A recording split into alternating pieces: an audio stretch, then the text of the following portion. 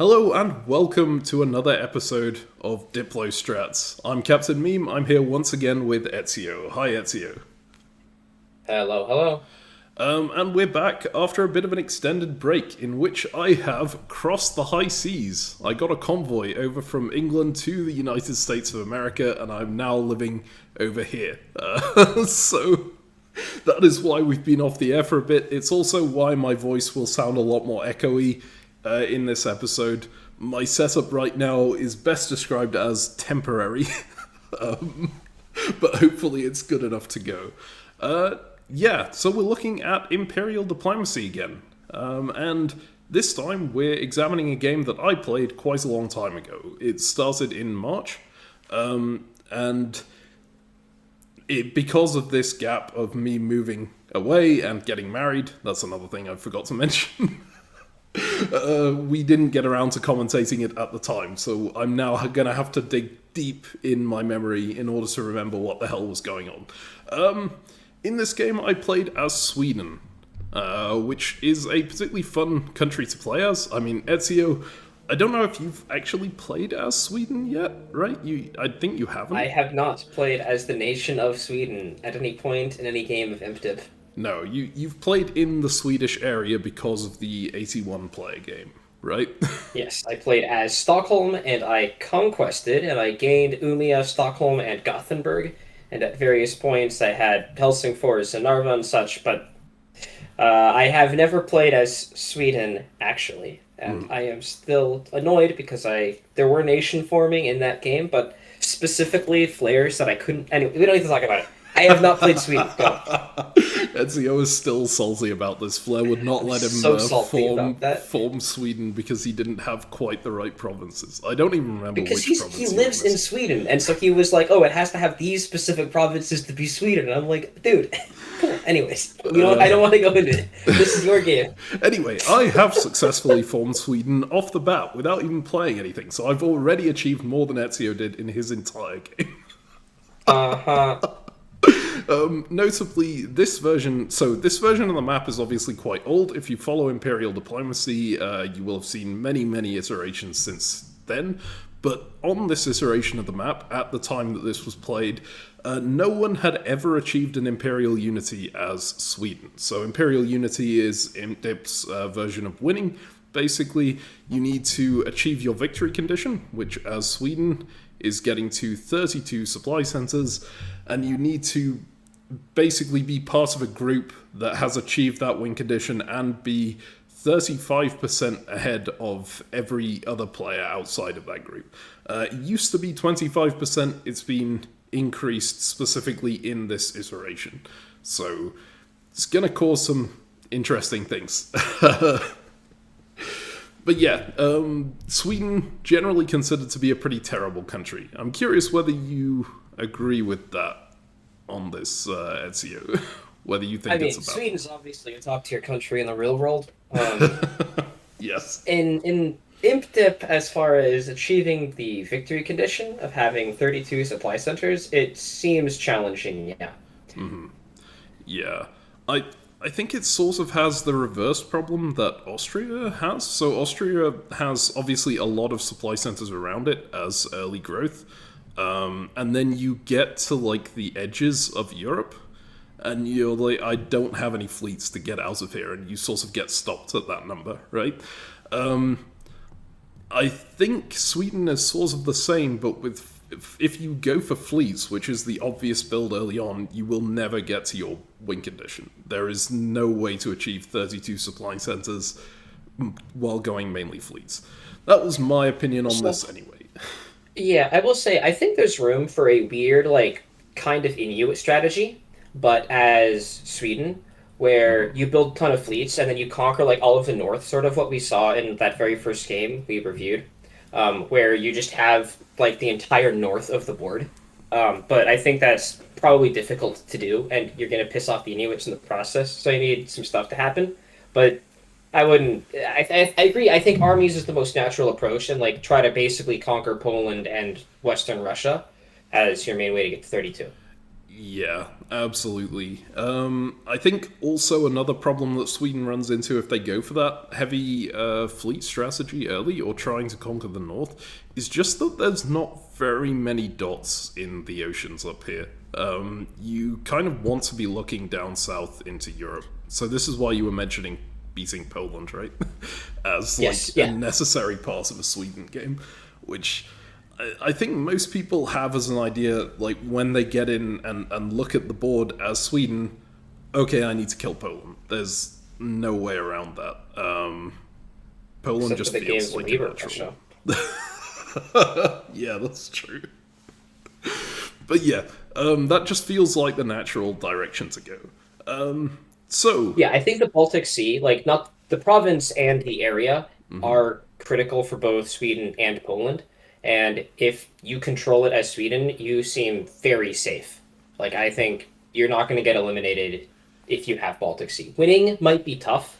Like winning is tough as everyone, but if you control this entire area, you're just locked in. And there's like whatever, four dots in the east and then the like Denmark area to conquer some more.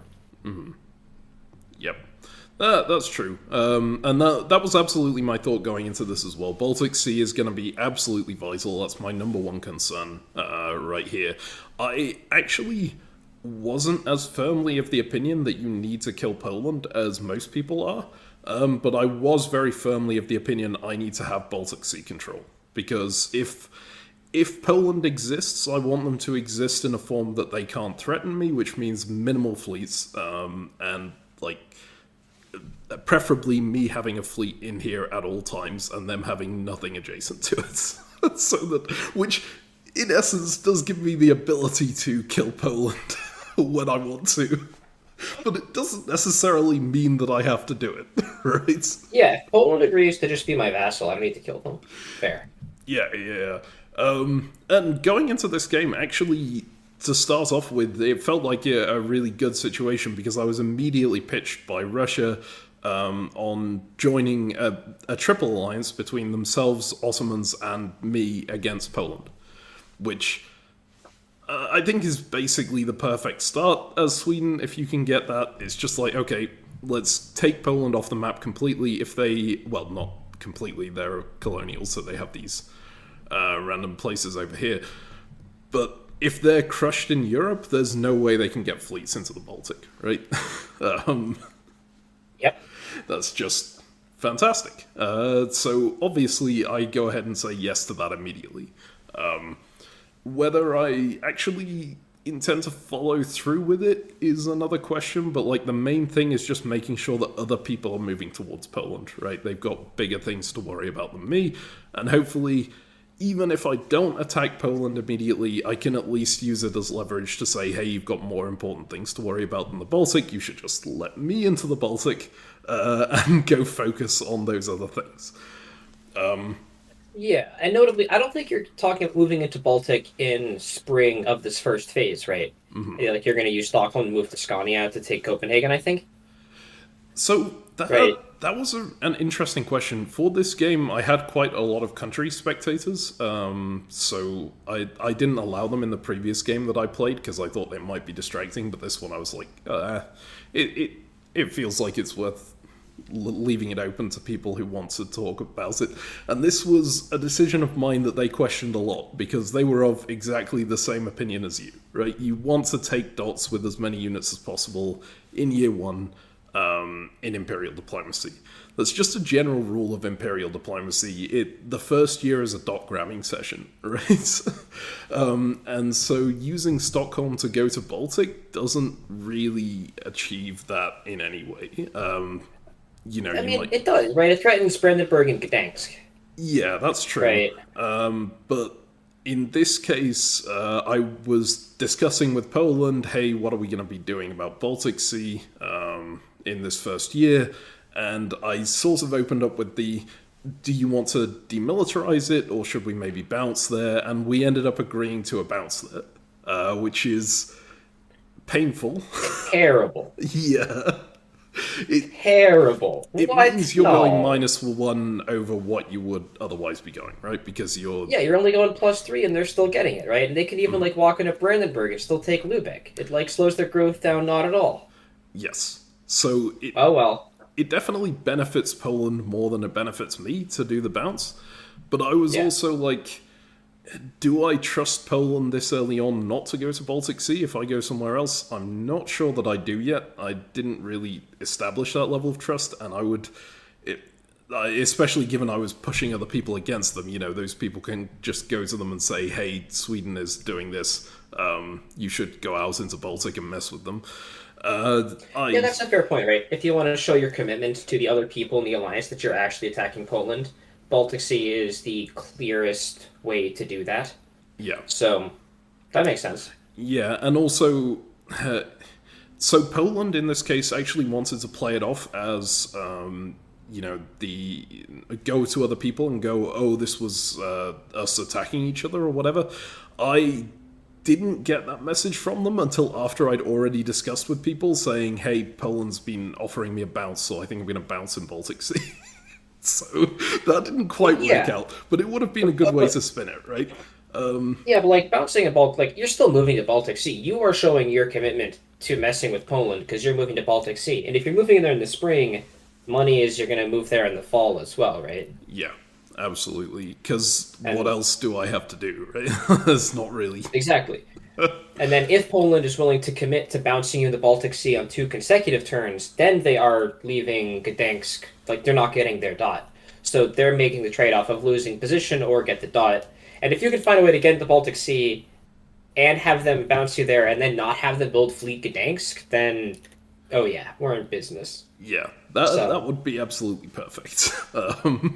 yeah. And I mean, if they're under enough pressure from the Ottomans and Russia, then maybe you can make it happen.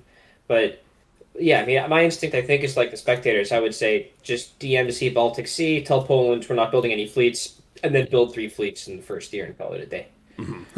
But yeah, I mean, I think that would work. against a lot of people, yeah. Yeah. I should note as well, it's been a long time since we've done an Imperial Diplomacy commentary that wasn't around a colonial power. In fact, I think this is the first one This is, I think, the only one. We've only ever done colonials, yeah. We've done Bornu in the very first one, which was a regional power that was here. You're right. That one felt so weird, though. It was the first fact, one. Actually here, the province that says Bornu on it. Sure. But yeah, since then we've only really done colonials, and like, okay, Russia, does that count as a colonial? It's definitely wider than these kind of regional powers, right? I would say this video is going to be very specifically focused on the area around myself, because as much as a good diplomacy player should be looking at what's going on all over the board at all times, I'm a very lazy, decent diplomacy player. Right? So I was looking at other parts of the board and going, oh yeah, something happened over there. I don't care. I'm just going to look over here, and like, if someone's running away with the game in another region, then I'll pay attention to it. But until then, it doesn't concern me. I'm just focused on myself, right? Yeah, like at most, as a regional, look at the neighbors of your neighbors. And that's kind of at most. It's like Austria still matters, and like France kind of matters, but only the France like in France, not the France globally, really. Yeah. And then like, I don't think we care about Tokugawa. It's like, oh, they technically border Russia, but like, who cares? Yeah. They don't even really border Russia, right? Stuff like that. We just exactly. Not worth the time.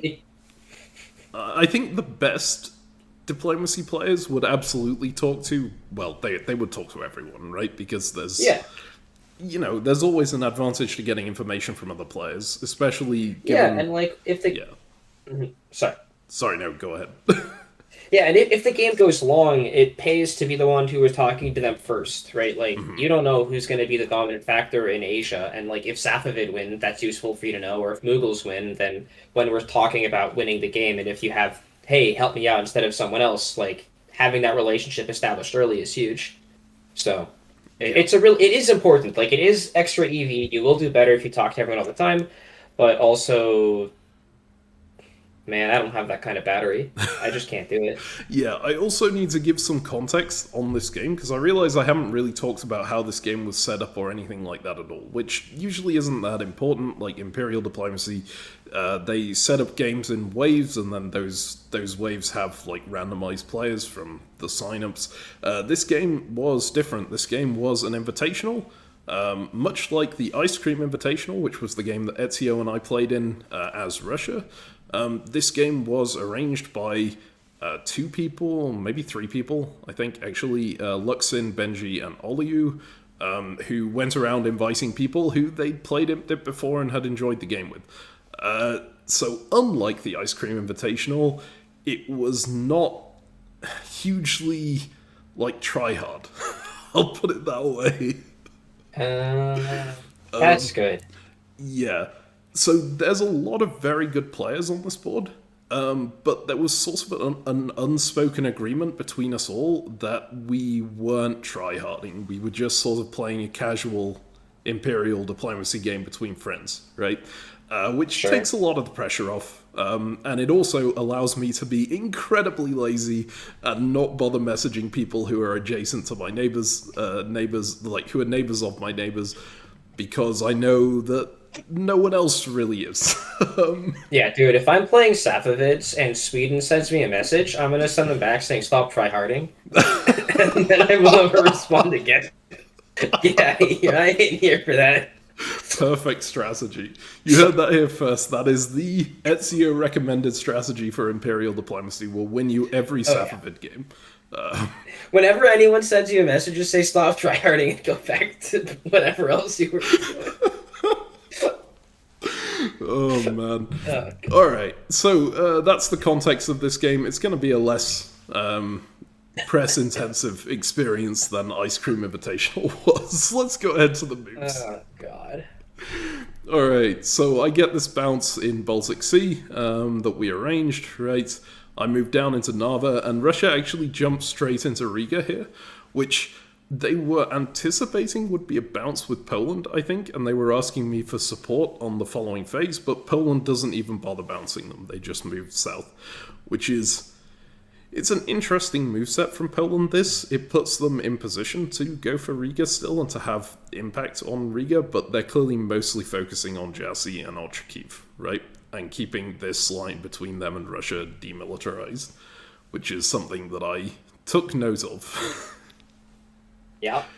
Hey, what's this about attacking Poland from the start, Mr. Russia? Yeah, You're the one I know, who pitched right? it to me. The Kursk empty and Voronezh empty doesn't really Smolensk look like a empty, direct attack. not even a bounce.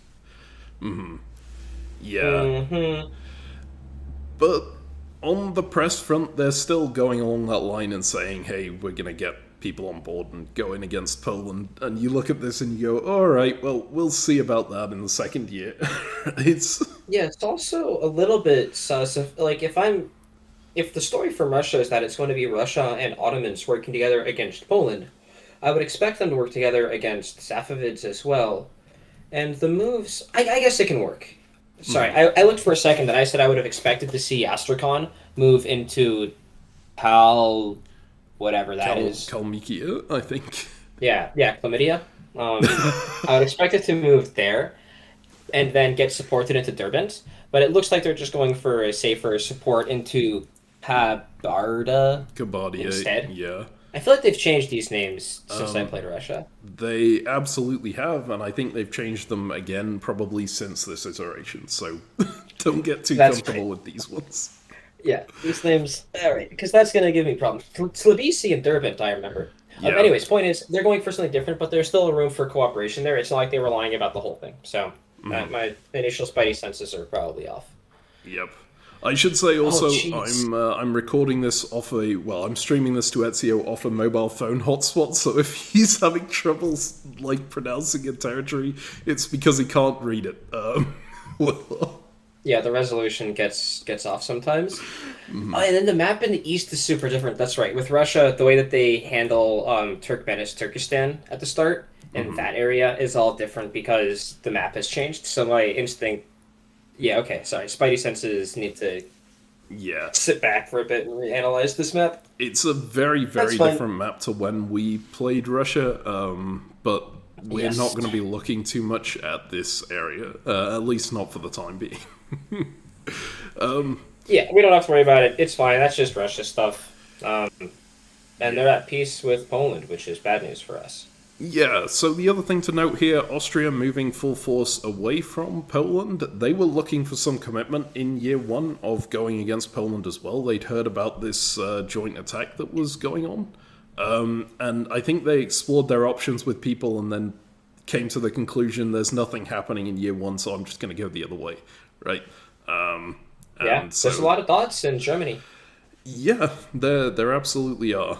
But it's just a bit of a worrying result for me because I don't see any pressure being applied to Poland whatsoever. Yeah, I mean, these are one of those openings that make you want to be flexible and potentially change your mind, but sometimes the map dictates what the map dictates, and this is one of those cases. Yeah. Because it'd be really nice to not want to kill Poland at this point. Now, I think... Okay, I'm going to move ahead to the clean map here. We got no retreats in the first phase, obviously. But, so I think at this point, Poland approaches me and goes, I'd like to take Riga. I'd like to work with you against Russia here. Will you support me into that? And as part of that discussion, they were like, I'm willing to demilitarize Baltic Sea and, like, work with you on that front. And I'm like, oh, well, to myself, I'm like, of course you're willing to demilitarize Baltic Sea because you want to go to Königsberg, right? Or like Brandenburg with the fleet. It's not great for you to bounce in Baltic Sea again. But I mean, it sounds like a pretty good deal to accept. It gets Poland to be at war with Russia, hopefully. And it means that I don't have any threat in the Baltic Sea immediately. Now, so I do go ahead and accept it. The question then becomes, should I actually follow through? Now that I know the Baltic Sea is going to be empty, Stockholm doesn't really have another great location to go. It would have to go down to Scania. Doesn't immediately gain me anything, right? And Yeah. I'd be irritating Russia massively on a turn where they're going to get quite a lot of builds. So Yeah, but like if you break the DMC and walk into Baltic Sea, then he's obviously going to put a fleet down in Gdansk, right? yeah, that's the flip side of this, right? So maybe I just shouldn't have agreed to that at all. Maybe I should have just gone, I think I need to put my fleet in Baltic Sea, and if you want to bounce it, you can, but, you know, I'd prefer you just take the dot that's available to you. That might have been a better thing. But, like, with that, I would still have to support them into Riga in order for them to trust me at all, I think. Because if I say that and then also go, nah, I think supporting you into Riga in year one is too risky for me, that's... I mean, as Poland, I would not accept that, right? I assume you would be the same. I mean, I would be really, really sus of you after you agree to this bounce in the Baltic Sea. What, in the first year? Be- Oh. yeah.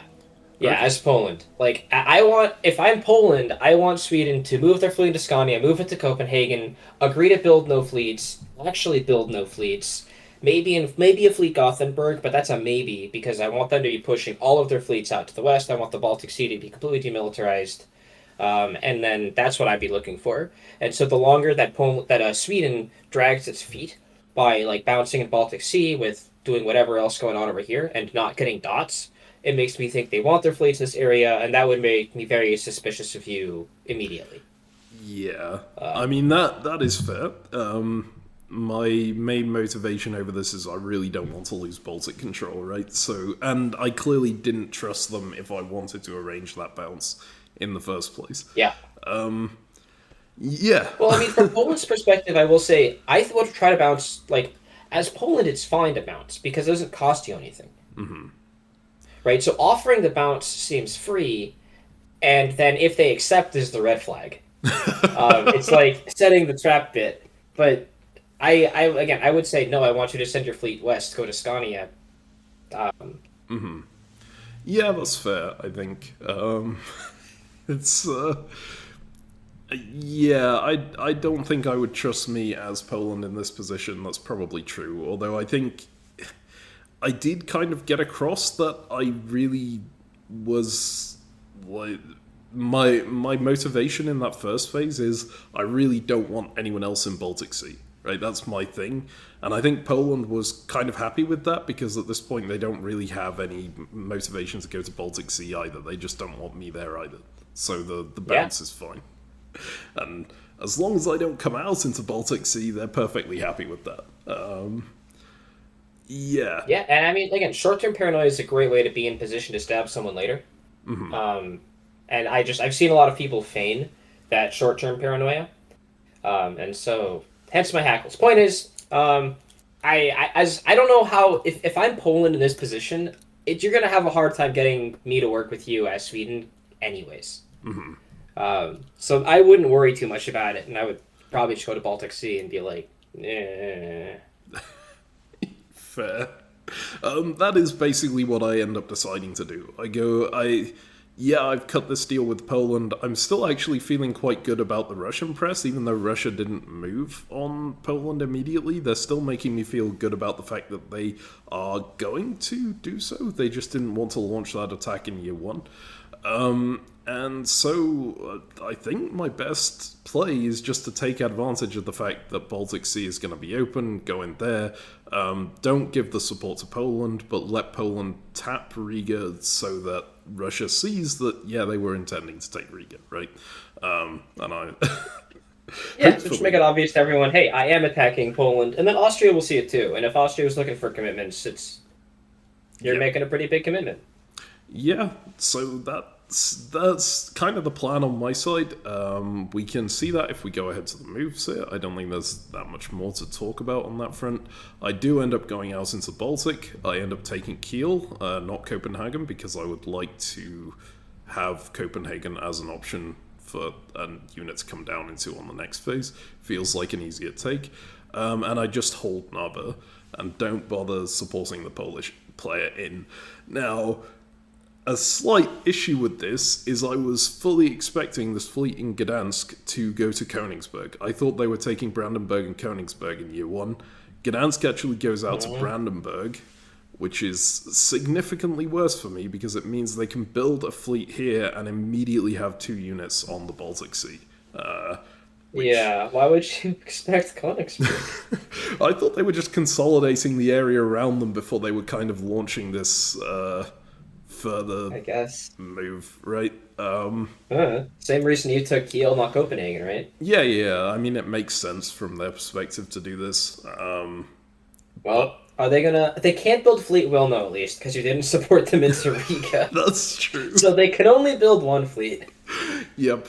And you'll note they're also having problems in the south because Russia did follow through on their word here. They put the Ottomans into Ochakiv, and the Polish attack down here is stopped. Yeah, it's not that much trouble in the south because you'll notice that Safavid also supported Ottomans. Yes. And then Ottomans accepted it rather than Ottomans working with Russia. But at least it does mean that Poland had 2 units not get builds in this first year. Yeah. But here's part of where Poland being an odd colonial might be relevant because actually they're covering their centers so they can't build at home. But there are times where Poland will actually sacrifice some of their external colonies in exchange for like a positional year one in Europe. This is something I really like actually about Poland is you could like go for Poltavia or stuff if you're worried about Russia and then get in position and then sacrifice a build in the Caribbean or in Africa to still build in your at home. So you overbuild over here. Yeah. Something that's neat. But they don't have to do that and they can't do it here because they're covering their cores. So they're probably going to build out there as well. That is true. And of course, I think it's generally in Poland's interest to build abroad in the first year anyway, if they want to keep these colonies alive. It's like, donating the builds from your colonies in the very first year is very trusting of your neighbors in this area. Because they're going down. No, it is a short-term, hey, right now is where these units matter the most. And like, if you look at the position for Poland, you can do some pretty aggro stuff in Europe if you're willing to accept that you're denying yourself 2 dots in the area.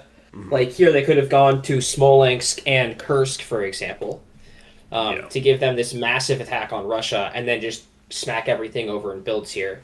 and still build 5 locally, right? And that's actually pretty devastating if they make that move. Um, but Yeah. whatever, I digress. They did do that, and they can't. They don't even have the option because Wilno and Kiev are both covered. So Yep.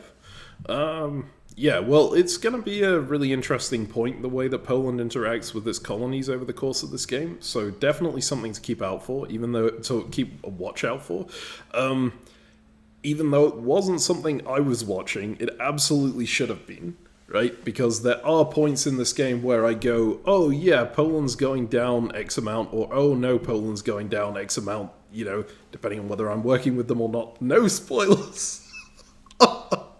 I realized halfway through that sentence I should probably not have been so specific. But anyway, the point is, there are points in this game where I'm not paying attention to the colonies, and it does come back to bite me on the winter phases sometimes. yeah, we're like, oops, you took 2 dots over here, but they had 3 units disband across the seas, and then they're still building, and you're like, oh, what?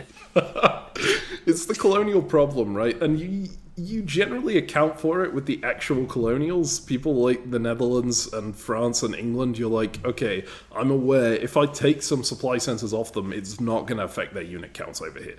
They will probably They're just still building every phase. Yeah.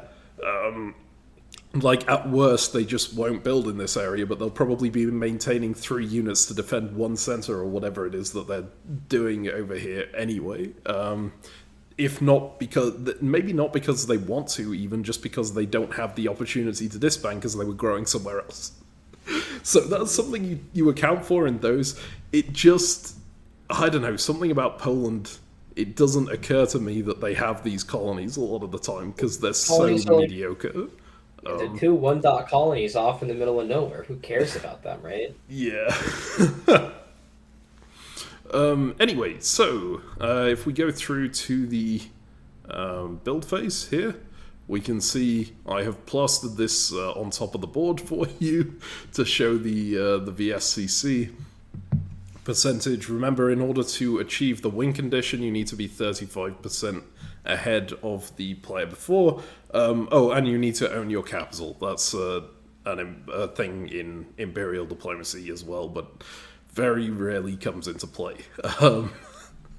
So, Netherlands having a really good start here, plus 13 off of a start of 14, so they only missed 1 build on the entire board, right? Generally, you will see colonials at the top almost always in these first years.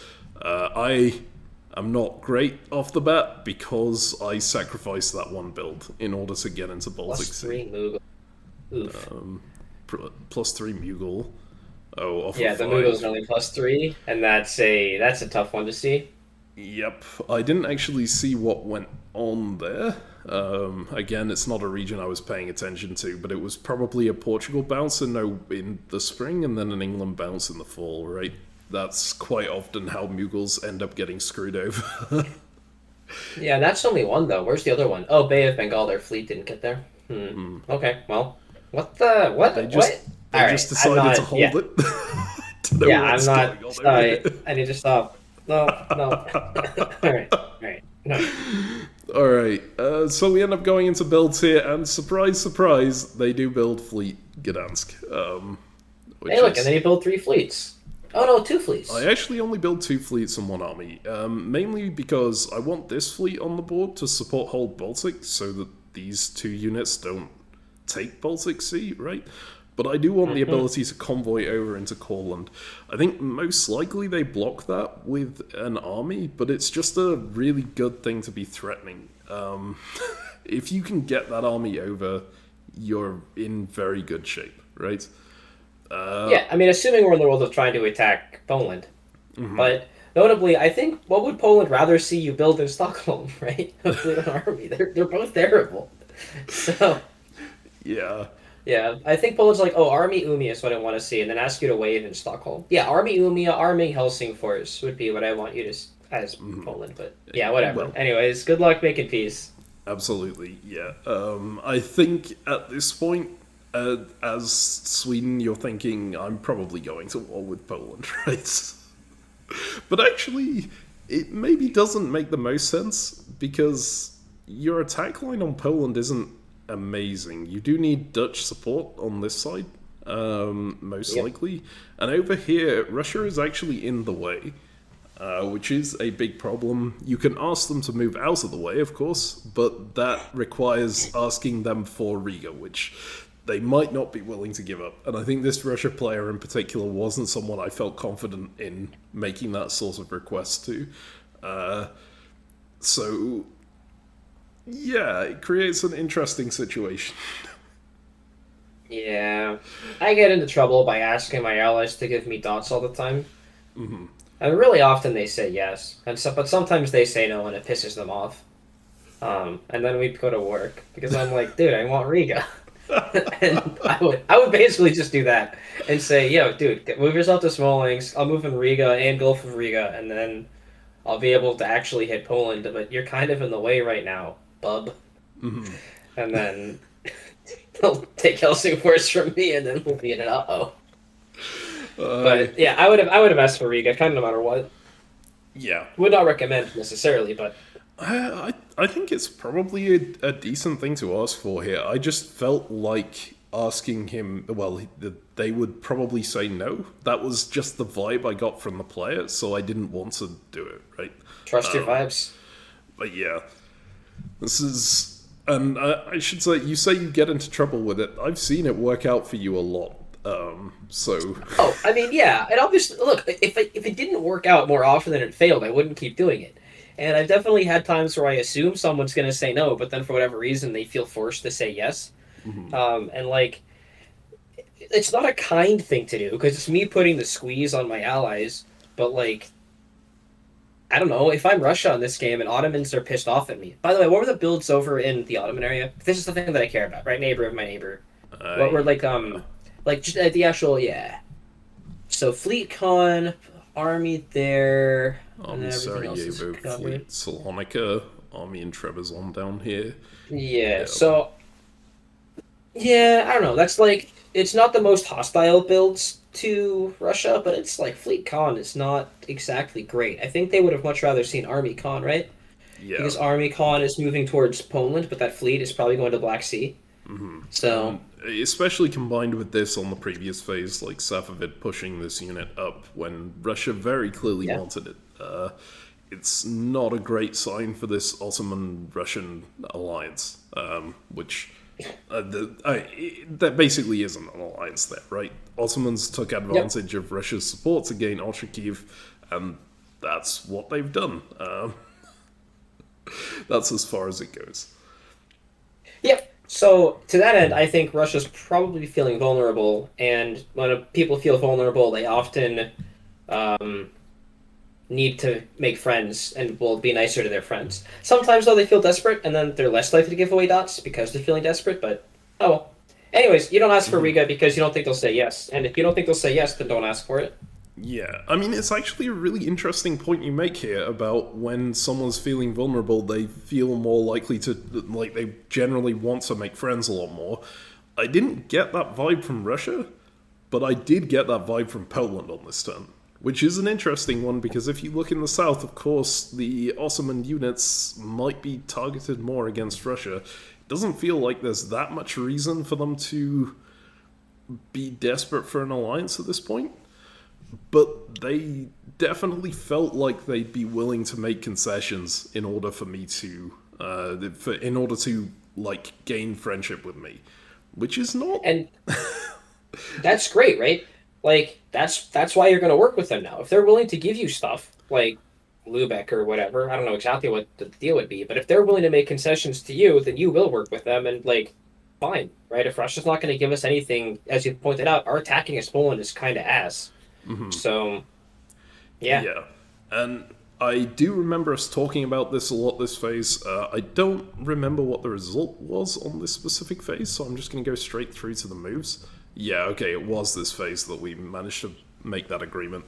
So you see, I end up supporting Poland into Bremen, and Poland ends up supporting me into Riga. So I don't even need to ask for Riga in the end. I just get it off of the Polish support and stab the Russian. Complete and now with there's this a convoy. bounce in Smolensk. Yeah, nasty.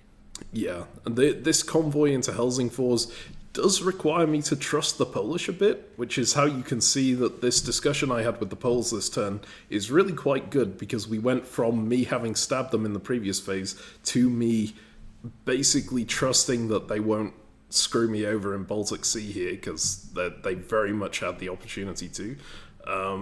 But it repositions my unit perfectly against Russia. And them trusting you, right? Like, you didn't convoy into Courland. Yes. But you absolutely could have. Yeah. And looking at the results of this phase, man, it would have been nasty if you'd convoyed into Courland. You'd be in Riga, Gulf of Riga, and Courland. He can't. He can maybe hold Wilno depending on Ruthenia and stuff, but like that would have been sick. There's some interesting things going on here as well. You know, Poland taps their own unit from behind in Wilno, which I think they attributed to a misorder, like forgetting to change the order after having changed this support. But I think it could very easily have been also.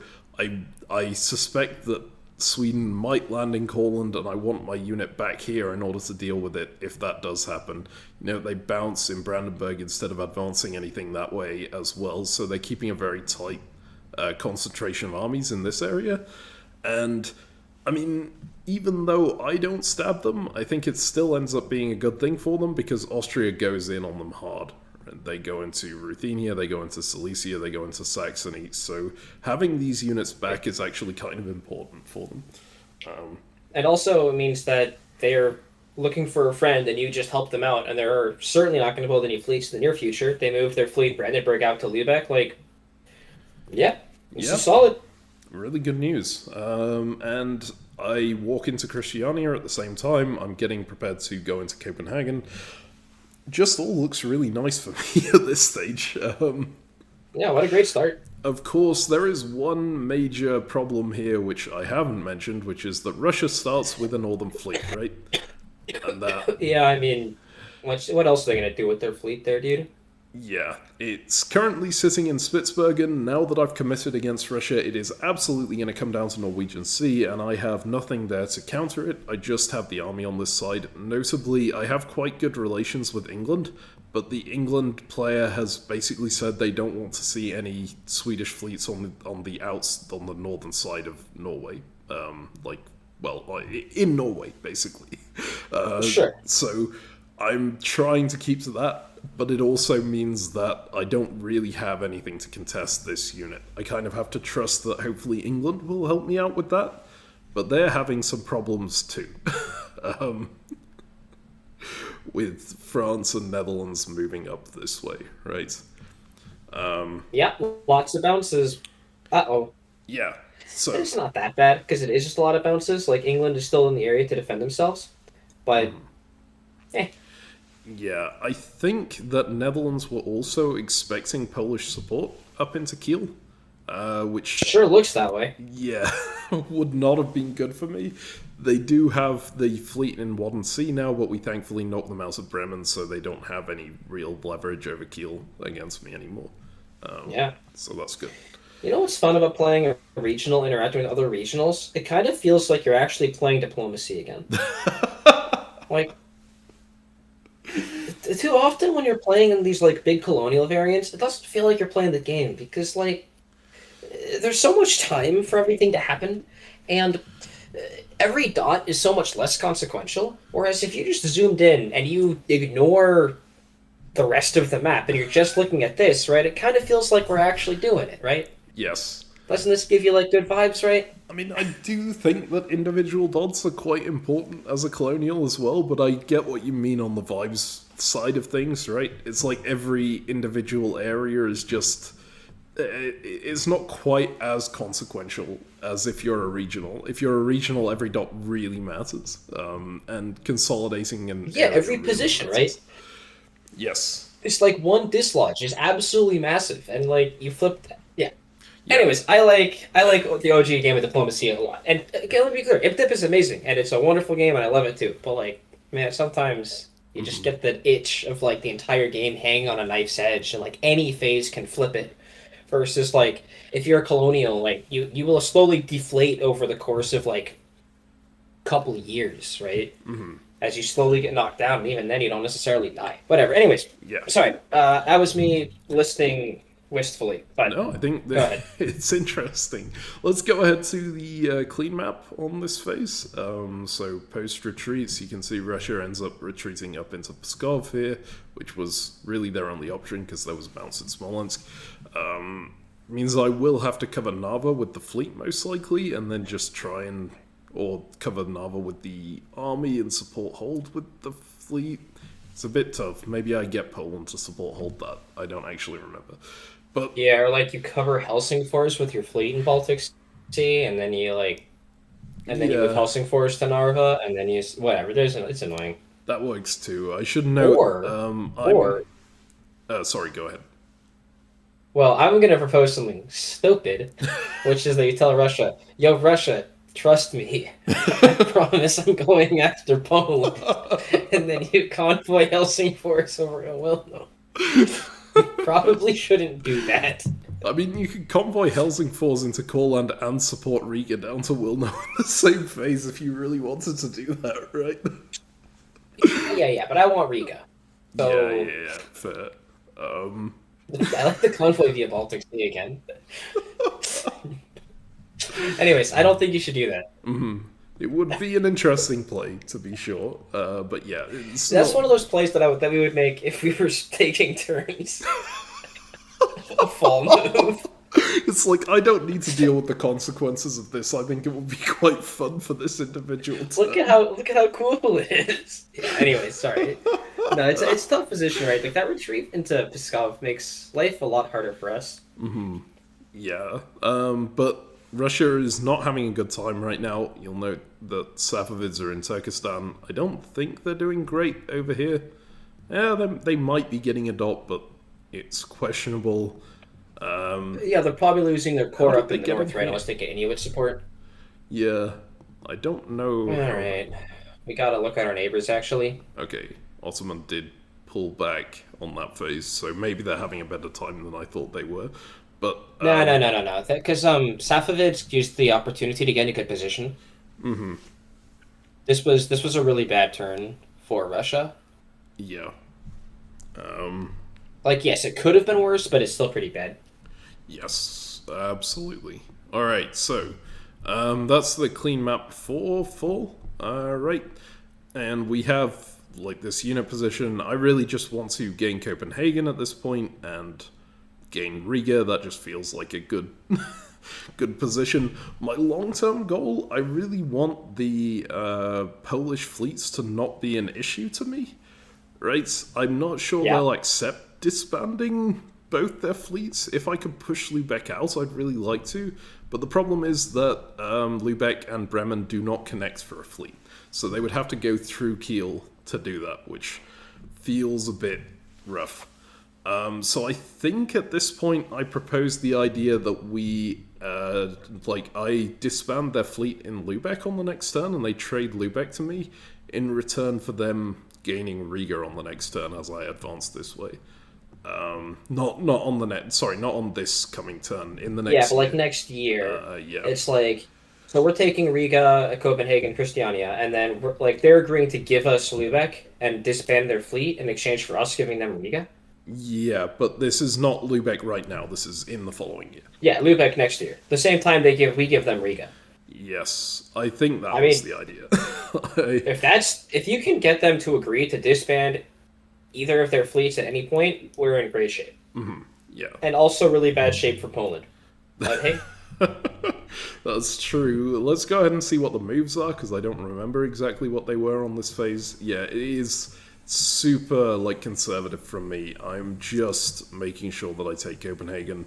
I'm bouncing the Russian out of Narva and pushing my unit into Pskov to try and force disband it, which I managed to, so that's nice. That's an army off the board there. And of course, this Russian fleet is now coming down to harass me, so that's not so good, but it is what it is. Yeah, I mean, It is what it is. Poland has a really rough time of it this turn. You will see that they try to contest Brandenburg from Austria here. by supporting Lubeck in with Bremen support, but the Netherlands cuts their Bremen support and actually takes Bremen in the process, and that means that they lose Brandenburg as well. So, not great for them. And I don't think they gain anything except Königsberg anywhere else. So, But also, we're ecstatic about this. mm-hmm. Yeah, right. Like Austria having an army in Brandenburg is perfect because it means we can take Brandenburg and be helping Poland while we do it. That's true. I'm not sure Poland would be that happy about that. I'll need to see well, what the moves Poland lost are it. in They should have kept it if they didn't want us to take it. Absolutely. Alright, but yeah, overall for me, it's a very generic turn. You can see that Russia mobilizes up this way and kind of truces out with Poland on this front. But Sure. I think that Poland is either going to go hard on Austria or they're going to go hard on Russia, and either way, I'm fine with that. They don't really have the units to go in on me. So that's... You say that. Should we double check their colonies real quick?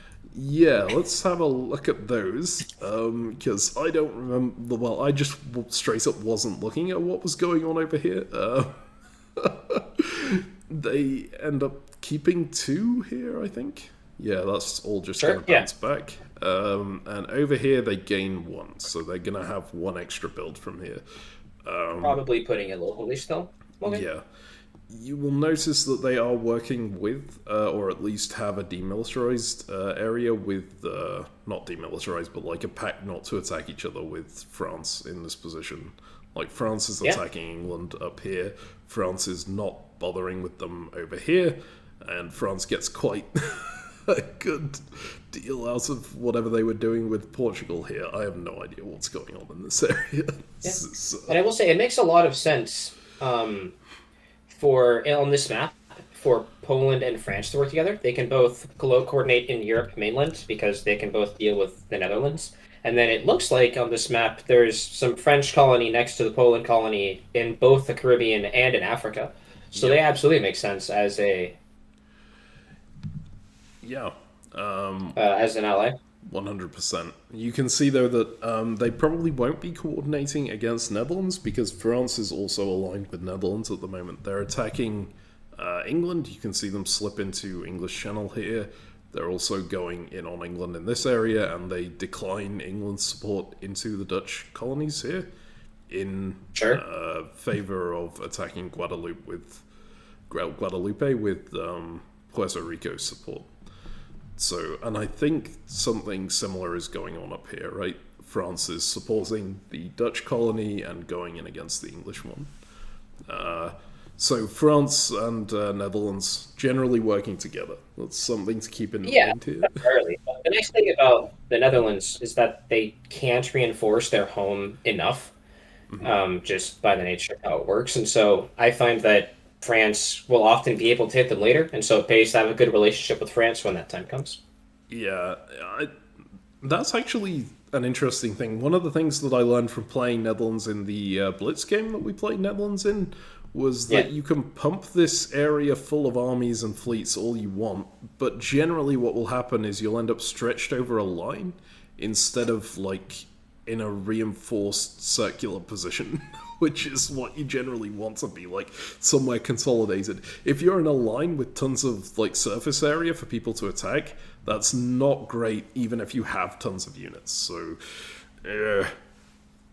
it's like, yeah, I think you're absolutely correct. It's really hard for Netherlands to reinforce this area enough to not be attackable. Yeah, there's no nice line or, like, area that you can consolidate to unless you, like, take all of France. Yeah. But that's really hard, so... Yeah. Yep. Just the fact that you'll want to be putting down both fleets and armies in this area is rough, I think, because it sort of incentivizes you to attack places that both the fleets and the armies can reach, which is along this line or convoying up here somewhere or, like, over this way. And none of that is going to be defensible in the long run. Yeah, I mean, yeah, absolutely, completely agree. Okay, so these were the moves from this phase. We can move ahead, I think. Again, it's only really the area around Sweden that I was focusing on at the time. I was not looking at the colonies very much. You can see the Russian unit coming off here, which is... I mean, also the Polish unit coming off here is relevant to me, but they were both forced disbands, so we knew they were going to happen. And then if we go to winter builds, we will see Netherlands and France actually doing really well.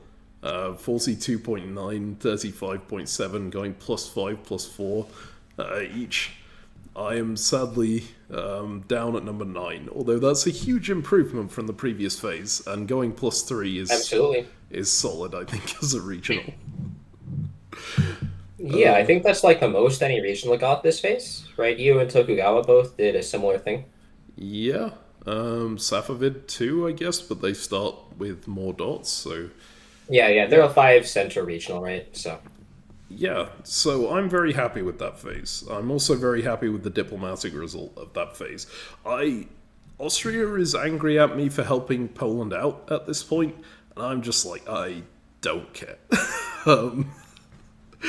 Austria's a problem for future. They're never going to have any fleets in the north. That's not a problem for me right now. Yeah, I seem to see that they've lost Trieste and have attacked Poland for us. So, like, Poland is weak, they're weak, right? Yep. Like, this is great. Yeah. Did they go Plus, I will be promising them, hey, look, I know I helped them out this phase, but I promise I'll help them out in the future. Yes. Or I'll attack them in the future. I mean, that was basically what I was saying, right? I was going, hey, I'm actually planning to attack Lubeck this next year. Because, of course, I have to deal with Poland to disband their Lubeck fleet anyway. Like, yeah, that seems like something I can offer. Of course, I do need to be worried about Kiel. Yeah, like, the bigger pitch is just... Yeah, so I'm going to take from Kiel. But the real thing is, like, we've got these 2 fleets in Baltic Sea and Gulf of Riga. And it is so hard for them to do anything productive that isn't mess with Poland. Yeah. Right? Like, absolutely. Yes, we can go to the Sound and then the Baltic Sea. Right? That's a thing we can do. But we can also just go for Wilno. And, like, if we put down army in Helsingfors and Umeå and then a fleet somewhere, like, we can still do convoy into Courland at any point. Mm-hmm. Right? It's going to be brutal for a long time. Yeah. And those builds are just the default ones that you'll want in this position is always justifiable because of the Russian armies and the fact that you'll want to push out this way if you're working with Poland, right? Yep. So, yeah, it's generally a pretty good position. Let's go ahead and look at builds here. Let's see, I end up putting down another fleet. I don't remember what the justification for it being in Stockholm was.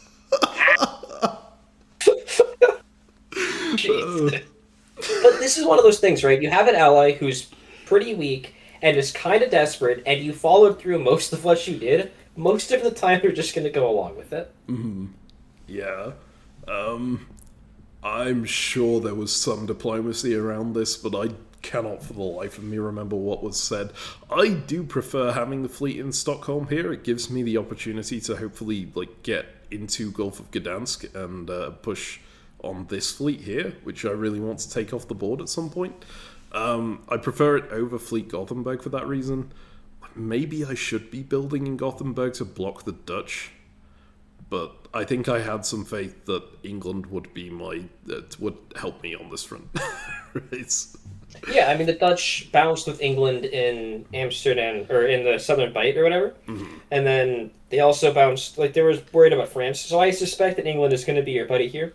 Yeah. I am surprised you put nothing down in Trondheim. I guess you're just going to use Christiana to deal with it? That's the plan, although, of course, if you're examining the strategy here, it's going to be a 50-50 every time if I've got this year. You win these. It's fine. It can attack either of these, and I have to choose which one to defend.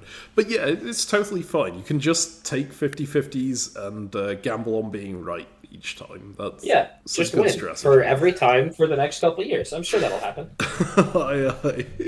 All right, let's go ahead. Importantly, though, I think this actually illustrates something important, though, where building a unit to take away a 50-50, it's kind of giving you half a unit's value. Mm-hmm. If that's the sole purpose of a unit, right? That's not very much. That's half of a unit. Whereas if I build a unit that's going to get me a dot, or is guaranteed saving a dot, that's a much more important unit. And so I think it makes I completely agree with these builds, by the way. Like, I maybe would have put something in Gothenburg, because I don't think I can see how I could possibly keep Poland on side with this fleet. But if you can, power to you, whatever. But yeah, I would have something in Gothenburg, whatever. But like, not the building in Trondheim for sure. I was never considering that. Yeah. Having one unit able to defend 2 dots with a 50-50 is just nice. And like, worst case, I'll lose a dot. Whatever. The Russian fleet is going to be completely disconnected from all the rest of the Russian centers. I would take that trade any day. I would happily just go this way. Plus, they don't have Spitsbergen Cord, so nothing else is going to come that direction to help, I think. Yeah, they didn't put a fleet down in Arkhangelsk, and so even if they take something, they can't hold it. Yeah. Precisely. Okay, so I do not for the life of me remember what the negotiations were this phase, so I am just going to go ahead to the moves and have a look at what happened. Okay, so I definitely should have built in Gothenburg, because I'm just moving to Scardia. I don't understand what I was doing there at all, but hey. You're keeping them on side whilst making everyone think you're attacking them. Mm-hmm. They covered Courland in a convoy, but also you're not going to be able to pop that fleet. Netherlands didn't attack you. It's a great phase, right? You guessed right. Dude, this is awesome. Yeah. So taking the 50-50 is always a good thing. And England slipping into Spitsbergen behind the Russian is nice too. Just making sure that they don't have any... well, they're I will say part of the other upside of the fleet in Gothenburg is if it goes to Skagerrak, you help with the 50-50. It's Skagerrak helps. That's true. But hey, yeah, I mean, whatever. You'll get it right again. It's fine. I'm not worried. Yeah. Are you worried? I'm not worried. Absolutely. Like, I'm a skilled player. I can win 2 coin flips. That's like part of diplomacy training. You have to know how to win coin flips. Oh yeah. No one ever calls heads or tails. They never let me call heads or tails because I always am right. Mm-hmm. So. Yeah. Always. Always, 100%. We don't have any games on the channel that show. I don't think you can ever find me losing a 50-50, period. Oh, God. Or you, for that matter. I've never seen you lose a 50-50. I've definitely... I've never seen it. No. I've definitely I don't think that's never happened lost. to CaptainMeme. I'm pretty sure. I win 50-50s every time. Yeah, it's like, honestly, it's third. It's like a superpower. Mm-hmm. Anyway, you will see the general trade going ahead that we proposed before, right? I am taking Lubeck. I think I negotiated quite hard with the Netherlands this phase, just to make sure that they don't go for Kiel, because I really wanted to take Lubeck with the fleet here from Copenhagen and keep Kiel. Oh, it's so much better, yeah. Your moves look so schizophrenic, dude. God. Like your fleets, like I want all of my fleets in the Copenhagen Sound Lubeck area. That's that 4 area, and then no one can complain, right? Honestly, that makes sense. Yeah. I also distinctly remember this move to Courland was not agreed. They were supposed to keep their fleet in Königsberg. Given what I built, it's probably justifiable. But this is definitely I've been playing Dispatch recently. It's a CaptainMeme will remember that moment. We're turning this into a Telltale game. Yeah, I mean, really, I think that shows that they were reasonably suspicious of you, but did nothing really against you, right? They didn't support Hold Wilno, like.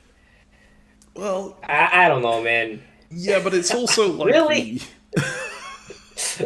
This ticks you off? Okay. Really? It's also like I remember at this point I've made a very solid point. I am happy to leave Baltic Sea, but I very much don't want to have anything contesting Baltic Sea. Like, my main focus on this area is just I would like Baltic Sea to be under my control, even if I leave with all of my fleets. And they were like, yeah, that's totally fine. I can understand that. And then they moved the fleet adjacent to Baltic. The only reason I'm moving out of Baltic at this point is that they don't have a fleet adjacent to Baltic. Yeah, dude, they have one fleet. It's completely reasonable, right? It's absolutely fine, but But the fact that I have this domineering position means that I can make unjustified demands. And I can be annoyed about things that are completely reasonable. Why are you annoyed, dude? You've got 3 fleets, they have 1! That's true. But I would have preferred to see them sit in Königsberg and that to be like, just as a sign that they're not going to do anything paranoid against me, right? They're just going to be yes, my you nice, want them happy to ally. be really bad at diplomacy and do nothing reasonably defensive when you've been incredibly... I mean, you built the fleet in Stockholm and you could have convoyed into Courland, moved into the Gulf of Gdansk and Baltic Sea, and, like, blown them up completely if they didn't do anything reasonable. Like, whatever, dude. Alright, it's look, true. You have the right to be as obnoxious as you want. Okay. Jesus, man. Yeah. Alright, I should say I didn't bring it up or anything at this point. It's just something that's, like, kept in my head. I did not agree to this. I'm unhappy with it. I would have preferred that they said, hey, I would like a bounce in Courland or something like that so that I could have just ordered Gulf of Riga to bounce it and then we're all happy. Right? Sure. But, yeah. Yep. How dare they? How very dare they? I think that's basically everything relevant to me. As per usual, there's a lot more going on the board that I will not bother with because it's not relevant to me. We're looking at Sweden. Yeah. So we go into, this is the pre-fall moves. So I am swapping Lubeck for Riga, right? We now have this Polish fleet in Courland. I believe I asked them to go and park it in Wilno. Because I'm very, like, if they actually do that, that's actually better for me than them being in Königsberg, because it covers up a potential build center, right? And one of the ones that they can build We're a fleet so in. happy with them sitting in Wilno. Yeah, and outside of that, like, we seem to be in pretty good shape for working together. I'm very well positioned against the Russian here, I think. I just need to win that 50-50 up here. And of course, they now have Army Brandenburg, which is infinitely better than the Fleet Brandenburg that they had earlier. They only have one entire Baltic Sea. Yeah. I again do not remember what happened here, so I'm going to skip ahead to the moves and see that I stabbed Poland. Okay, this was that phase. Right. So at this stage, I think they request a bounce in Narva, which was one of the things, and they say they were moving the fleet to Wilno. And at that stage, you like look at the board and you go, okay, actually I've had a good conversation with Netherlands here. Netherlands is offering to support me into Brandenburg as well. Maybe this is a good point to turn on them, even though they're being like a nice ally and everything. What are they gonna do about it, man? They only have one fleet. They got nothing. Exactly, and remember that move to Courland. They're not necessarily my ally. How dare they? How very dare they? How dare they? Genuinely, I think this is why I remember the Courland move so much. Not because it offended me so much, but obviously I was unhappy about it. But because I used it as justification for this. It's like the casus belli of something completely nonsensical that a country just uses because they want to invade a place, right? Yeah, you found some archaic, absolutely ridiculous justification, right? Mm-hmm. Like, I'm not going to use any real-world analogies, because we don't need to do that here, but you're the bad guy in this situation, CaptainMeme. Yeah, I have to say that I am, yes. But also, I mean, I've been talking about attacking Poland the entire game, right? You just did it in a great way. I mean, it looks like a pretty good position. I'm back in Baltic Sea. I have Baltic Sea control. I don't know why you put him in Moscow, but hey. So this was, again, another point of contention with my country spectators. They were wondering why I'm supporting Poland into Moscow at the same time as stabbing Poland everywhere else.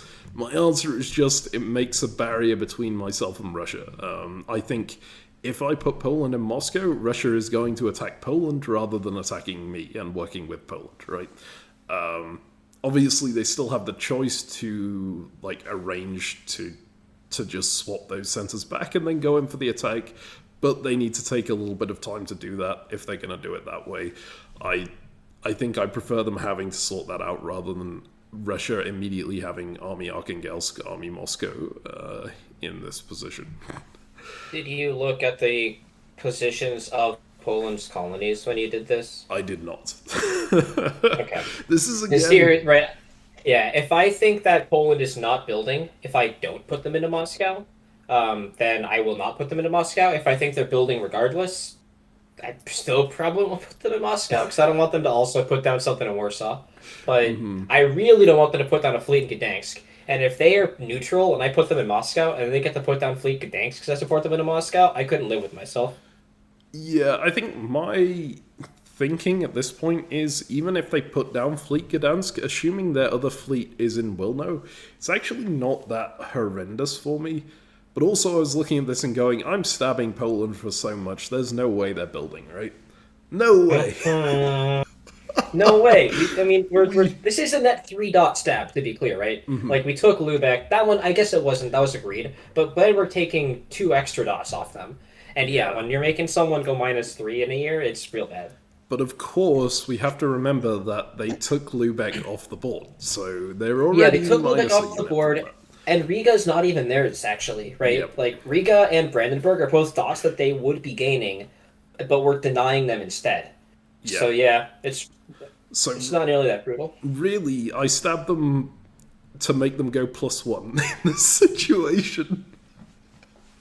Instead of them going +3, right? What a great ally. Yeah, I know, right? I still make sure that my allies are advancing even when I'm attacking them. Yeah, but notably, what a good ally. In other regions, they take Caracas.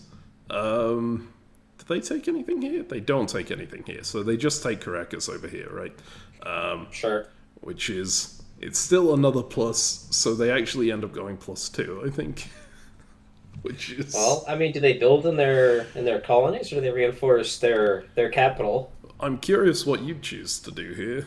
Fleet, Gdansk, Army, Warsaw. Yep. The Caribbean can suck it.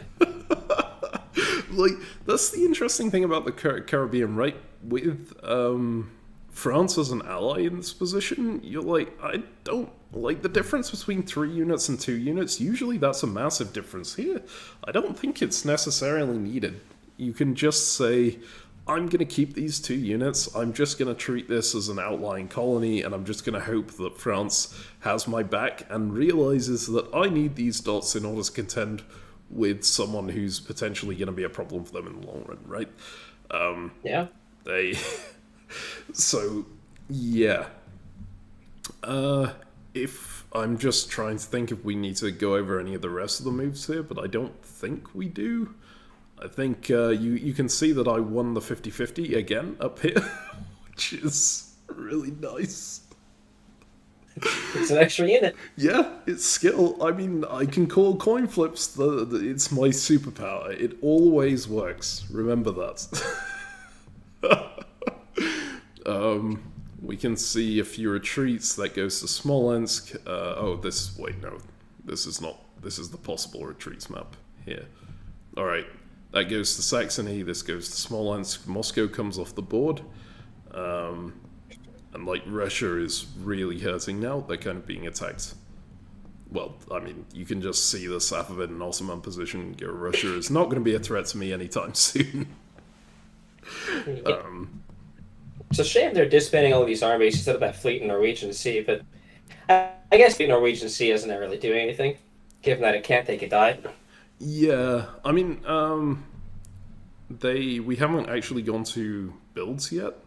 We can see the builds. I just assumed they're not down that much. Oh, they are down way too much? Okay. Yeah, they take off... Oh, and Arkhangelsk? That's so nice of them. I know, right? Actually amazing. They're just... Oh, and England did their fleet in Spitsbergen? And what's the fleet in Greenland Sea? Was that an Athabascan fleet? No, this is English as well. Yeah. Okay, sorry, that was not X'd out. I thought that was also gone, and I was like, wait, what? We just can walk into Spitsbergen too? No, So, well, I mean, I might be able to walk into Spitsbergen because England is not having a good time at the moment. They are being run over by France, basically everywhere, and they lost London. Do I want to just run into Spitsbergen? Yes. Yes. Yep. I mean, it'll strengthen these guys, right? Although one unit... It'll strengthen me! I'll be in Spitsbergen! That's true. And you can see that I have ambitions for it at this point because I have just ignored the fact that England asked me not to build on this front at this point. Yeah, but come on, England can't maintain that when there's a Russian fleet in Norwegian Sea, right? Yeah. That was my justification for this. Not internally, my justification for this was I would like to take some dots on the outside of this at some point. But my justification to England was, look, there's a Russian fleet here, I need to build now. Yeah, of course. Yeah, and I don't think that England is going to be able to help me deal with this Russian fleet. Well, it turns out it's an ex-Russian fleet, but the justification works in the face. Yeah. Alright, so we can see the VSCC board over here. I am now in third place, which is nice. I got a +3 again. I'm still a long way behind the Netherlands, but Netherlands is a colonial, so they need to gain a lot more supply centres in order to keep upping that VSCC. And if you ever need to make them lose, just take their capital, so... Absolutely. It's a nice thing about Netherlands, their capital is kind of vulnerable. It's not actually that vulnerable. It's in a nice defensive position in terms of the provinces immediately around it, but just in terms of what they'll have in the area to defend it, they probably won't have enough to contest a regional who has all of their units here, right? Yep. Alright, so let's oh yeah, and of course Poland's builds are quite relevant to me. Exactly what you predicted. Fleet Gdansk, Army Warsaw. Why is their fleet still in Courland? I thought it ended up in Wilno.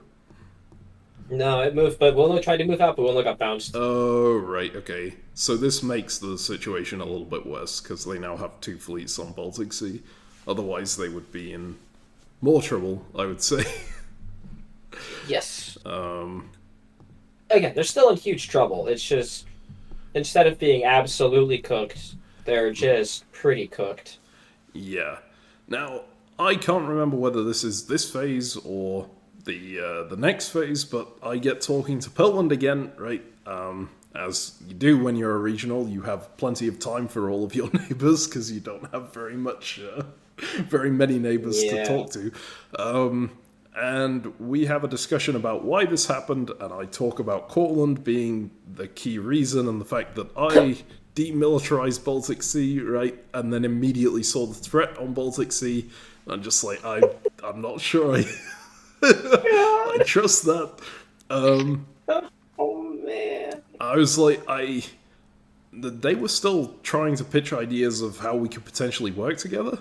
I was like, okay. I think I would like to see your fleets off the board if we're going to work together, right? And not just that, I want to make sure that you can't build fleets adjacent to Baltic if I'm going to move my fleets all out this way. So we end up coming up with in fact, I should check that this is the right phase, because it might be the phase after, actually. No, it is this phase. Okay. So we come up with the agreement that I will not immediately disband any of their fleets, right? That's not... They're going to keep 2 fleets on the board as a safeguard, but they are going to let me into Gdansk. They're going to let me take Gdansk in return for me giving them something else. I think Brandenburg, in this case. Looks like it. They're going to let me core Gdansk, and then we're going to swap back. Right? And then I can disband their fleets and whatnot, and we can call it a day. Oh, yeah. Definitely. Yep. Promise. Yep. Which is an absolutely insane deal. Like, the amount of time that takes is just ridiculous. Because for those who don't know Imperial diplomacy all that well, coring allows you to, like, it turns a province into a home supply center, but you need to do it for 2 phases in a row without that unit being tapped by an enemy unit. So... An allied unit, notably. Yeah. I learned that bit. uh, Yeah, you can cancel your own cores by tapping them. I did Pro not. tip. I did not know that. That is an Yep. interesting thing that should have no relevance ever. Well, how did you pull off No, because that? I wanted to finish coring a thing, but I also wanted to support it with strength 2. Right? Oh, So I attacked it with strength 2 and while coring, because I'm like, okay, it's still safe, it's on the front lines, even if someone else attacks it. Nobody attacked it, obviously, and the core didn't finish. And I was like, huh? And then looked in the rules. If anything moves in there, the core gets canceled. that is like interesting to me because I thought you generally can't you can't cut your own supports, right? So you shouldn't be able No, to right? cancel I your thought own core. it'd be fine, but like in the rules, it's any unit moving in there, man. Okay, well there you go. Pro tip from Ezio: don't cut your own Don't cut core. your own cores. We're learning I was very being so useful clever things. too. I was so proud of myself. I mean, it's a solid diplomacy strategy just in general. If you have a unit that's doing something that means you can't support hold it, like moving into a province to tap, you send in a unit behind it with support to like defend that province with more than one strength, right? That's just a Very common. default strategy.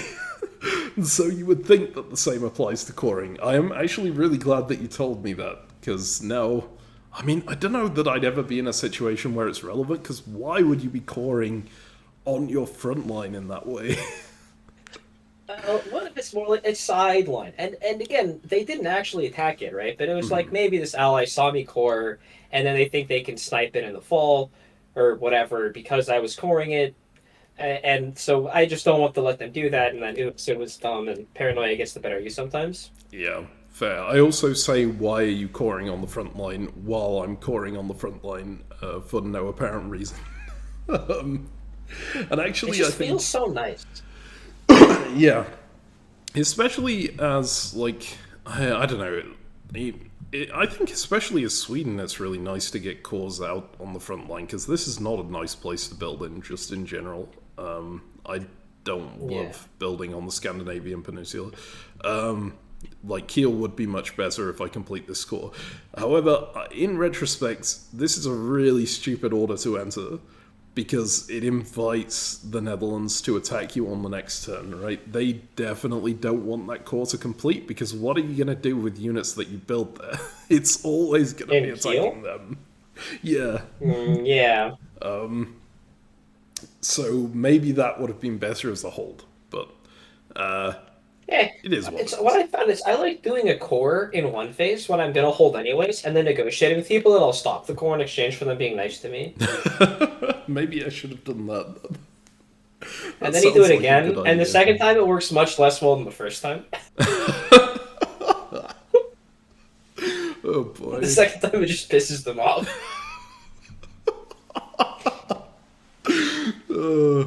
Fun strats Sorry. there. So another interesting thing here is technically I should probably support hold Kiel in this position because Bremen and Wadden are adjacent, right? But I've also blocked this unit in if I do that, which may mean it might have to go this way.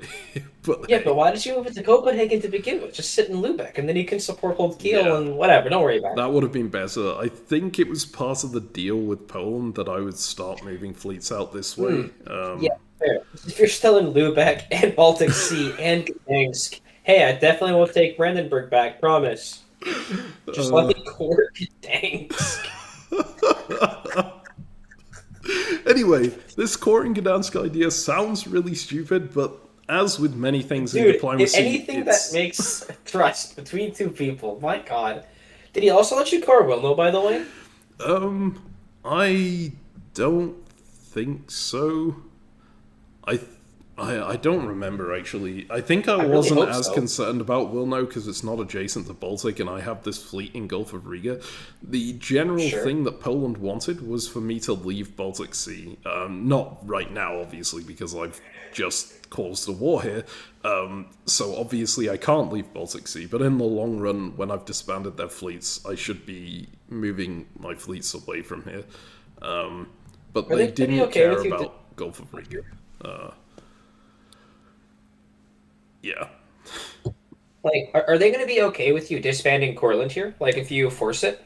On this turn, I think they. I can't remember. Um, I think they didn't want me to do it on this turn. I don't remember. I I'm will just have saying, to no time check. like the present. Yeah.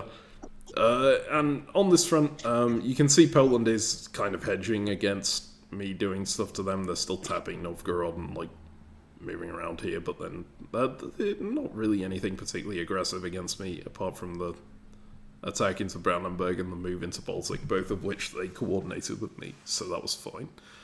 Yeah, this early game has seemed incredibly smooth for you, Yeah, right? Like, yeah, nobody's done anything particularly hostile. The most hostile was like that one phase of Russia kind of moving up, but then Russia completely exploded, and then can't do anything anymore. So yeah. I think that's one of the benefits of Sweden, right? They don't have a lot of early dots that they can take, but the flip side of that is that they don't look like a particularly tasty target to anyone.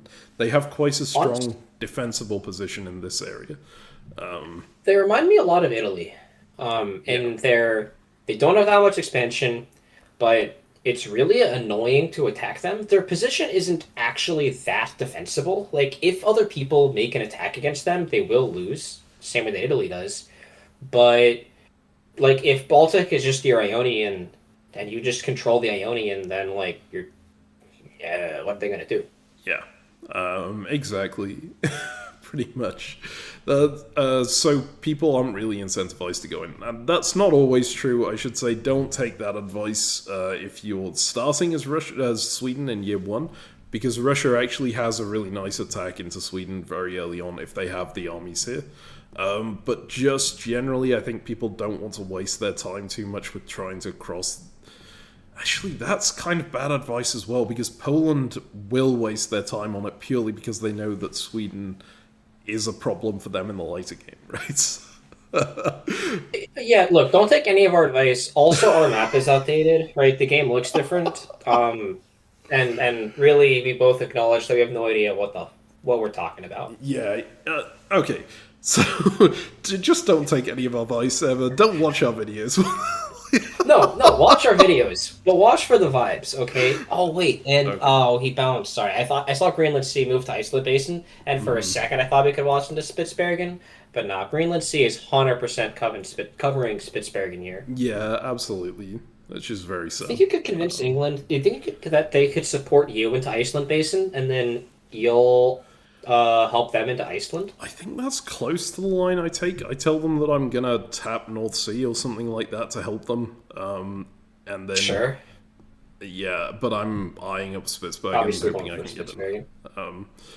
Yeah, and I think it's a That makes a little lot of too sense. obvious.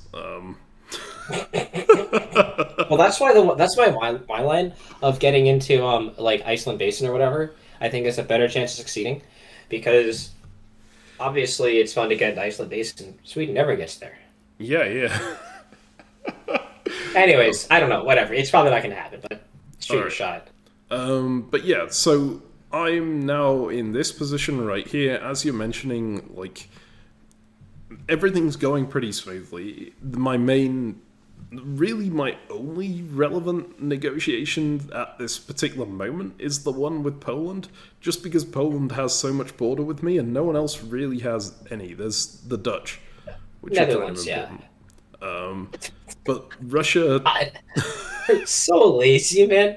We've got like three centers bordering Bremen, which has an army in it. And like they have two on Kiel. They have this fleet in the North Sea. Yeah, whatever, man. It's probably fine. They're going after England. They're not hitting me. I don't whatever. So remember I'm like not gonna do anything, man. this is a relaxed, chill game. People don't care. Yeah. It's your name. I agree, right? Neighbors of your neighbors are fine to ignore, man. But Netherlands, he's got 5 units. Okay, I do think I talked to Netherlands somewhat. It's just my main recollection is what was going on with Yeah. Dude, I can just imagine someone early game as like Italy being like, "Hey Austria, I'm just not that interested in talking this game. Like, don't worry about it." Oh god. Alright, so, I can't remember what my negotiations were this phase, apart from that I tried to trick England into letting me into Spitsbergen, so we will go ahead and see what the moves were. You can see it was blatantly obvious. Resounding success. Darn. Man, alright. And you'll note that Netherlands taps Kiel in order to stop the core, right? But outside of that, they're just focused on England. They want to take Edinburgh. You support Poland And I put Poland into Bremen. Brutal. Of course, it does look to Netherlands at this point like myself and Poland are still fighting, right? I just knocked them out of Gdansk. They launched an attack on Baltic Sea. So, and Netherlands has to look at like a million places on the map, so they're not going to look too closely at that. I don't know what the hell is going on over here. Let's just ignore that. Yeah, great. So I put Poland in here, and I think that takes the Netherlands by surprise a little. Although I also think... Oh, absolutely. It takes me by surprise, and I've heard the whole story. Yeah. But I also think they would probably have done this anyway, because this is a pretty useful thing for them to do. Retain control over North Sea at the same time as taking Edinburgh. That's just really nice for them. Yeah. Yeah, and you can see Courland ends up going into... That was guaranteed. That convoy into Edinburgh. Yeah.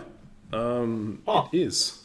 In fact, it's not 100% guaranteed because I could have supported the English fleet into North Sea as well. But then the retreat into Edinburgh. Like, Edinburgh is a guaranteed capture this turn. That's true. Cool.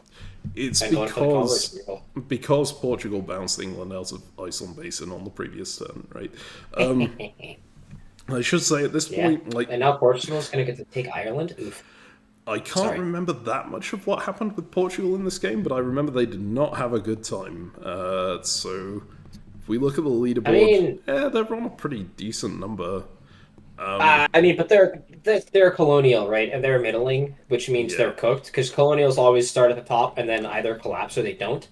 And if I look at what's going on in South America, it looks to me like they are losing. Yeah. I didn't look closely enough, but they're just losing. Yeah, Dutch just got them. Wow, Dutch got them. Yep. They also sniped Maritstad, but then Maritstad is a province that exists to be sniped. That is... Yes, it's the most annoying core on the map. How is it pronounced? I don't know if that's correct. Like, South America in particular, my pronunciation is going to be very incorrect. Hopefully in the near future I'll learn, because I'm planning to learn a little bit of Spanish. But this isn't even Spanish, this is Portuguese. This is Brazil, exactly. I think this is, and so... Mm-hmm. And this is a Dutch colony, right? So I don't know the name of this. If this is the Dutch name for something, then I'm completely cooked. Well, right? And if it's Portuguese, then there's whatever. Anyways, either way, I got no idea. Don't worry about it. If it actually is a Dutch pronunciation, that's doubly embarrassing for me because my dad is Dutch, but I never learned any, so I don't know how it's pronounced.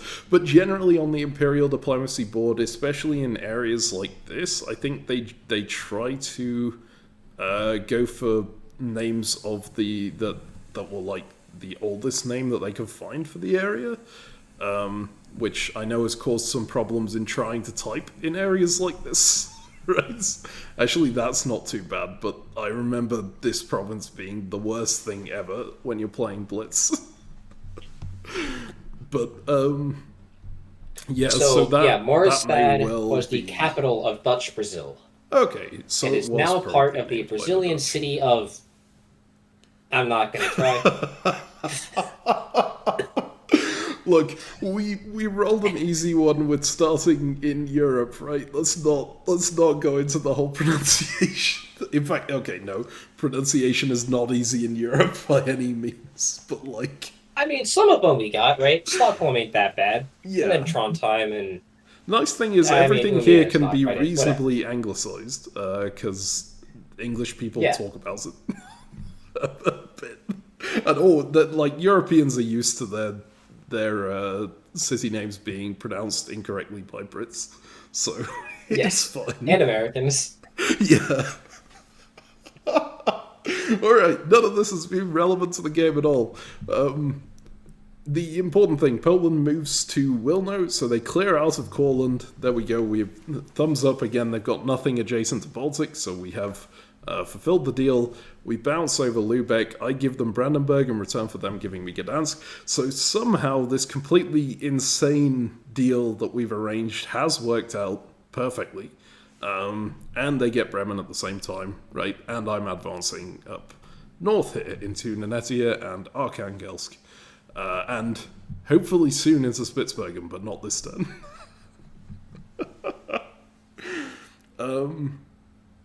Yeah, that's pretty much all there is to say about this one, I think. Yeah, what a clean turn. Everything's coming up you, except for Spitsbergen, but something's everything that could reasonably be hoped for is coming up you. Yeah.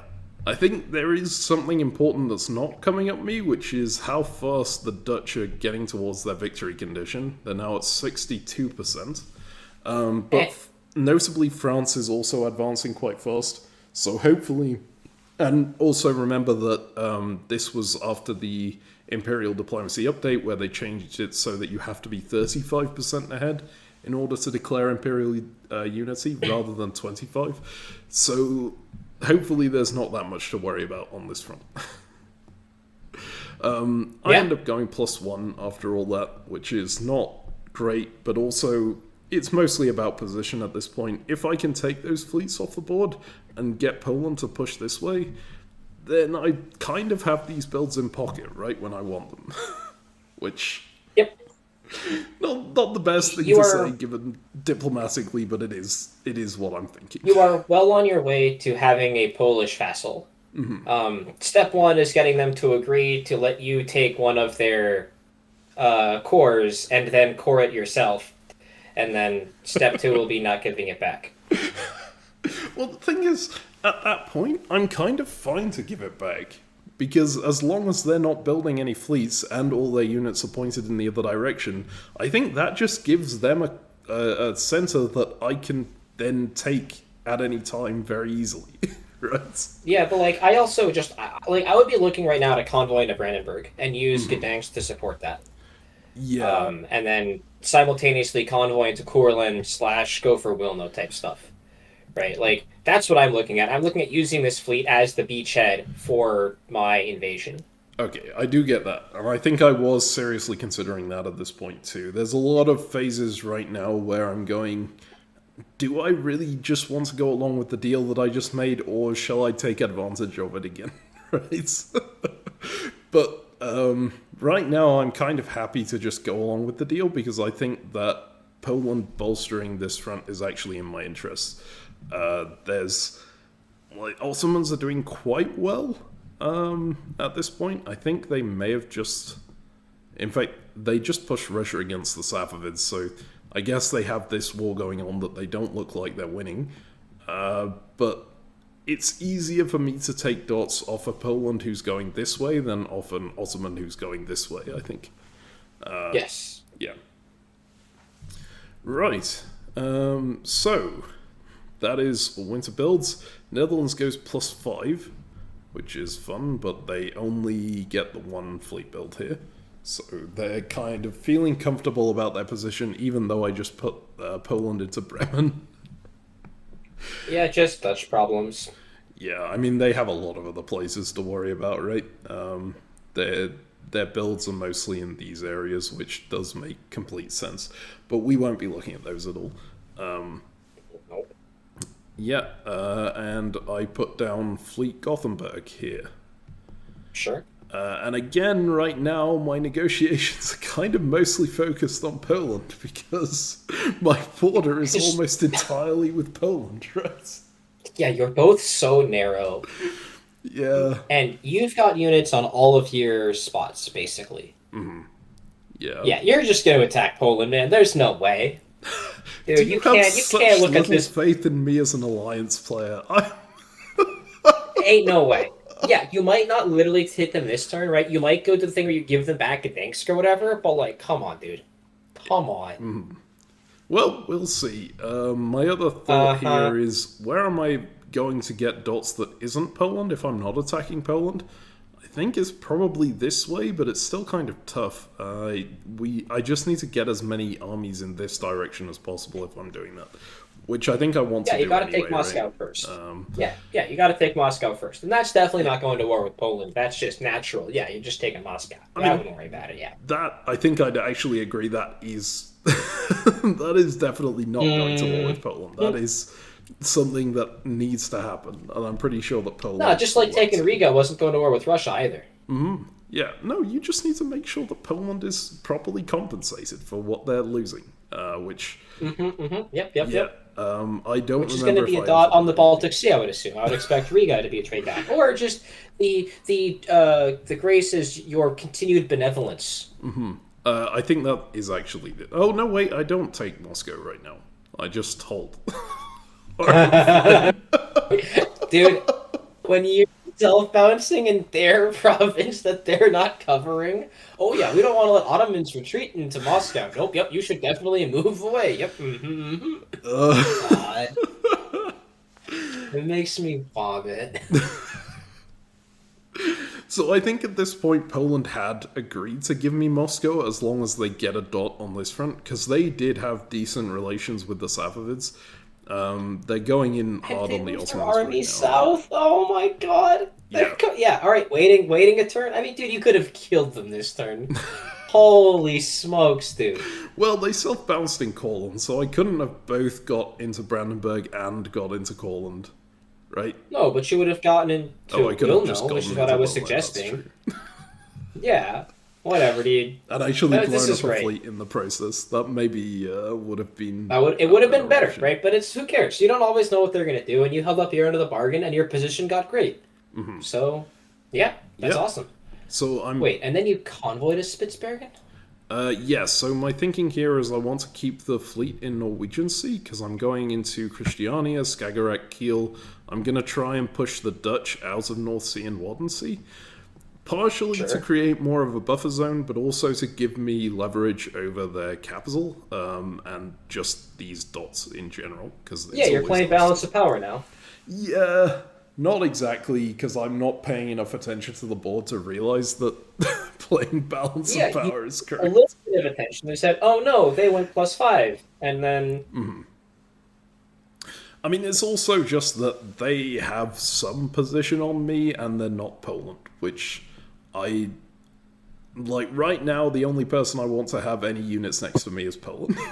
And even there, I only want them to have units next to me because I know they're going to move those units away as part of the deal. So. Yeah. You don't really want them to have units next to you. You want them to have moved their units next to you away. Yes, precisely. I'm glad you understand everything that's going on here. But yeah, no, I mean, it's just clearly correct and very good, and I mean, yeah, it's just nice when you have people that do that. And you have people as Poland that aren't like, dude, come off it. You're just holding with your fleet in the Baltic Sea and Gulf of Riga. You're never going to leave. Like, you are going to attack me, and I can't go and attack the Ottomans because you're everywhere. But hey. Yeah, that wouldn't be a wrong thing to say, but also, like, looking at the board, does Poland have that much they can do about it? If they wanted to stop They need to. If they how is Poland going to win the game with you like this? That's true. But, like, if they do attack me, they get, what, Lubeck, Gdansk, Riga at best. Do they get to build anything? Yeah. Probably not. That's useful against me, and then I just ram they're my not building fleets into the coast. No, but, like, if they put down an army in Kiev, they can, like, contest Novgorod and stuff. And, like, if they put pressure on you, they maybe have a working relationship with the Netherlands. They can let the Netherlands hit you in Norway and stuff. Like, I think from Poland's position... I don't know, maybe there's a world where you actually care bear it out, but in that world, you're moving your fleets out of Baltic Sea and Riga. So I think my excuse at the moment is that we do have this deal to disband their fleets once the Gdansk Corps is done, right? Yeah, and I can't move my fleets out until your fleets are disbanded. Precisely, I need the fleets there to do the disbanding with. Yeah, but let's remember that they gave you an opportunity to do this, where they went down to one fleet, and then instead of moving away, you used that opportunity to get a huge position over them and attack them. Yeah, okay, you're not wrong on that front. Like you're not trying to win this game with Poland, right? You haven't made that decision at any point. And I'm not Poland. You did a great job with Poland. I don't understand what the fuck Poland's doing here, man. Oh, I know he attacked me last time when I did this. And maybe Poland is hoping that you're gonna make a mistake and like let them build a fleet in Wilno and stuff elsewhere, but like I don't think you're gonna let them do that. I mean, So you would absolutely be correct. I'm not going to let them do yeah. that. Actually, you know what? You should just pour yourself into Wilno this next turn, and then your excuse is, "Oh, I didn't want you to build there." I'm just going to core it and then give it back to you. Promise, pinky swear. Oh boy. Alright, let's move ahead here. So these are retreats. We'll just go through them real quick. We do now have, like, Ottomans all around the southern front of the Poles. But on my front, again, nothing really here. I have now gotten into Spitsbergen with the army, which is just going to stay there and probably core it for now. Yeah.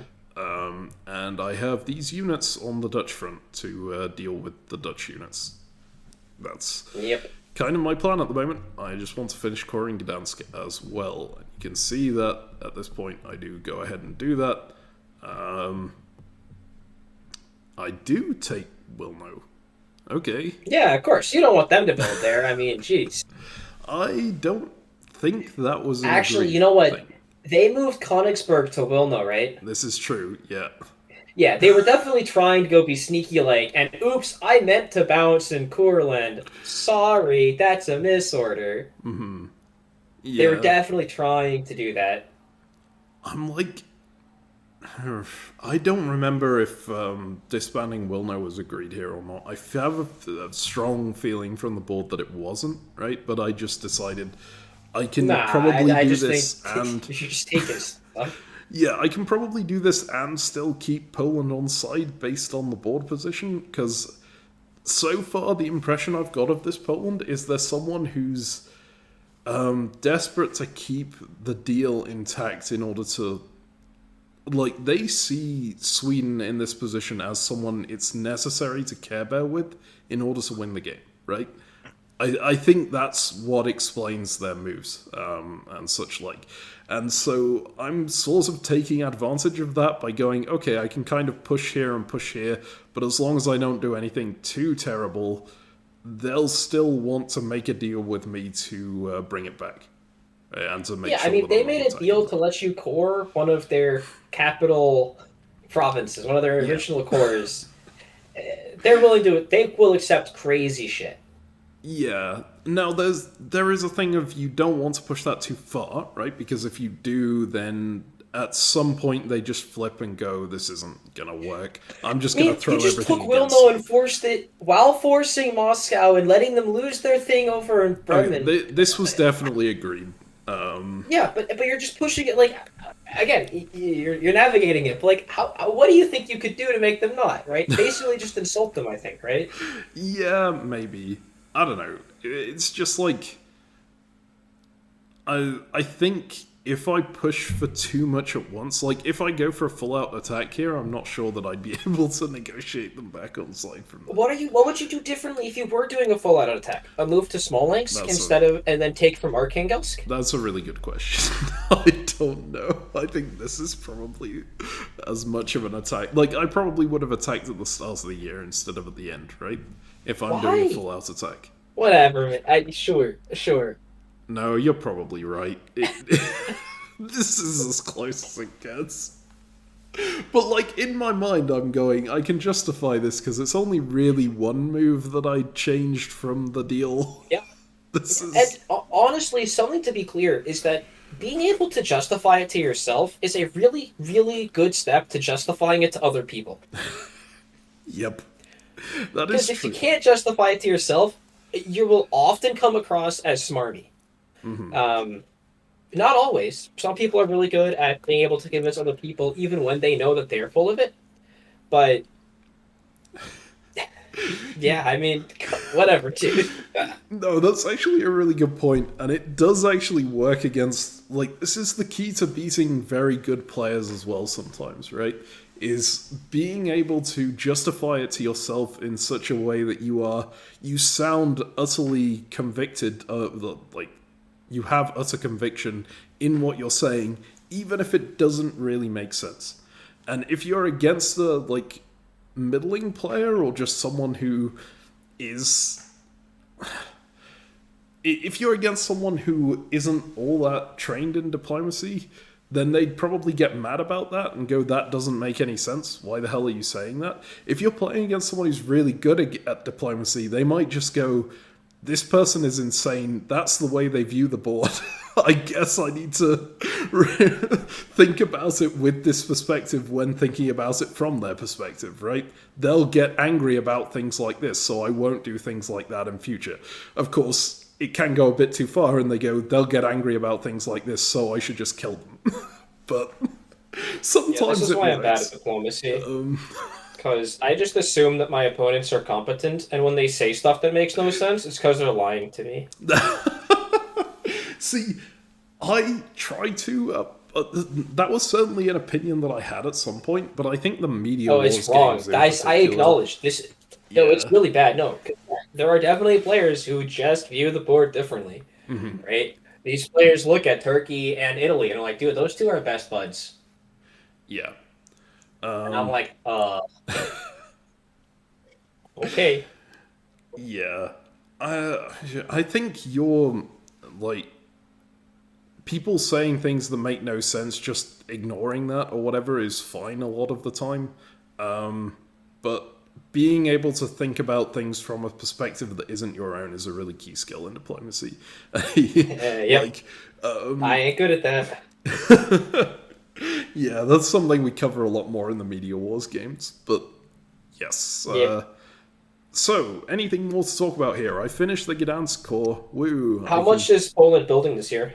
That is a good question. I was kind of assuming it wouldn't be anything because I am taking Wilno off them, I'm taking Moscow off them. Sure, they're getting another supply center over here, but, you know... well, or two, right? Aren't they getting like two from the Ottomans? Maybe only one. Oh, no. Okay.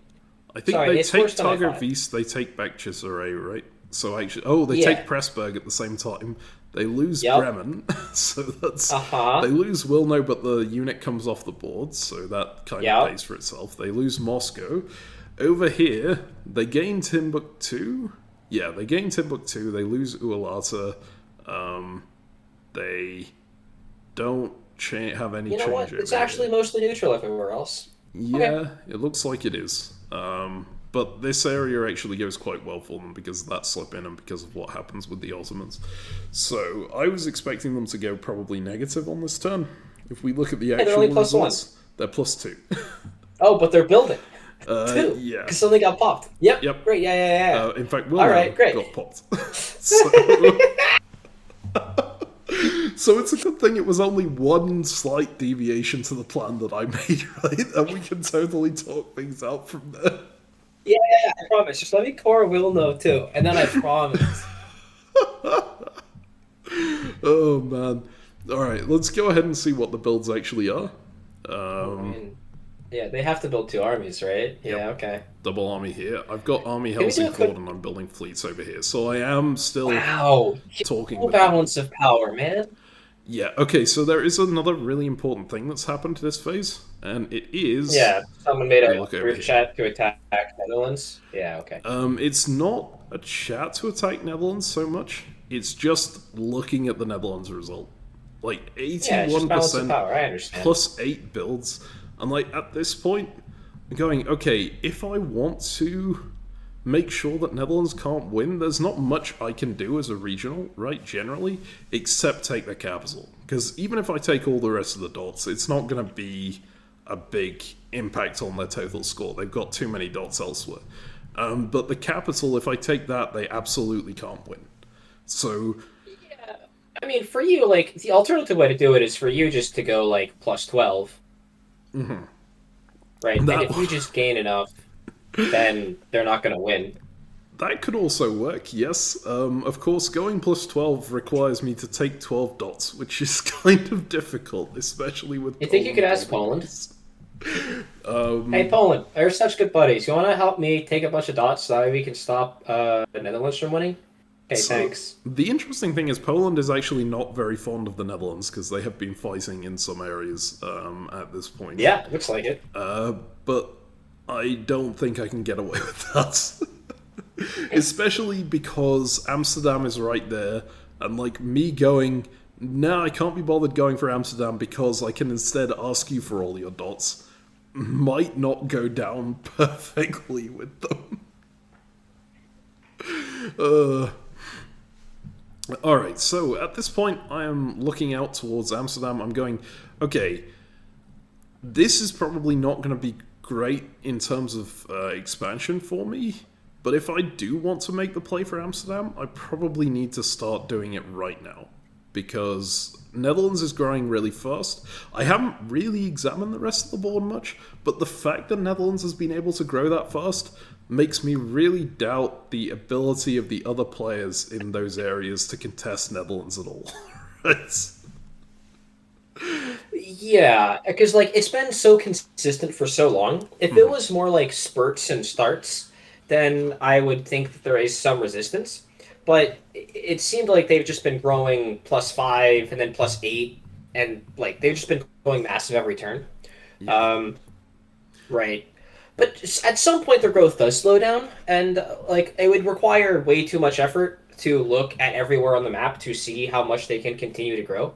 Because, like, I don't know, can they take anything from Ayutthaya? Maybe, probably actually. Can they do stuff like what's their thing looking like in the south versus Azuran or Abyssinia? Like, I don't know, right? Again, there's potential for growth, and I actually think things are going to go really well for them against Abyssinia and Azuran. Yeah. So yikes. So what you've basically just Especially said is with France. they're gonna have a great time here. They're gonna have a great time here. They're gonna have. Yeah, and Well, in this South doesn't America, look so they're going to good. keep on beating up. That's just amazing. Yeah, okay, yeah, look, they're going to Yeah. do really well everywhere. Okay, so You think you can get France to attack? I think I can definitely get France to contest their solo, right? But Yeah. yeah, there's the. And then, yeah, France built stuff back at home, right? To me as Yeah. well, this is also a form of laziness, because I know that the big thing at some point is that someone's going to make a massive group chat with everyone going, hey, this is how many dots we need to get in order to stop Netherlands from winning. Let's throw dots to this person, or let's take dots here and there and like arrange this massive Well, coalition. that's tryharding. I'm just like, No. yeah, I can't be bothered with any of that. I just take Amsterdam. I don't need to bother with any of that, right? This is just... Yeah. My objective is so that's solely what- taking Amsterdam.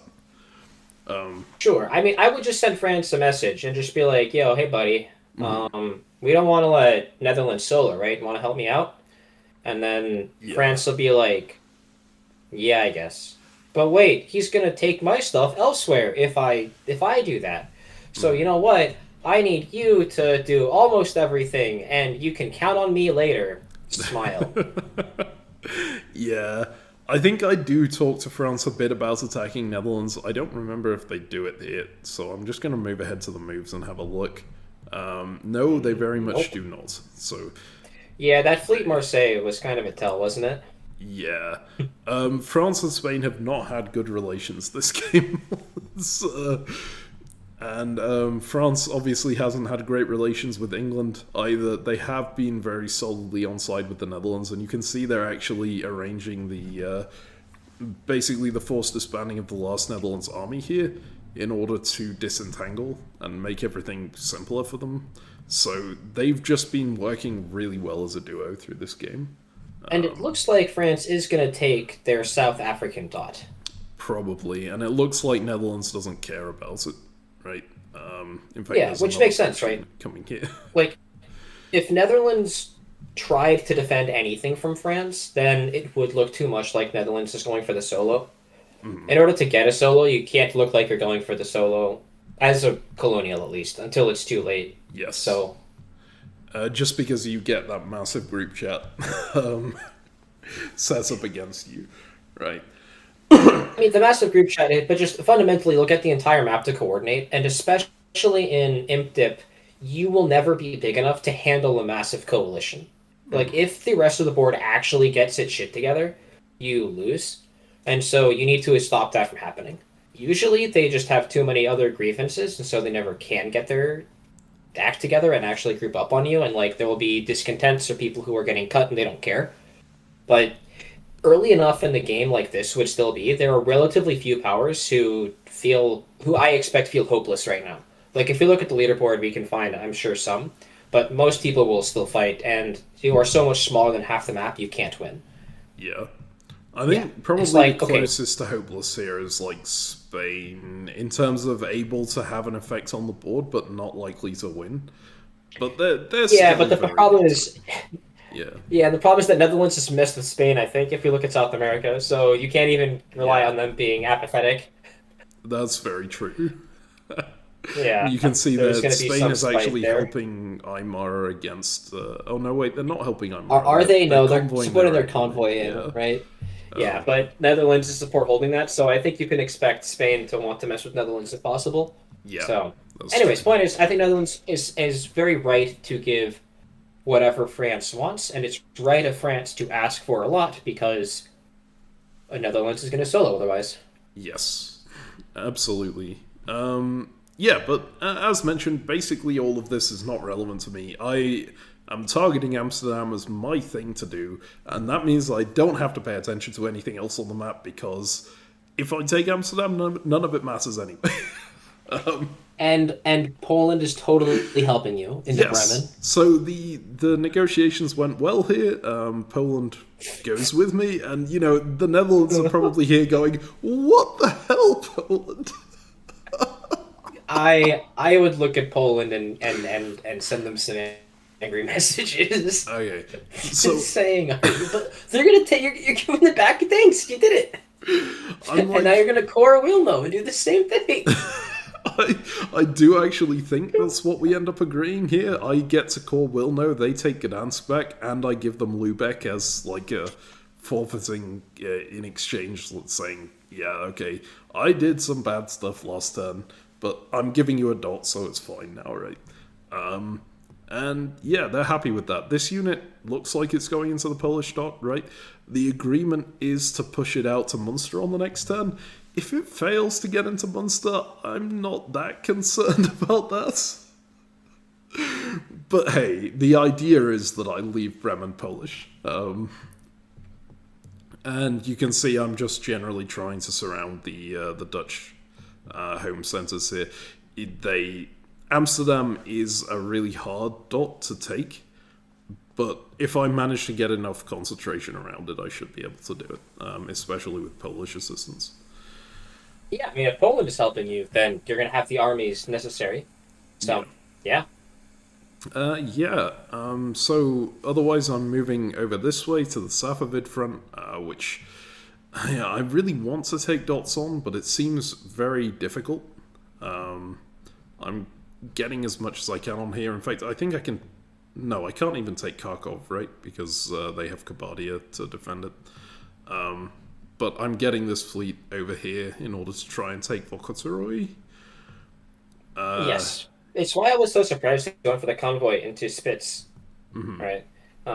Because if you take them with your fleet, then you can get to Kara much faster. But your reasoning of, hey, I want maximum support in the North Sea made sense, so... Yeah, and then I don't bother using it to support. Well, you did it previously. It was a last event. It got you into the North Sea. Yes, yeah. And I'm coring Spitsbergen in order to have more to be able to do on this front, I guess. Although I've got... You like clicking the core button, right? Yeah. And what else was your army going to do? Nothing at all.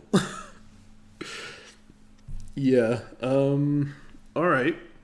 So, yeah, France is still working with the Netherlands, that's an important thing here, but, basically all that's relevant to me is I'm being very friendly with Poland. We've again worked out a deal where we're both working together, and I'm attacking the Netherlands and trying to get into position to attack Safavids. And as a regional, that's everything. It's so nice being a regional. You really don't have to care about anything beyond a couple of objectives. And as long as no one's attacking you, the objective's just, oh, I'm gonna go grab some dots and go grab some dots and yeah, all right. Exactly. Yeah, It's so nice to watch the game go smoothly. I know, especially after the Russian one, which we shall not talk about. Oh man. All right. So let's go on forward then. What happened to Mughals? What happened to the Mughals? Like decided to rebrand. I don't know what's going on here. Whatever, dude. Notably, in Imperial Diplomacy, sometimes the mods have a bit of fun and add some effects to the map and whatnot. And clearly, they decided to change the color of the Mughals here. I have no idea why. How dare these people enjoy themselves? I genuinely don't think I noticed during the game because I was just looking at this area. Oh boy.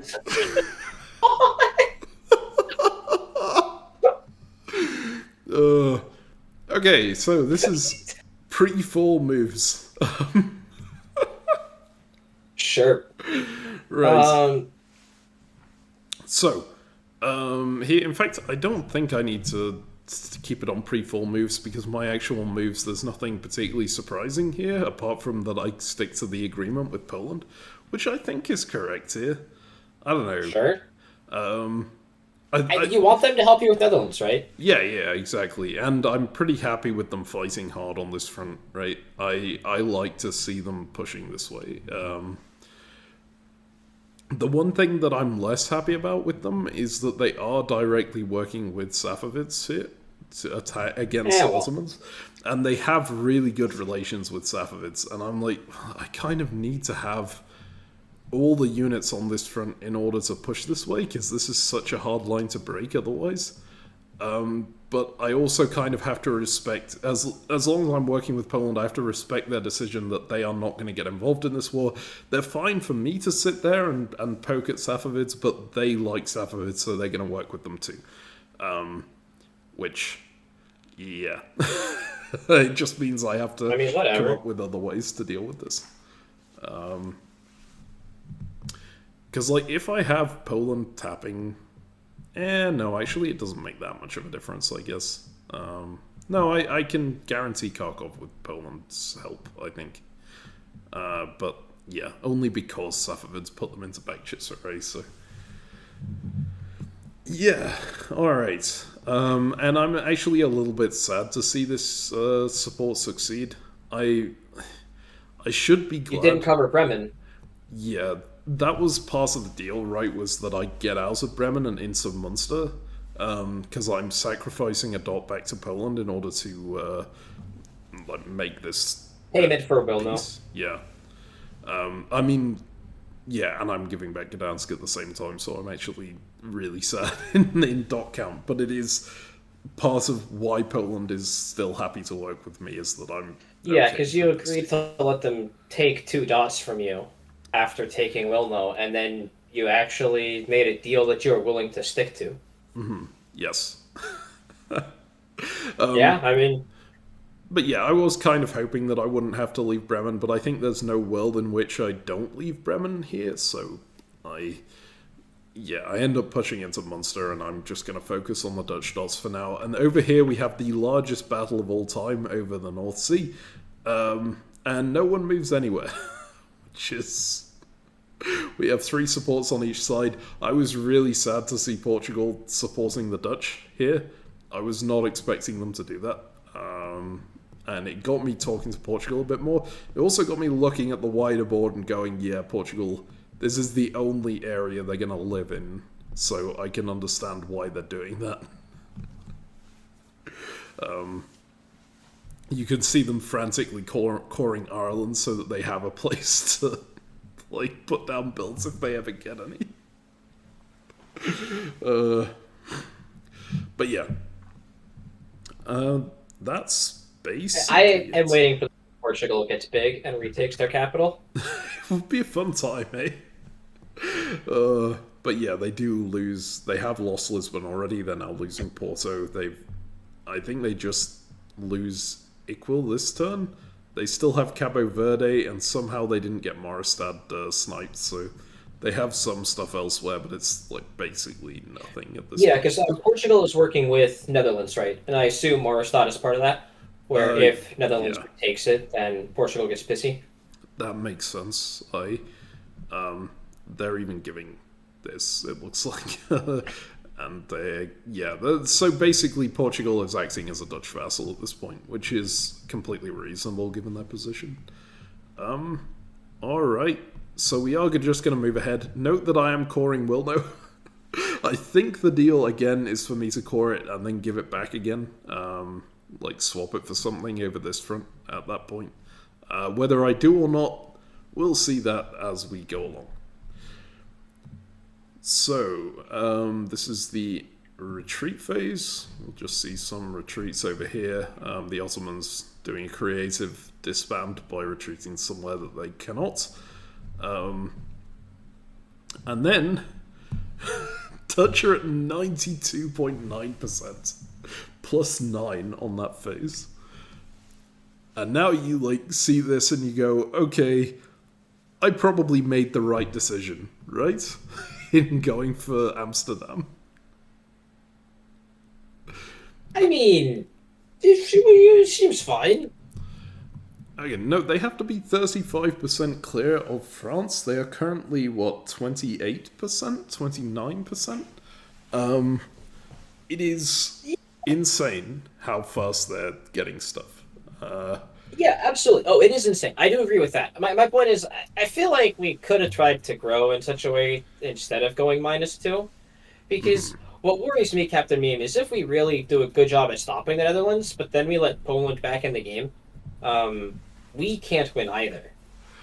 And Yeah. so I think we made a good decision by messing with the Netherlands. It's just tough that we did this in such a way that we like. How much is Poland doing this phase? Are they plus a lot? They are +2. Right, they're +2 at our expense, and like if they're putting these units down in like Wilno and Kiev, right, or Wilno and Krakow or whatever, it's going to be really tough. That said, if we can make it so that they don't do this, if they build in their colonies, and if like we are in position to retake Lubeck, Bremen, and Brandenburg quickly, then we can be in business. Yeah. And like, look, board leader's scary. Go ahead and balance of power. I definitely get what you're saying, and I think you are correct, right? In that at this point, I'm also looking at the board and going, okay, I'm not actually sure I can really get anything out of this front, and like this front, I get Amsterdam, but then what? So I'm really looking at these goals and going, when do I go for them? Because I think I do need to go for them in order to have a shot at getting into the immunity, but if I go for them too early, compromises my attack on Amsterdam, and then we potentially lose the game. Yeah, but if you wait Dutch too immunity. long to do it, right, and then you attack them, then you're going to let the Polish retake Amsterdam or assist the Netherlands in the recapture of Amsterdam. So like you need to time it very precisely. Yeah, it's a really tough one, and it is going to be a major theme. Yeah, but like games diplomacy are tough, right? You're not just like other people are humans and they're playing to win, and so you're rarely going to have a game that you just clean waltz into the finish line. Yeah, Right, other people are making plays. absolutely. That's what makes this game so interesting.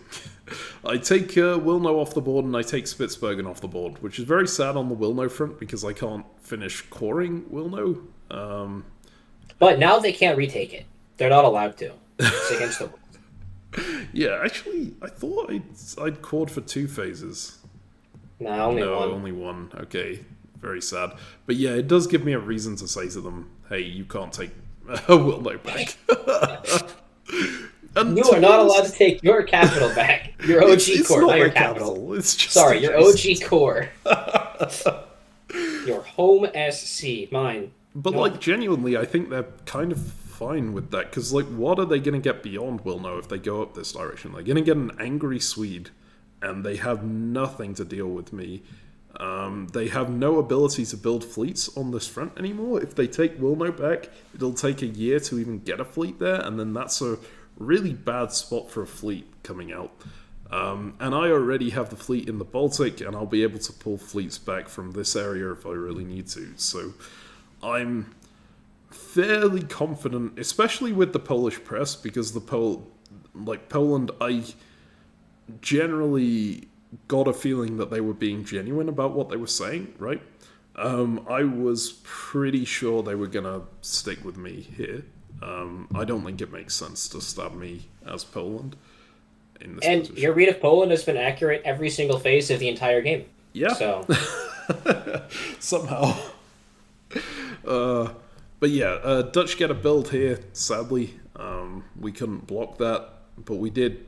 I think, yeah, we forced them back out of Munster, so we got some position, but it's still going to be tough to push through to Amsterdam. At this point, I'm going, do I even get there in time? But we'll have to see. I'm going to go through to the moves here. If the Dutch win this year, right, I don't think you're taking Amsterdam in time. Yeah.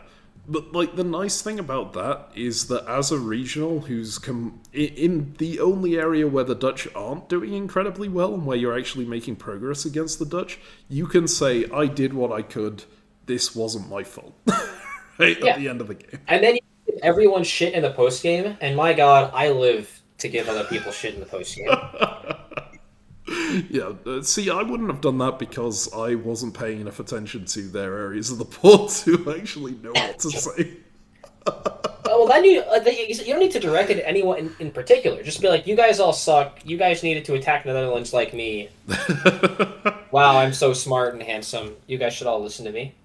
See, you can just ditch the trash talk out of that and talk about how smart and handsome you are, and then it's a positive, uplifting message that conveys the same thing. Well, yeah, but you need other points of reference, right? Look at how smart that guy is, and yet I'm way smarter than him. Okay, fair enough. Alright, so... God. Right, so we see me attempting to push in on the Safavids on this front. At this point, but you can see that it's not really working, right? I'm trying to take what I can, but Poland Where's the is convoy? not... Dude, we gotta flip a convoy into Oh, jeez. There is no good convoy. Sorry, I thought that Yamala yeah. was the thing that touched Karasi, but it doesn't. No, we can't do anything ever. We need to get Norwegian Sea up here, and then this fleet into here in order to get behind the lines. No, this is not going to happen. Who could move into Laptev Sea? Normally Inuit's got a unit somewhere over there, right? It's Skute Shoshone. Mm-hmm. Well, it's tough. You think you can convince them to convoy you? If I talk looks like they got stuff to worry about. Alright, never mind. Let's not look too closely. Stop. North America, not allowed. Against the rules. The prime example of when it pays to talk to everyone all the time. Mm-hmm. Yes, I don't think I sent a single message to Shoshone this game. So... Yes! Yeah. Okay, so yeah, this is kind of stalemated, and I'm also a little annoyed that Poland will not help me against Kharkov. It kind of makes sense, given their position. Their support holds insult to injury. Yeah. It's like they are saying... Oh, is this your Cassius Belli now? Now you're going to take Kiev from them? I don't think I have a good attack on them right now, right? There's no... I mean, they're even moving units north here, although they're doing that to surround Netherlands, supposedly. Yeah, and you don't double support... You only... Wait, they get in North Sea now? Ooh, yes, that's tough. That is a rough one. Ooh. I think I wanted to guarantee Cologne here. So I tap Utrecht, and I'm like, I don't want to lose Wadensee because that's adjacent to Amsterdam. So I'll support. I'll back it up with a support here, so that if they go this way, it bounces. But yeah, you bet that they're going for Wad and not north. Yeah, tough. Wait, I thought you got every guess right, Captain. Well, I get every important guess right. This one, I mean, it's not a dot, right? It doesn't matter. It's only really the dots that matter. True. It's only the North Sea. North Sea is it's not a relevant province, really. I will say North Sea in this one, honestly, not a top-tier province. It's a fine province. It's important, but, like, eh. Yeah. It's certainly a lot less... There's other good provinces out there. Yeah, if it's spread over the area that North Sea does in the actual diplomacy map, then I think it Oh becomes a yeah, lot more relevant. yeah. I mean, it would eat the southern bight, but Yes. then like Wadden Sea would still be the Skagerrak, The right? So like, where Helgoland south do you draw bite, the yeah. border? Yeah. Point is, it would be nuts if it was actual North Sea, not this fake ass. Yeah.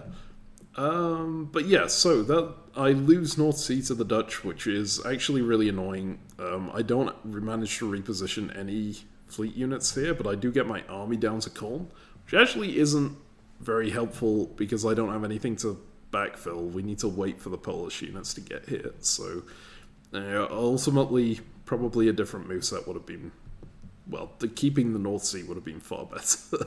Yeah. Yeah, I agree. Keeping North Sea would have been good. Yeah. Guess right. I don't remember if this. I think this was not agreed. The French coming into Vienna with the Poles, because France and Poland have been working together up to this point, right? Yeah, and sorry, is France not actually attacking Netherlands? France. It looks like they are actually coming in on Netherlands now, so that's something. I don't I mean, know they if moved into Reims, but like, if they're not right, Guyana Current isn't messing with the Netherlands. Yeah, Like, they're not really. if they're not messing with them in Netherlands. Africa. Like, they didn't take the.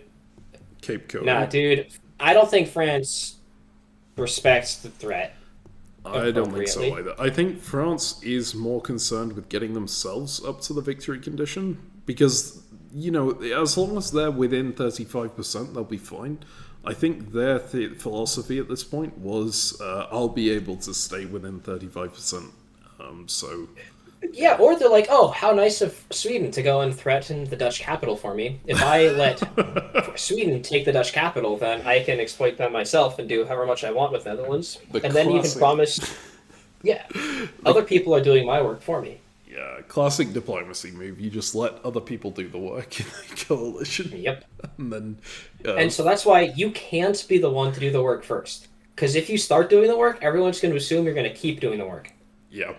That's Yep. true. Alright, let's move ahead to the next Stares at phase. CaptainMeme.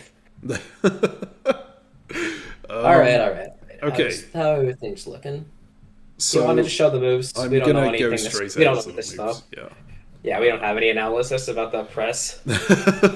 Yeah. I mean, there Let's- just isn't enough press. I am continuously trying to convince Safavids to give up provinces and then saying, "Hey, if you give up Vercosseroy, I'll go that way and help you against Qing or whatever." But Yeah. it's like even I know it's not convincing, so my heart isn't that much in it, right? Oh, but they let you retake Gdansk. Oh, nice. Yeah. Oh no, I don't know if they do. Whoa. Oh, really? They didn't just agree to let you walk into Lubeck Gdansk? Okay, yeah, How this is dare they hold the Safavid? this is definitely. So I didn't realize this was this early, but this is definitely a point where I just go, "There's too much on offer here, right?" I mean, I mean, you showed great restraint, Captain Meme. I need to get dots. I'm going for Amsterdam. Yes, I need to take Amsterdam, but if I don't, like, we're Yeah, getting. as I was saying, you got to grow yourself. Yeah, exactly. So, how bad is the Polish phase here? Are they minus like 6? They do lose Pressburg and Vienna at the same time. Yeah. I don't know what else they lose here. Do they lose stuff in this area? They don't lose anything over here. They do lose New Courland. So they got no Caribbean colony anymore. So let's go ahead and see what their build results are. They're down to 11 from 17 on the previous turn, so that's Ouch. not... Yeah, minus 6. Sorry for the resolution on this, but... That's fine. Yeah. And Netherlands are only +2. They're not even at 100% yet. And France is close enough. Oh, everything's fine. Yeah, France going +8 is Interesting. At first, I'm like, yes, that's a great thing, right? They're gonna keep within range of Netherlands, and I'm looking at it and going, hang on. They can duo unity. Yeah, the gap between France and the next power is basically what they need it to be in order to duo impunity, so I need to be careful of that. Right? Yeah, because if Netherlands will absolutely toss dots to France in order to, I mean, I assume that they will be happy to do it to get them Yeah. both across that 100% threshold and 35% above everyone else. Absolutely. And like they've definitely got something worked out because France could have taken that Cape Coe or whatever, the South African colony, a lot for many phases and just hasn't still. Yep. So Yeah, I can't remember if France helps us on the Dutch front on this. This is the previous phase. he helped someone into Ghent, right? So this is. I'm like 90% sure. So the English player was actually a really good player, even though it doesn't show it. Everyone has bad games at points, right? But they were talking to absolutely everyone and selling every way they could to get into Ghent, right? They were telling me, hey, I'll help you get into Amsterdam if you get me into Ghent. Sure. They're telling the Netherlands, hey, if you let me survive in Ghent, I'll back up Amsterdam and support you there. I don't know what they were saying to the French player, but they managed to get French support in too, right? And so and then Strasbourg intentionally missorted, right? Like Strasbourg tried to move to Liège instead of Luxembourg, right? Yeah. Or is that just the bad arrow? Oh, how unlucky. So sorry about that. I think it's an intentional misorder, yeah. No, it was intentional. Oh, it's poorly drawn. Oh, okay, great. Right. But yeah, so England ends up in Ghent, and we're all like, wait, hang on, they got help from everyone. What are they going to do on the next turn? And you've also got this big problem where you just brutally stabbed Poland. Yep. And how are we ever going to take Amsterdam now? Yeah, that is a big issue. Well, good news. France just stabbed Poland, so maybe they'll continue fighting Poland. That is the thing, right? Because Poland and France have been working together almost as closely as, well, more closely than myself and Poland have. My relationship with Poland through this game has kind of been, I don't know how to do, like, the way I've reacted when I've stabbed them has always been somewhat jovial. Not, like, jovial to the point of being annoying, but also, like, I'm treating this game as a bit of a meme, so it's understandable that I make random stabs at points, right? And I think they definitely got annoyed by that, but they got used to it over the course of the game. Like, I've made so many micro stabs on them at this point, and they've gotten used to the fact, okay, every, like, 2 years or so, I need to work out a new deal with CaptainMeme because he comes in and takes one of my supply centers. But he'll generally stick to stuff for 2 years, so it's whatever. I'm used to that. But through the entire rest of the game, Poland and France have been completely lockstep, right? And they have been... France has been the Care Bear that Poland hoped I would have been, right? And then at this point, they just walk into these centers, and Poland is like, oh my god, I just got stabbed on both fronts. On one front by the guy who's made his name for himself in this game by being a stabby bastard, right? Yeah, so maybe he's actually more pissed at France instead of you, because with you, I mean, come on, he knew it was going to happen at some point. Yeah, well, this is exactly it, right? Let's go ahead to the builds, and I'm going to show you something that I think you will like a lot. God damn it. Keeps getting away with it, guys. It's just... it's so annoying. Okay. He's so good at this game, guys. Like, what is that shit? That's... No! No! Come on! So, like, I'm not sure I can 100% explain this. At this point, it's always really hard to explain what a player does when they're in a position that's completely hopeless, right? Going down 6 and being stabbed by everyone. At that point, you just let your emotions control you and you do what you feel. I would not say I'm great at this game. I mean, I'd say I'm good enough for you to keep watching these videos, obviously. You should take my advice at all times. But this phase is evidence that CaptainMeme is actually really, really good at diplomacy. I think at some point it's just like managing the amount that someone is going to be hurt by the stab on them, right? And the way I play, sometimes I play that really badly. There are situations, especially in very serious games, where I really don't know what to do. And you'll see that if you watch the Media Wars games. There are points where I just go, I don't know how to respond to this person because I've just stabbed them in the back and now they're asking me all these questions and I don't want to irritate them even further with my answers, right? But in a really laid-back, non-serious game like this, I'm perfectly happy to just repeatedly treat stabs as a bit of a meme and joke around about them and hopefully make people feel not quite as bad about the game because they're just like, oh, that's Captain Meme being Captain Meme, right? It's like, it's a bit annoying, but also it's diplomacy. And that means that they get annoyed, but they're hurt far less than if you spend the entire game building up this super serious relationship with them and then stab them in the back, like France did with Poland here. So, I think in a sense I did really well here. In a sense, it was also France mismanaging their own relationship. But if you don't make the mistakes, that's because you're good. Really good players, right? Part of why we love watching McNamara is because he just doesn't screw up, ever. Yes. And that's incredible. Like, this entire relationship that you've had between you and Poland, and you just navigated it incredibly well. It's just insane. Yeah, I mean, I'm thrilled to see these disbands and to see what Poland says to me here, which is basically, leave me alive. Sorry. Like, yeah, something we didn't really like. We didn't talk about what this means because I assume this is so obvious, but just to make it very clear, Captain Meme is going to get every single one of these centers. I don't know if he can get them this year because he can't get there fast enough, but he is literally going to race to take as many centers as he can off Poland as fast as possible, and no one else is going to contest it. Yes, mostly.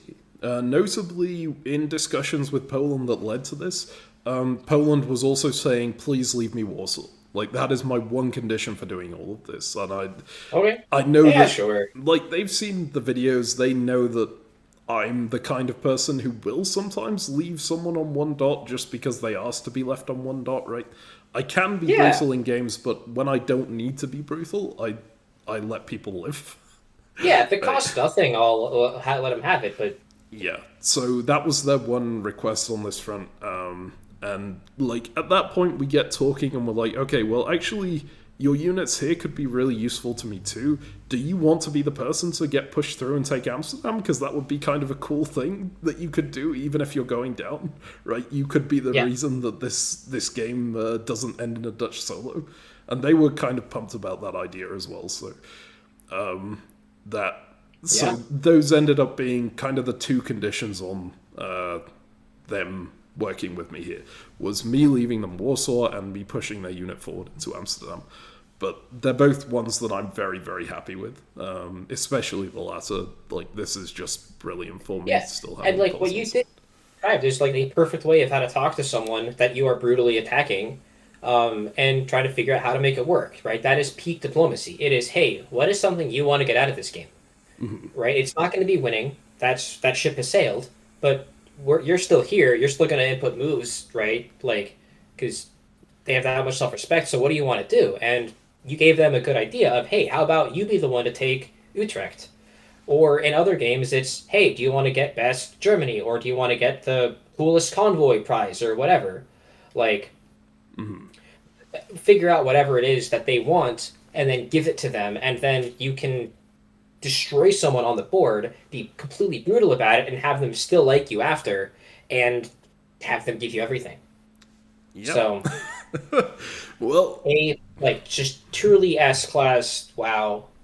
I think here as well it's very necessary, given how far behind I am on the percentage. I mean, look, man, you gotta win however you can, and like, if other people choose to let you win, right? Yeah. Alright, so let's go ahead to the next phase. We're just going to go straight to moves here again. You can see that Poland isn't being 100% like vassalized to me. They are making sure that I don't take Warsaw off them as well. Which is... Yeah, I mean, whatever. Reasonable. But like, at this point, I'm also just not going into Jassy, which Ottomans offered me the support. Not that it would have worked, but like I could have tried to attack Poland further. I'm continuing to try and take Vokotoroy and Kharkov fruitlessly, and I'm pushing forward on this front. Yeah, and you're supporting England into Ghent and supporting Poland into Utrecht. Yep. And France is not supporting themselves into whatever that tiny province is. Liège, yeah. They do tap it, which is actually quite important because it stops Utrecht getting into Ghent, I think. This is what this unit... Like, this area is always kind of impossible to tell what's going on. But Utrecht is going to Ghent with Liège support here. And then... probably just Amsterdam is supporting that, and then Southern Bight is holding Amsterdam to hold. I think Amsterdam is just holding, and Southern Bight is support holding it, which is actually... Oh, it's not even supporting the attack in? Yeah, that's a very, very relevant mistake. I just assumed it was too small for me to see. Yeah, I'm like 90% sure that the English unit stays in Ghent in this turn. Yeah, and we get into Utrecht. So, that's really useful there for us. And Poland and France actually talk things out a fair bit on this phase as well. So France starts moving away from them. Poland just goes forward on this lane. So Poland's objective at this point seems to just be survive, be relevant in the end game, and taking Amsterdam. And that's sort of it. And Amsterdam is going to be a relevant place in the end game for sure. Yeah. So if we then move, like, I know we're going through this very quickly. There's not that much relevant going on here. I'm just failing to advance here and advancing very slightly elsewhere. But like, you are getting Poland into position, right? Like, Netherlands is disbanding in the area. Progress is being made. Yes, right? Just a little bit. And I have these open dots that I can go into if I want to. And this is like it's. Yes, it's just a little bit of progress, but the point is, like, all you're going to get is incremental progress, and getting a army disbanded, and now this core of the Netherlands is covered.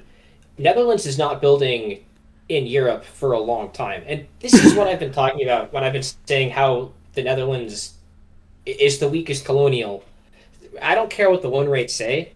When you're playing against players who are competent, you will never hold your capital en route to a solo. Yeah, like, it's just not going to happen. And so, hey, I mean, if the Netherlands solos this game, I'm going to look like an idiot. But it really doesn't look like that's going to happen. Well, I'm very much hoping that they don't from this position. Obviously, I'm like looking at this in this position, going, I think we've got Amsterdam, and hopefully, if France continues to use Reims to help, then yes. But I'm worried that France is going to do something where that doesn't happen. Mm-hmm. Well, notably, Utrecht is uncuttable now by the Dutch, because Southern Bight does not border it, Liège does not border it, right? And Amsterdam, it would be the one supporting here. So as long as I can convince Poland to support England in, which is a bit of a questionable point, because Poland wanted to be the one taking Amsterdam, right?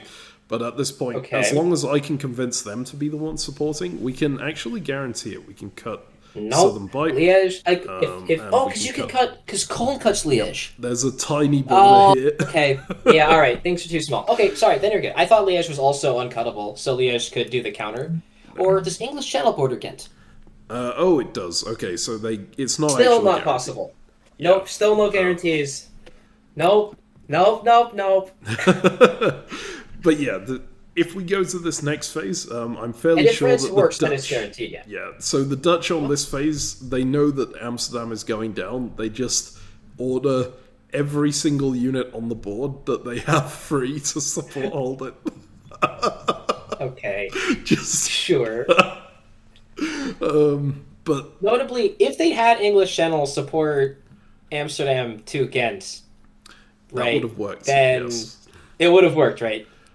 Okay, great. Just but they do not do that. All right. This is really hard to make out for most people, but it's like, for people who haven't played, like, this is really hard to make out for anyone. But what happens is Liège attacks Ghent with English Channel support here. Ghent attacks Amsterdam with Utrecht support. We cut Southern Bight, so the English fleet goes through. The Dutch unit gets in here, and we do successfully take Amsterdam off them. And because of how they played, you also get to disband it. Like, this is one of those positions where, as the Netherlands, CaptainMeme's moves are basically face up. Like, you know exactly what they're going to do, and even if you don't see this Ghent counter force, you at least need to take Wadensee. So have Wadensee, you know, is going to tap Southern Bight, and so you need to have Southern Bight support Amsterdam out into Wadensee, so that way your fleet doesn't get disbanded. Mm-hmm. Because you need to retake your capital, you need to keep as much pressure in the area as possible. You just can't afford to let this happen.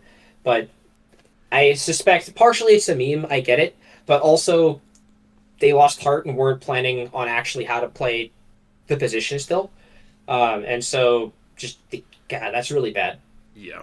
Because if they're in Wadensee, like, if this position's, it's still bad, but it's not cooked. As is, they lost North Sea, their fleet gets popped. Like, ugh. Yeah, it's a painful result for them, and notably really good result for me this turn. I managed to convoy down to Brandenburg, take Bremen. This is all with Poland's permission. Get Königsberg, right? End up going +3 on this front. I think it's +3 overall, actually. I don't take anything anywhere else, but that's still getting there. And now that I have the Netherlands, well, England has the Netherlands capital, I can actually delay the game to the point that I can catch up with them. Yes, and you can rely on Netherlands to keep France in check. Because even if you're above the win threshold, you, without your capital, you can still block other people. Yes. Losing your capital doesn't reduce your VSCC to 0. It's still really high, just you can't win. So they're not going to let each other win, and so you can take your sweet time. And again, Krakow's yours. I suspect Jassy is going to be yours at some point. And, like, Pressburg and Vienna, France is not going to be able to hold. So all of these mainland Central European dots are yours when you want. Like, you're just going to have to push for them, and that's where your next growth is going to be. Although, man, Scania is an annoying problem. Oh, but you have Gdańsk cord. Man, what a great core. Yeah, look I at know, that. right? Suddenly the core becomes incredible. Yeah, man. It suddenly looks like genius, the plan from earlier. But yeah, so... Yeah, genius. If we go ahead here, we can see the results of this phase. We see, actually, France is getting very close to that victory margin as well. So I'm quite happy that Netherlands has lost their capital and can block that. But it also leads to a bit of a delicate diplomatic situation now. Because this is, I think, the point where a lot of less experienced diplomacy players trip up. When you get into a position like this, a lot of people would think, I don't really need to worry about the Netherlands so much anymore. I've got their capital. They can't take anything back. It's like everything's completely fine. But if you take the hope of getting that capital back away from them, suddenly they don't have incentive to play like you would expect them to play, right? If you go to them, you are never getting your capital back now, that's it, GG. Then suddenly they're going to they're not really incentivized to keep their dots anymore. They might just decide to push France over the line and drop a bunch of SCs themselves, and then you lose the game, right? So at this point, it's absolutely vital. The very first thing I do is I go to the Netherlands and I say, okay, I know I've taken Amsterdam off you. It's not permanent. It's just until I can get up to that impunity margin. I will happily impunity with you and France. Let's make a plan to get ourselves there, and then I'll give you Amsterdam back once I'm decently within range, right? Yeah.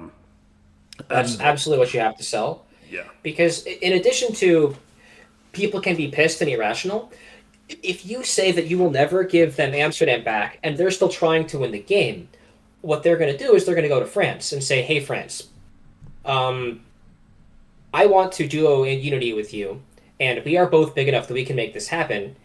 You have a bunch of armies on the mainland. If you help me retake Amsterdam, I'll give you whatever else you want. And then they'll say, okay, sure. And then they'll tap your units and whatever. It's a better plan if they're still in Wadden Sea and they can really force it. But like, if France commits these armies in Nuremberg and Strasbourg and stuff to go north, then absolutely. And if Netherlands agrees to give them, say, 5 dots in Africa, then yeah, sure. So it's important. It means point. Yeah, I completely agree. You really need to talk to Netherlands and say, yeah, I'm still trying to let you win this game. I just also want to win. And it's part of why I don't like. You shouldn't both be able to win the game. It's just diplomacy, man. Like, one winner. And if it's not that, it's not a win. But impunity is a win. So whatever. Anyways, old man yells at clouds. All right. Well, yeah. So we're now in that position. Notably, I'm also trying to. Well, I'm also negotiating with Poland and going. Well, I don't necessarily need to be doing this, but I am going to Poland. Hey, I'm going to get you into Amsterdam. You want to be the person who gets Amsterdam, right? They clearly were wanting that still. So I'm going to kill the English, because what can the English do to me, right? They have, like, nothing. And you just keep this line here. You keep Ottomans back, and you don't interfere with me at all. And that's and they were happy with that. So, yeah. If we go forward to the builds here, I think I get a few important, like, I'm now focusing mainly on armies. I put down a fleet up here because I think that my only chance of making progress up here is to get into Laptev Sea. So I'm going to push 2 fleets around this way.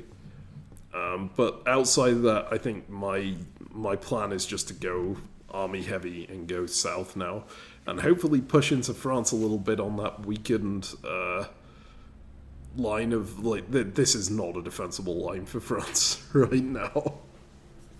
Yeah, exactly. That's why, like, all of these Central European dots look juicy. Yep. Okay, so if we move ahead to the next phase, I am going to be moving south here. I'm going to push Poland forward, which is the plan here. Notably up here, I am going into Laptev Sea. It doesn't get contested. At this point, it's Inuits in Chukchi Sea, and Inuits are someone I very briefly talk to here and go, hey, don't block me in Laptev Sea, and they're like, yeah, I'm very happy to see you in Laptev Sea, please go there and annoy Qing, because Qing have been annoying me all game. Sure. Obviously, we're not there to annoy Qing, right? We're just going to be convoying and stuff to mess with Safavids, right? Yep, that's the plan. Yep. But hey, if a lot of people see like a fleet in Laptev Sea and they get freaked out, and like there's a chance that Qing covers Yakutsk. Mm-hmm. Yeah. And who knows, right? In a couple phases, like if we actually break into Herc, maybe we do mess with Qing. So it's absolutely possible. And then over this side, we can see like France pulling back this way to deal with Spain, because Spain is now being, well, I mean, Spain through this entire game has been fighting France. They've been very much at odds here. I think they may have worked together briefly to get this area off of Austria, but they are now properly at war again. I'm just fleet Marseille build that like signaled the relationship. Yeah, I'm going south to try and take advantage of that. I also convoy into York, and I'm pushing Poland. Do I push Poland into Ghent here? Oh, right, yeah, because like the unit backfills Utrecht, and then I think they take Amsterdam on the next phase. So I'm pushing in on the Netherlands still, and that's a bit dubious because, you know, I need the Netherlands to keep enough units in this area that they think they can get the capital back. But at the same time, I really need the dots. I kind of need to do this in order to have enough pressure on Edinburgh anyway, so I'm very happy to just push in this direction with all my units and then say to and to be clear, right, at this point in the game, Amsterdam, like, the Dutch are only ever going to retake Amsterdam if you want them to do it. Yep. And so your claim of, look, I will let you retake it when we can both win, right, that's like... that's your pitch, and so you just need to get to a point where you can win, and then they can expect you to convoy them back even if they've lost everything. Yeah. Because they are strong enough now that I suspect they can stop you from ever getting big enough to solo.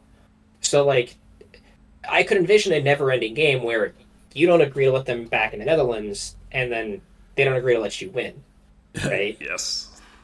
Exactly. And like, I could envision a terrible state where the Netherlands have legitimately gotten so big that if you let them retake their capital, they just solo. And you can't let them retake their capital, but also they like can't retake it from you. I think that could be a very interesting state where then they like have to let you take stuff from them, but whatever. Yeah. But I think this makes sense. I completely agree. Take dots, gotta grow, gotta get to your 32 centers, right? And you're only at like 20 or something, right? So Yeah, I'm a lot short. I'm 21 yeah, right now, so 21. I need to gain 11. That's a fair number. Notably, you're making progress, right? Like you're gonna get a couple in Europe this phase, and then you're getting Iceland and Edinburgh and like yada yada. So Yep, that's the plan. Alright, so if we move forward again, I am being a bit speedy here, but like at this point, the negotiation is fairly minimal. There's a bit of negotiation with the Netherlands and France over getting everything sorted out, but I think France at this point doesn't have that much interest in pushing me to the line because they're nearly at the line themselves. They kind of just want to make sure they get there, and they don't have that much to gain out of like if I get there, sure, whatever, they'll take the joint immunity with me, but unlike the Dutch, whose capital rests on the fact that I give it them back, the French don't have that much at stake right there. I have an idea. Go take Paris. Careful, you're getting ahead of yourself here. This is, No way. No way. Alright, so I take Edinburgh. I end up not taking Iceland because I'm talking to the Dutch and going, okay, I'm willing to give you this symbol of goodwill. I'm not going to take Iceland right now, and I am going to give you Amsterdam back eventually. But right now, Yeah. I just need to get those dots, and I want you to help me get those dots and like make sure that I get there.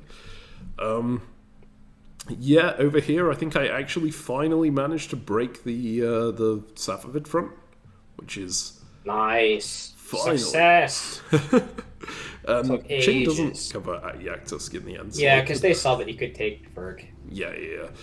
And over here, I think I do push the Polish unit into Kharkov. So they do take that eventually. I don't know what happened to change their opinion on Safavid at this point. I think You help them take Amsterdam. yeah, that's probably it. That's worth more. Alright, so the French are still advancing over here and they're going to get units on this front, but my plan right now is, I think at this point, I'm just trying to get my units as advanced as possible without spooking them too much. So you can see they're backing units towards this point.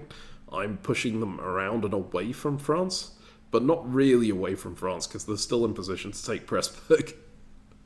Yeah, and you're doing it in such a way that you're getting into the provinces that are longer away, that are harder to get to. Because Yes. you can get to Brandenburg and Saxony and Silesia relatively easily. You have this core in Gdansk, you got this army in Krakow, so you can backfill all of those quickly, whereas getting an army to Transylvania is a really long walk. And so it makes sense to get east, make this big wraparound, and get really far extended ahead of time. Yep. And I'm also like looking at Jassy and going, if I can pick that up with Poland's permission, that's a pretty good take as well. Yeah, and core in Kiev and wherever, Novgorod, like... Yeah. I mean, at this point, these calls are more like I can't do anything more useful with this unit right now, but yes. Glares. Arkhangelsk. Novgorod to Arkhangelsk could be good. Yeah, I see that because of the convoy potential, right? Yeah, whatever. I guess it's fall and you've already cored Arkhangelsk because you're going to build there is your idea, but I'd rather be able to build elsewhere. Yeah, how many builds do I have? I get Like plus three, I 3 think. this turn, and Yeah, it's not I that see many. France go plus 7. Like, oh god. Alright, maybe the lead is changing here now. Yeah, I mean, okay, Paris. For realsies. Yeah, I think this is at the point. This is the point where I go to Poland and we start talking about Paris, and they're like, "Yeah, that sounds amazing." If I like, Poland was really thrilled by the idea that they could be this tiny power that held Amsterdam and Paris Sure. to stop to like screw over the two colonials. And I was fine with it. I'm not sure that we necessarily need to take Paris at this point, because Netherlands is going to keep blocking France anyway, unless they go massively negative, right? Yeah. But I do want it as a kind of hedge in case someone throws to France. And also, it doesn't do me any harm. Yeah, it's it's amusing, and it also gives me a good distraction for France to go back and defend this while I'm taking, which allows me to take this more easily, right? Yeah, and then if you want to negotiate with France the same way you're negotiating with Netherlands, of hey, you need to help me get to 100%, or else I'm not going to let you take your capital back. Yes, exactly. All right, so at this point we do. I think this is the point where we decide to do that. Yeah, you can see I'm advancing into Reims. Poland advances into Normandy. Like France is not expecting it at all. So they let the 2 units go into those. They're expecting provinces. a little bit of something, but I don't think they were looking at Paris. Yeah. Right? Well, Like they tapped Pressburg, but oops, you went in there. They covered Strasbourg, but yes. it just didn't matter. And then you're taking Utrecht back, and yeah, I suspect you're going to leave just a bunch of capitals back. Mm-hmm. That's your rule, as Poland is only allowed to hold capitals.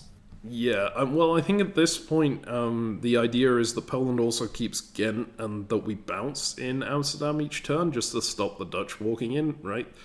Sure, but also keep it demilitarized enough that the Dutch think maybe something weird happens. Yeah, Exactly. And also so that the Polish army is closer to being mobilized, despite the fact that it technically needs to be protecting Amsterdam if it's, if it's going to keep Amsterdam.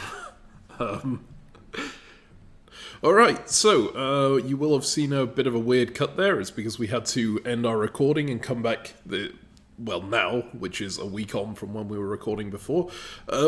We had just talked about the fact that myself and Poland had been attacking Paris.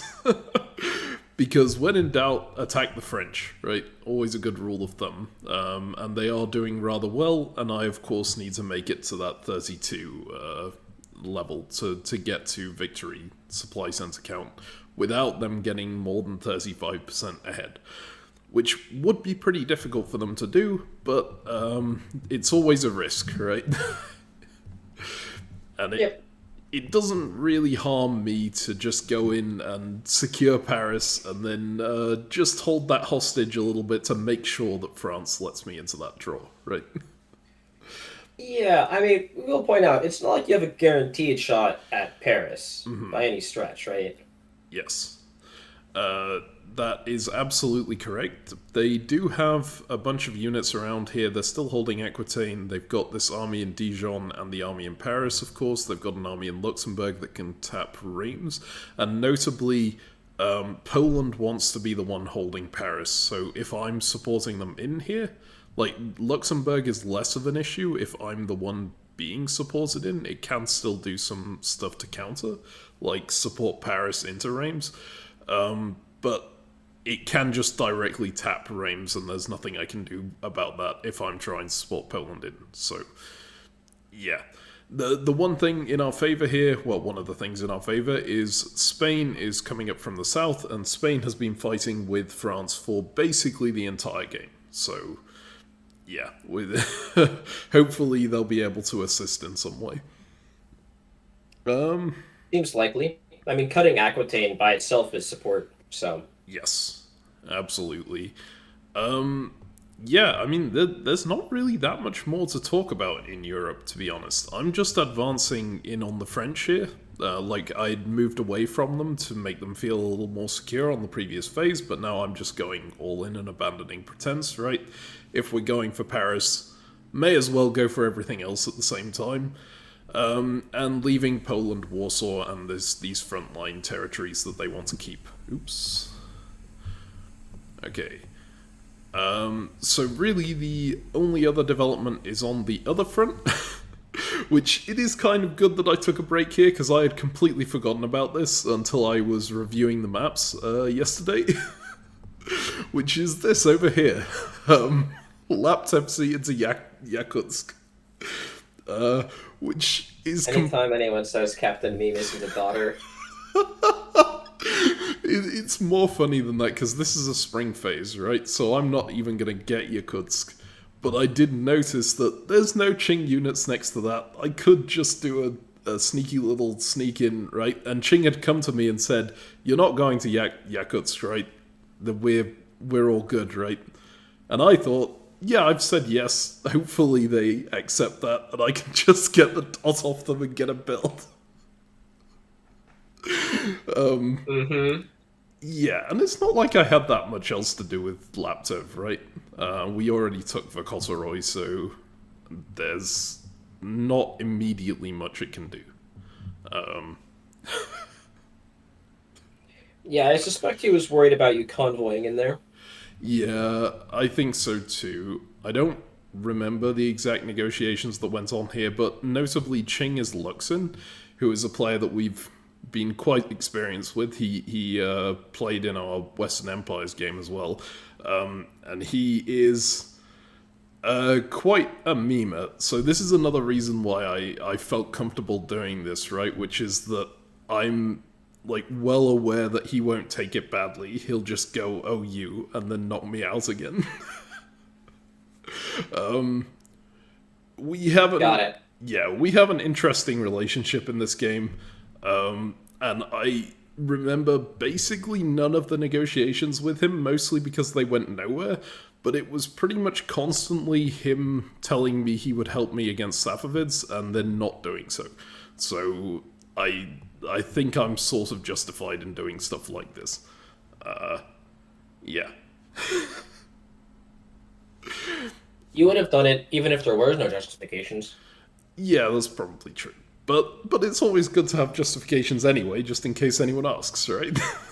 Oh yeah, definitely. Especially when pitching it on the channel. We gotta exactly. defend our honor. I would never take a dot for just a dot's sake. There has to be a casus belli. And of course I sometimes make up that casus belli afterwards, but there is always one. Yeah, the retroactive justifications for declarations of war. Exactly. Getting PTSD. I live in America, so this is commonplace. I noticed that both of you guys were attacking Russia. Was that at all coordinated? Like, no. I just see a bunch of Russian dots that Qing conquered. No, it was just, okay, Russia happened to border both of you, and you just took it? That's great. Yeah, Russia, completely imploded in that early game, of course, and a lot of people jumped on and grabbed whatever they could.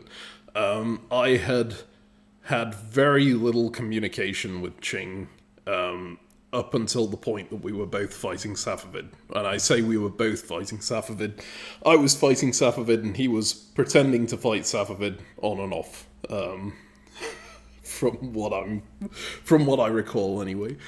So yeah. Makes sense. Yep. That's about it for this phase, I think. We managed to take this off of the Safavids just before, but now it's going to be a bit harder to make any progress further south. You can see that there's a bit of a barren area here with no supply centers, right? And then this area is quite well defensible for them, so it's going to be tough. I think I need to pick up my centers elsewhere, probably in this area, if I had to guess. So we'll be focusing mostly on here. But yeah, so I think we're about done with this phase, and we can move on to the next, unless there's anything that you wanted to talk about here. Now this phase, it follows pretty closely what we were talking about, namely, hey, we're going to go attack France, and then we got great position.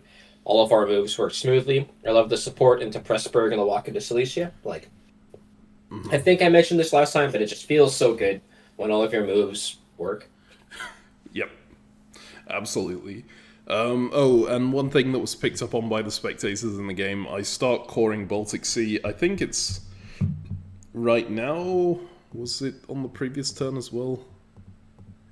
I don't think so. Yeah, okay, so it is. This is the first time that I core Baltic Sea. This becomes my default order for when I don't want to move Baltic Sea anywhere. Because Baltic is just such a nice province. If you're building a lot of units and you need to get them into the mainland, some of them are gonna have to be built back here, which is not a useful place for them to be. So you want the fleet to be holding there just so that you can get the armies across quickly. Very similar to Black Sea in classic diplomacy. So I'm gonna be holding that unit. I don't want to bother ordering. Well, I mean, there's nothing else to do with it, so I just do a meme core basically whenever it's not doing anything else. On that note, while we're talking about this area and the convoys around, I noticed the move from Stockholm into Gothenburg as opposed to Scania. Just seems like a subtle mistake, right? Like Scania also borders Skagerrak, but you can also convoy it out via Baltic. So I think Scania would just do it a little better. That is absolutely correct. I think maybe I just didn't notice that border there. It's such a small one. I know this is setting up to be convoyed off this way, but yeah, it would have been able. Yeah, and it's gonna work in this position, right? But like sometimes these convoys, you need to change plans, so you need to go via Baltic. So it's just one of those small things to the viewers, like. Yep. Yeah, he should have gone to Scania, but doesn't matter. He's gonna go west anyways. It's incredible. I made a mistake. I never make mistakes. Wow. This is ridiculous. This game, you've played perfectly. This game, you've just been absolutely flawless. So it has somehow worked out pretty well. Yes.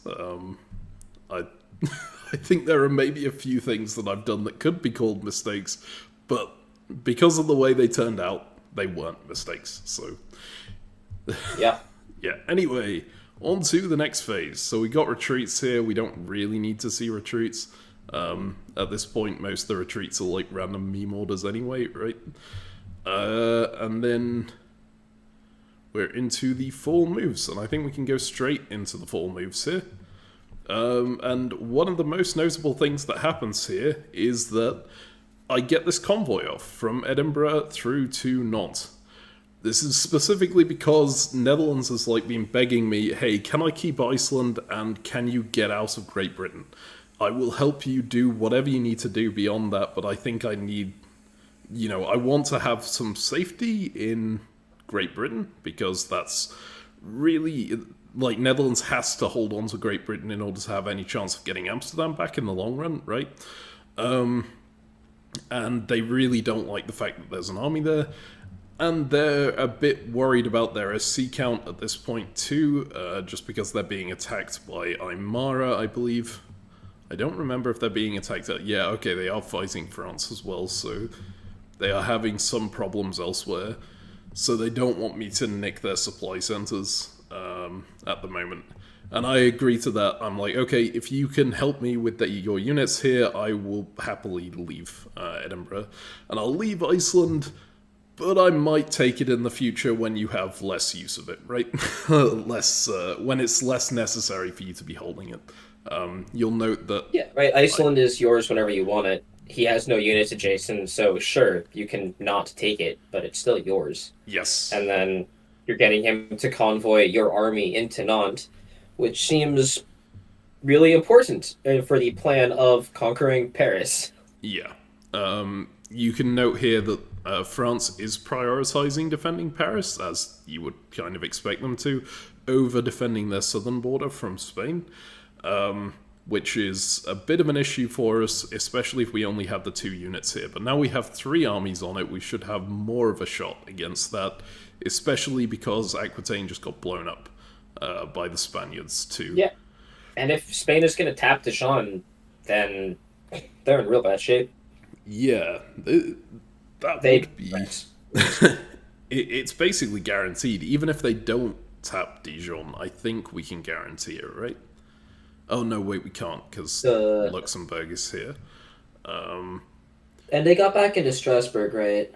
I think it bounces, because Hesse tries to go into Strasbourg. Oh, no. Okay, never mind, they support it. Yeah, because Luxembourg supports that, and so I think they're in Stras, and so, like, they can hold Paris and cut Reims. Mm-hmm. And, like, Dijon is uncuttable from you, right? So even if you support with you're supporting Normandy even if not, yeah, you're not taking Paris unless Spain cuts Dijon. In spring, at least. Sorry, fall. This is spring. So, yeah. But I don't know. I think it's likely that Spain would be happy to see France lose Paris. Yeah, I would think so too. So we'll see how that goes when we get to it. Over here, things going really well. I think I pick up Pressburg, I pick up Vienna from this attack. I've managed to move into Saxony, so we've now got this full line against France again. I get that convoy off, which shows that it was a mistake to go to Gothenburg. It really should have just gone to Scania. It would have been a slightly better a more flexible way of doing this, right? But it ends up in the same place in Munster. And then Poland and I are bouncing over Amsterdam just to make sure that the Dutch don't sneak in. But Poland is willingly giving me Utrecht here as part of our deal. Yeah. They do get Austria Kiev, I think. So Poland don't actually go negative at all from losing Utrecht. This is... Yeah, and you get Bakhchisarai, right? Yes, I do. Which formerly was a Polish dot. And so now it's a, Okay, when I say they don't get negative, actually, I guess they do go negative because they lost both of these. But I think their units on that front got blown up. I guess we'll have to see when we get to builds, because I can't be bothered counting. But yeah, you can see Safavid's coming full force north again here. And, well, I get back Bakhchisarai, which is nice, but I'm still at war with the Ottomans, and Ottomans have full control over the Black Sea. There's no way I'm ever going to get any sort of unit that can tap Black Sea or anything like that. It would require coring something in this area, and that's basically impossible to do when they've got a fleet there. So I'm not sure I have high hopes for keeping Bakhchisarai, but I'll try. Yeah, there's a world where you get Abyssinia into Aegean or something, right? Abyssinia? Nah, that's too try-hard. Too try-hard. That's a neighbor of a neighbor. We don't talk to them. Sorry, I forgot. That is true, but also, like, how would I get Abyssinia into Aegean Sea? This is... I guess we need to get Ottomans to disband enough that they can just walk in, because Abyssinia don't have I mean, you just ask them nicely. They're in Red Sea, right? Like, Abyssinia has a fleet in Ionian. If they can get a fleet in Ionian, surely they can get a fleet to Aegean. Yeah... Well, we can see, I guess. No, you were absolutely correct in your previous assumption that I did not bother talking to Abyssinia because they were too far away. Yeah, dude, I wouldn't think about talking to someone in, like, Eastern Africa if I'm Sweden.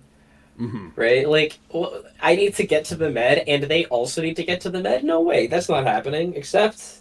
Oops, I guess. Yeah, I wasn't looking at the rest of the board at all. Now that I'm looking down here, it looks like it's kind of interesting. I think there's clearly other cool stuff happening.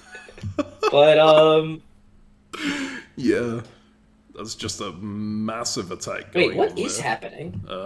It's like the most dense area you could possibly have on the Arabian coast. Yeah.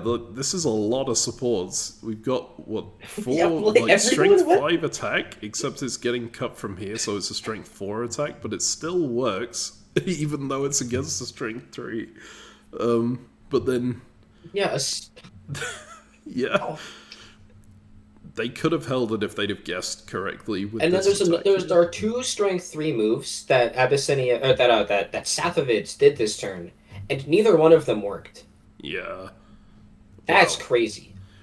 It is. There's a lot of force being pushed into like very specific provinces here, and not a lot. We don't care. This isn't relevant. I know it's our neighbor, but who cares? Yeah, I'd obviously be happy to see Safavid going down some centers, but I wasn't paying attention. So, I mean, I think Safavid is, right? Because in the east, right, they're not getting anything from the weird Google colors. They swapped here, right? They get it's just a swap. And then they lost the dots to the coast, and they didn't get anything back, right? Yeah. And then they didn't get anything from you? They got 1 from Poland here, so I think they end up completely even. Yeah, not disbanding. Oh, well, you got a unit into the Siberian tundra, so... This is true. Your position's still improving. Notably, this was a center that Qing was... not a center, a province that Qing was asking me very much not to go to, the Siberian tundra, and I just went in anyway, because Qing's... reasoning for me not going there was that Qing was going to go there and help me against Safavid. And as you can see from the moves here, they don't seem particularly inclined to do that. Admittedly, it may be slightly my fault with actions that I may have taken over here, but I, I think they weren't going to help me anyway. Yeah, I think that's a fair read. And part of the absurdity about that argument is Siberian tundra is a high seas province, right? So they can also be in there. Yes. I think they were just concerned that I would walk out here and snipe Krasnoyarsk, which I don't know why they would think Completely that I would unreasonable. ever do something like that. That's just ridiculous. Truly, it's clear paranoia on their behalf. Just completely absurd. Yep. All right. This is Luxon, right? Yeah. Yes. So yeah, I'm just maneuvering forward on this front. Safavid are also maneuvering forward, so really there's no great progress made even with the advance into Siberian tundra. It helps me a little bit, but it's gonna take a long time for me to get anywhere here. So really the main focus is over here. That's sort of all it is right now. And notably, Yeah, that's where the capitals are. yeah, even though I am full force attacking the French, I am still in discussions with them and Netherlands on ways to end the game, and ways to get us all over a certain dot count, right?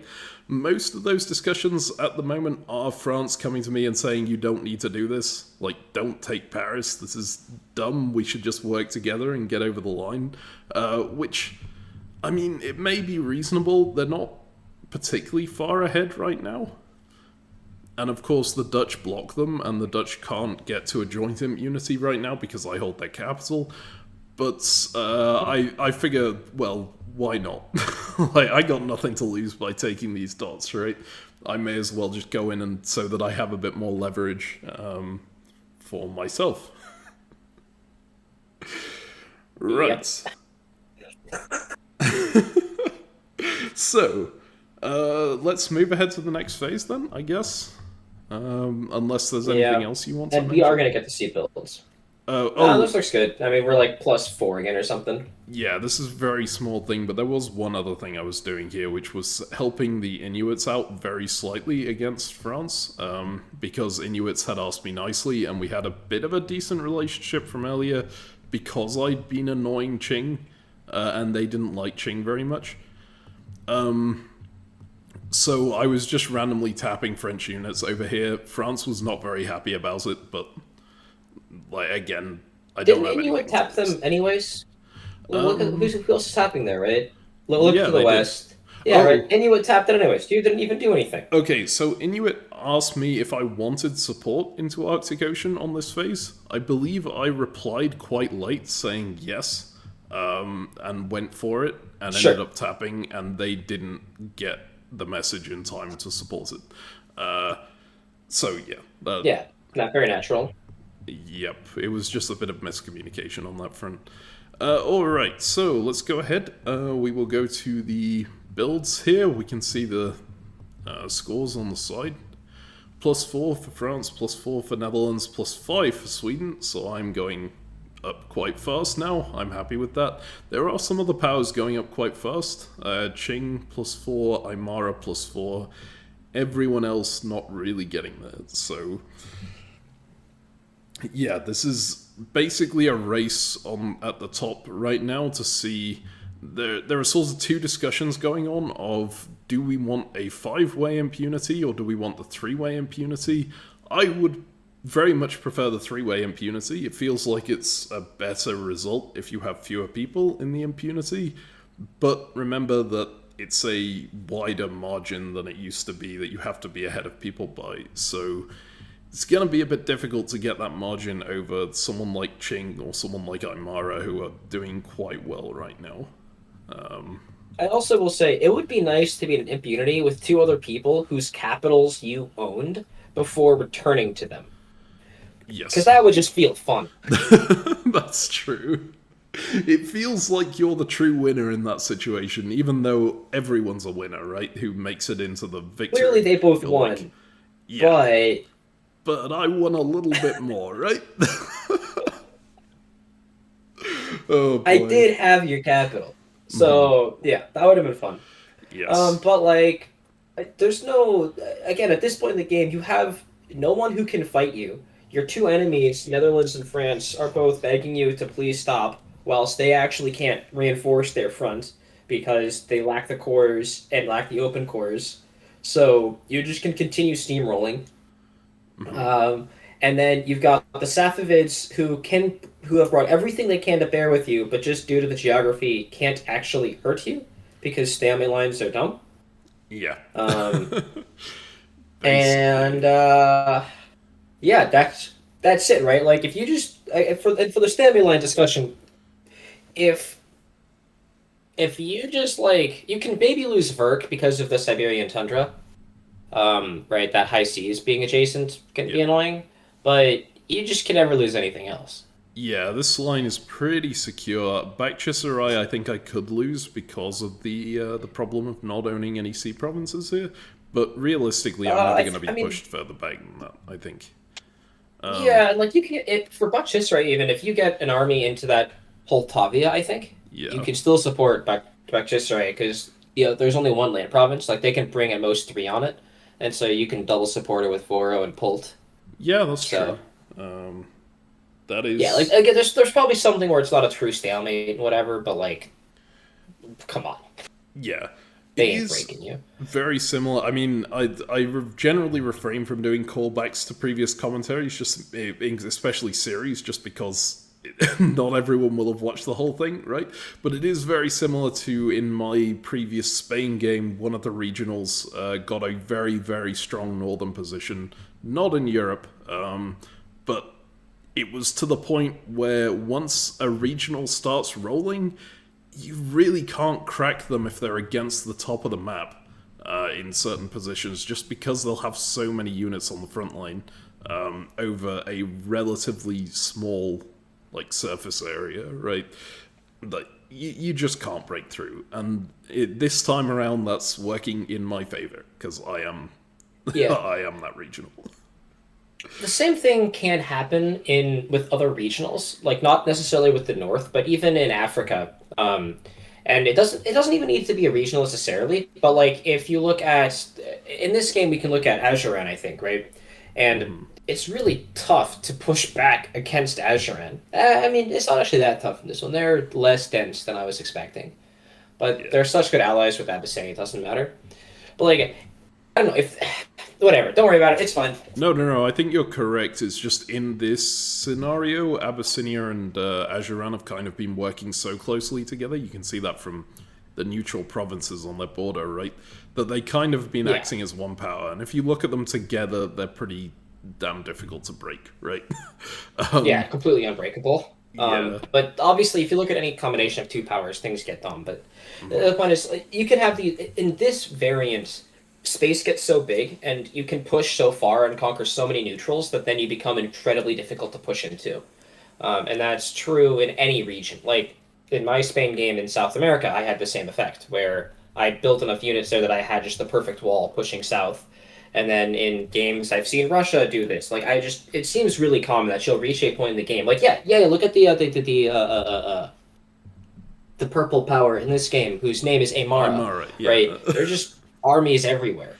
Right? Like okay, yeah, maybe Quito can get broken, maybe at the edge, and like potentially you could have these like small dot shuffles where it starts getting broken down literally by a stalemate, but you can't really break it. And plus Amara is +4, I think, and so they're Yeah. going to be building a lot and reinforcing everything even more. So like, yeah, late game imp dip gets really weird with the stalemates that aren't true stalemates, right? Like it's better than some variants where the board just gets literally locked. And avoiding that is important, but it's basically locked. Yeah. The I think for South America in particular, it's much harder to lock just because there's so many of these sea, like the high seas provinces around them that allow for like sneaky convoys in certain areas. That basically, if you have to defend your entire coast with armies, then you're probably not going to have a true stalemate line. Yeah, But it's certainly close to if people can't dedicate enough units to getting there. And even if people dedicate enough units, it's still very slow progress against you, right? Yeah, and that is comparing that to like Safavid, so like you in this Sweden position, it is easier for sure in South America to break them. Whereas, yeah, in Sweden here, I think if the rest of the board said, "Okay, guys, we are all going to work together to kill Sweden," and like you give me control of everyone else, it'll take me like what 10 years Yeah. to start really cracking you, and that's with like perfect coordination from everyone else. Yeah, so Yeah. game's tough. Good Indeed. job, good position. Alright, let's go through to the spring here. So, well, we get the builds first. I put down a new fleet, a few new armies in various places. Despite me keeping Baltic there, I don't have an army build behind in Stockholm. Helsingfors can go. Yeah, Helsingfors can get convoyed, and Arkhangelsk is kind of needed to plug gaps on this front.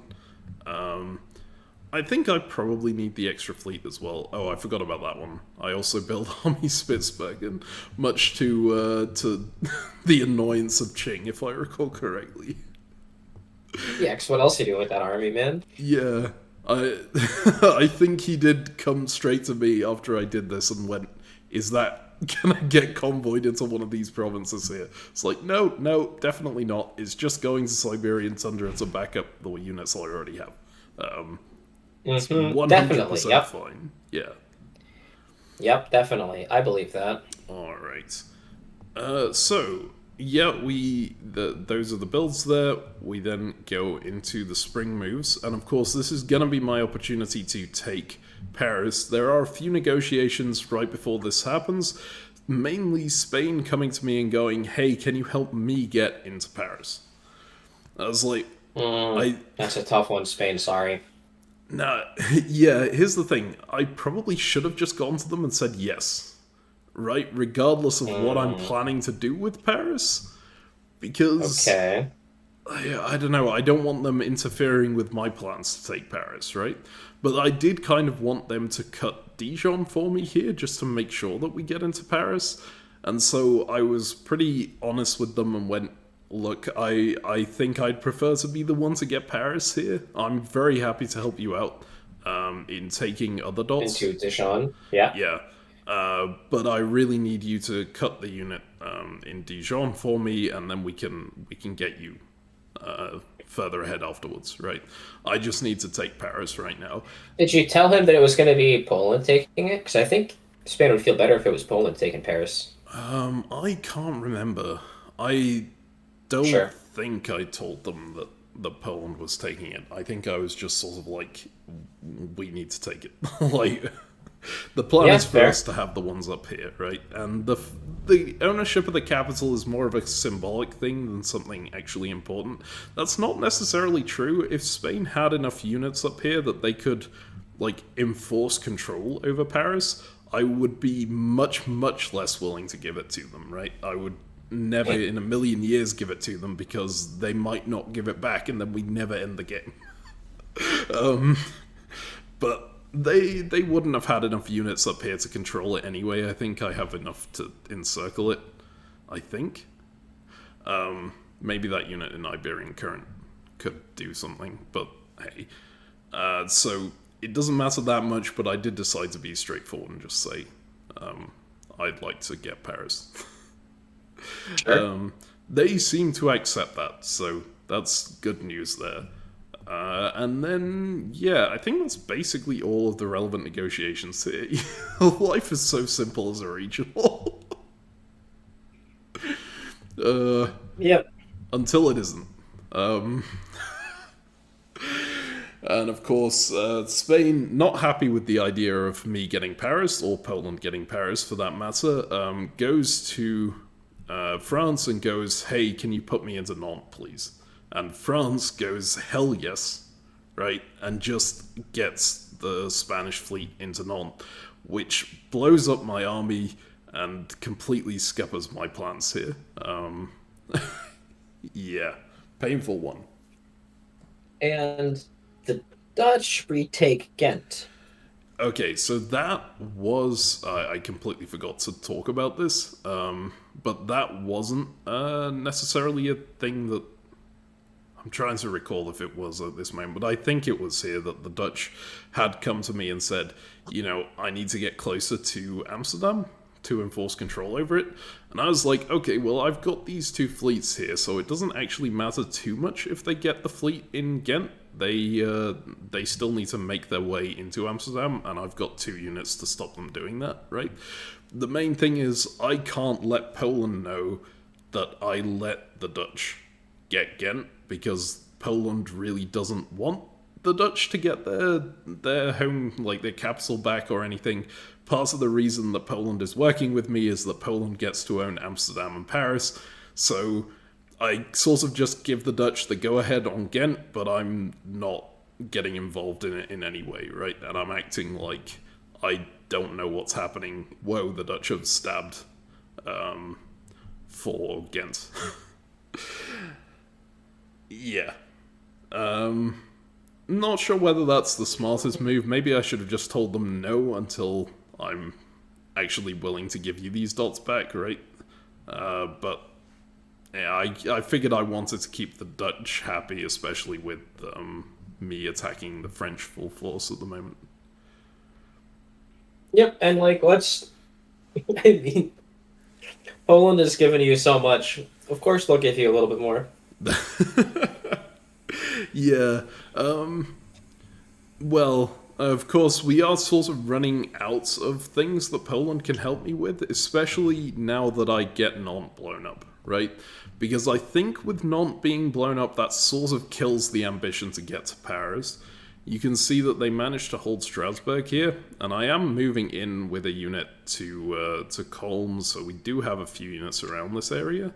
But with the Spanish helping the French, there's no way I'm getting through this line back here. That's just completely impossible now, right? I hope you agree with that assessment. Yeah, it looks pretty tough. And if you can expect that Spanish army in Bern to help things, then it's real rough.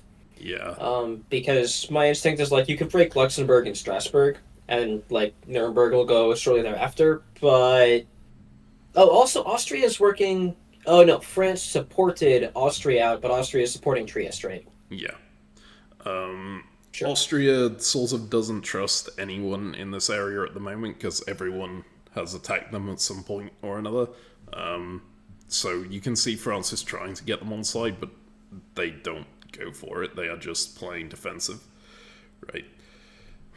I don't know why I tapped Trieste here. I think it's possibly because I thought they would be maneuvering somewhere else. Yeah.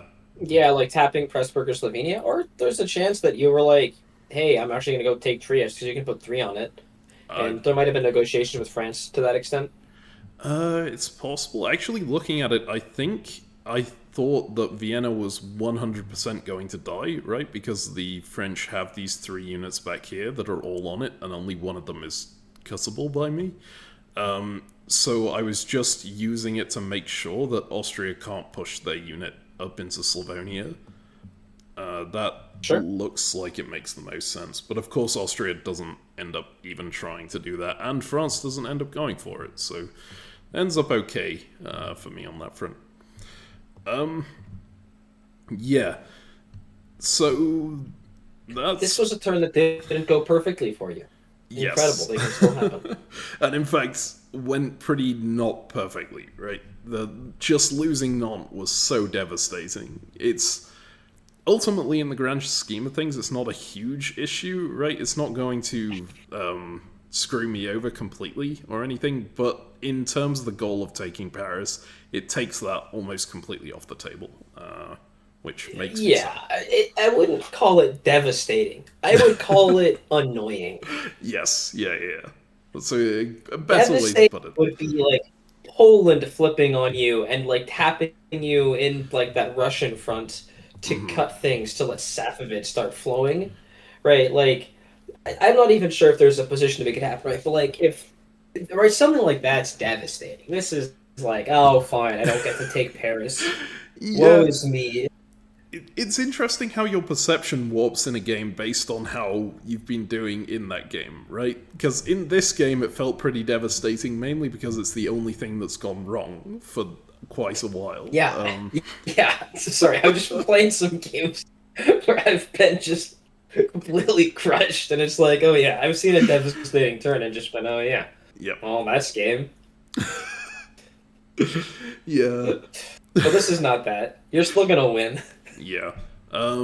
Notably over here, I am going into Ochakiv with support. That is with Polish permission. They wanted me to back it up in case the Ottomans went for it, right? And you can see I'm moving down here. I am leaving myself the option to go into Polish dots if I need to. You can see I've still got the unit adjacent to Warsaw. I had a good excuse for that. It couldn't go to Brandenburg because Helsingfors was coming through. But I am still eyeing up those Polish dots and going, maybe this is the moment. Like, I don't know how much more Poland can give me. I absolutely need dots in order to get to the victory. In fact, I only need 3 dots, but I would quite like to get to that victory condition, and ideally fast, so that if there's any shot of cutting Qing and Aymara out of the impunity, we take it, right? We get to that victory supply center limit before they get within the correct amount to block it. I don't think it's likely that we manage to cut them out, but I do want to take that opportunity if it is there. And of course, no such thing as gratitude in diplomacy. Poland has done so much for me, but I am still thinking of taking them out like that, because at this point, I mean, there's just quite a lot of dots there, right? Now, at this point, there aren't that many left, right? Yeah. There's Warsaw, Ochakiv, Jazzy, and Targo Beast, yes. Yeah, that one. And of course there's Amsterdam, but that would be going to the Dutch in this case, yeah, right? that's the Duchess, right? That's not Poland's, that's Duchess, just on loan. Yeah. At least in the world where we're trying to reach an impunity instead of going for the solo. Yes. But I just remember you giving me so much lip when I had weak players that I lied to near the end and then finished them off. Instead of putting them in places, and you were like, I can't believe you would do something like that when I'm one dotting these small powers, and you're sitting here like, oh yeah, I recognize that Poland has given me what, 10 dots? 15? Well, look, if they've given me that many dots, they surely won't be upset if I take more. Except for the fact that they told you not to. Anyways, I totally agree with your analysis of trying to win the game. It makes a lot of sense to take Poland's dots. I also just feel the need to give you a little bit of shit for how you pretended to be moral when I'm the one playing, and you're like, oh no. Anyways, okay. Yeah. Good for you, CaptainMeme. I may have been slightly less moral towards the end of this game. I think it's Ezio's influence, to be honest. It's Yeah, fair. Yeah, you've been spending too much time talking to me about winning the game analysis and being like, oh, let's make sure we actually win. Yeah. All right, great. Okay. Other things that happen, you can see I convoy Spitsbergen into Yamalia. I'm not attacking Qing because I see that, we might. Well, mainly because I see I can't really get anything from attacking Qing, but also partially because I see that we might need to work with them, so maybe I shouldn't be annoying them so much, right? And over here, I am still going for Arctic Sea, and they failed to support me in again. Is this the same turn, or is this me doing the same thing again? Oh, this is the next turn. Okay, maybe I misremembered which phase was which then. But, man, I could have sworn that Inuit was supposed to give me support somewhere across this. And it's also very plausible that he was supposed to give you support, but also Inuit didn't want you in there. Yeah. And so, oops, I accidentally tapped it myself. So sorry, CaptainMeme. Promise I'll do it better next time. Yeah, the Next one thing time. that... So, that is very feasible. The one thing that made me think that that wasn't the case is that at this point, Inuit is just dead, right? They have a few centers left, but they are getting surrounded Yeah. by everyone. And one of their like final things was, I really dislike the French because they're the main reason I'm in this situation, or one of the main reasons I'm in this situation. Can you please Sure. help me screw with them? They're clearly not helping me screw with the French very much here, so Yeah, that's yeah. fair. Anyway, we will go ahead and move to the next phase here as we go through spring retreats. And then into fall moves, and you can see I do make the stab on Poland now. I'm like I know the Polish moves. I think I can get these dots here. And Warsaw, and we need to get the Dutch into Amsterdam because we're aiming to get the impunity, and I'm now reaching that point where it's fine to give them The three-way impunity. centre back. Yeah, and I don't think Poland would have reacted very well to the Dutch being let back into Amsterdam by me, so I may as well just do it, right? And you can see I do. And then Poland's going to go down to 1 dot. And if they only have 1 dot, what are they going to do to us? They actually have 2. They keep Targov East and they keep Constantinople. I think Do they they? keep Constantinople. Oh no, wait! It Oh gets yeah, because attacked by... Slovenia gets cut. Yeah, Salonika gets cut here with Salonika, yeah. Tripoli. Yeah. Okay. So yeah, and you can see that even though Spain kind of screwed us over in taking Paris, Spain is now attacking France again. It was just a temporary, like, screw you, I want to be the one who takes down France moment. So yeah. Well, France agreed to just give them Nantes, and, like, that's fun. So, of course they would do that. But yeah, Marseille is still an important thing, and I think... we might go back. I think France might have disbanded a fleet in the Med in exchange for this, but maybe I'm misremembering. It's possible. It looks like they did. I don't know if it was in exchange. Yeah, there might have been a for bounce from Ligurian. retreats. Oh no, they did have the opportunity to retreat there. Yeah, right. Sounds like they made a deal, and that was a good deal, and now that France has fewer fleets, easier for Spain to take stuff. Yes, exactly. And unfortunately for me now, Austria is cooperating with France and attacking me, trying to get their capital back, which I think they managed to do. Yeah, they do manage to do it. It's a bit and hard they bounced out of Trieste, so they're actually building again. Yes, it's painful. They get into Sarajevo as well. But yeah, so Vienna is a really tough thing to hold from this side. It's kind of hard to see here because of where the unit is, but this is Innsbruck that goes to the edge here, and Bavaria is above it. So there's a lot of provinces that sort of border Vienna, but can't be tapped by anything unless you get round behind it. So yeah, I didn't have high hopes for keeping Vienna anyway. But I don't think that's going to be hugely painful for me. I mean, I've got units. This one can retreat into, like, Silesia or Saxony, and I can get a unit round to backfill so that I have it completely surrounded pretty soon after. Yeah, here's where I have an issue. I don't know what all of the moves around Saxony succeeded or not. Here's where I kind of prefer the web dip thing of, like, show me where the units are, and then what moves do they take to get there. Like...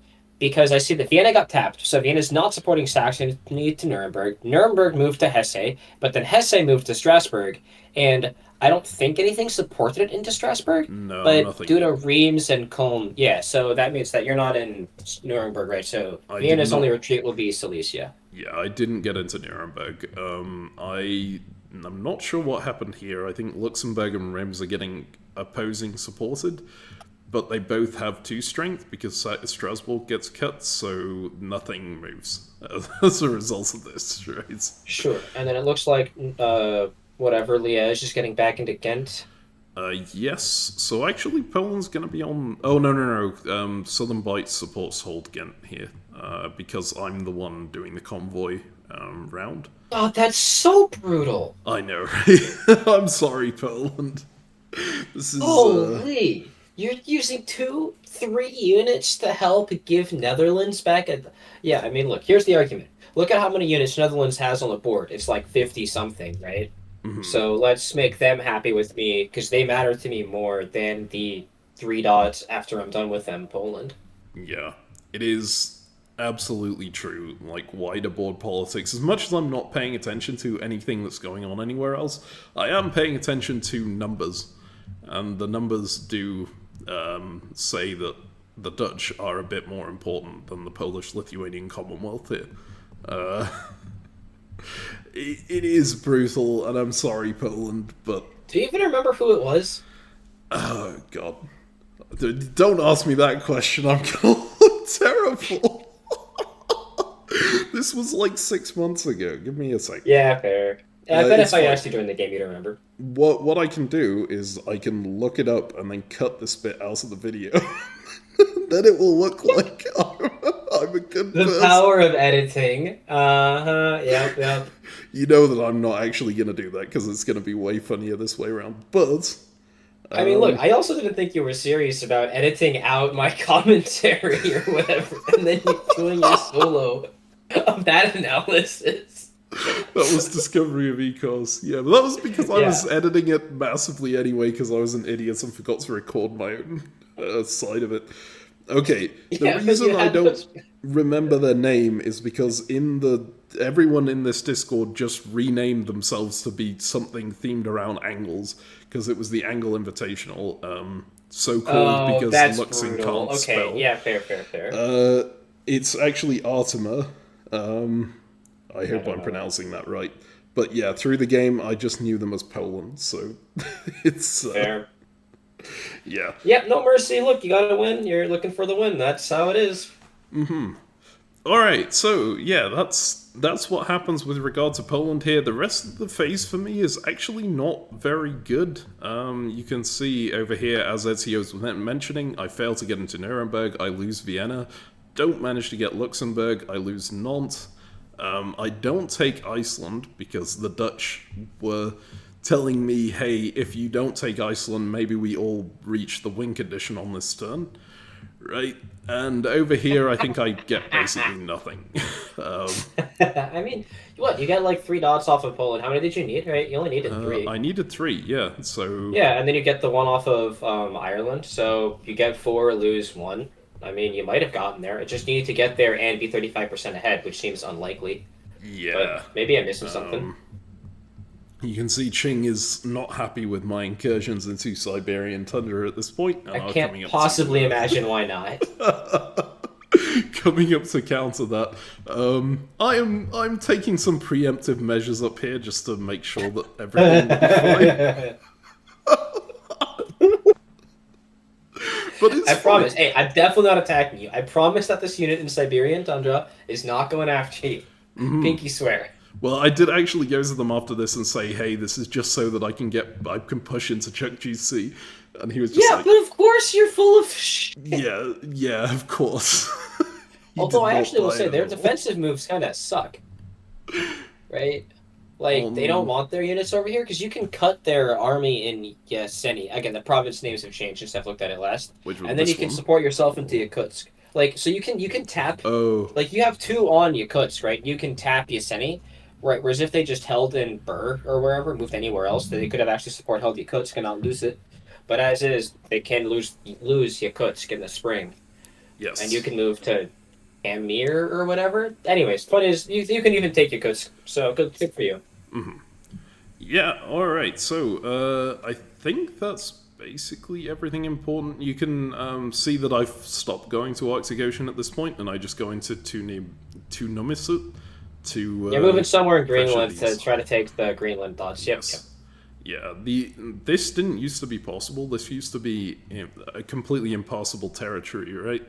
And you would have to go down into North Atlantic Ocean in order to take these dots. Now it is actually quite a useful province because it borders two separate ones.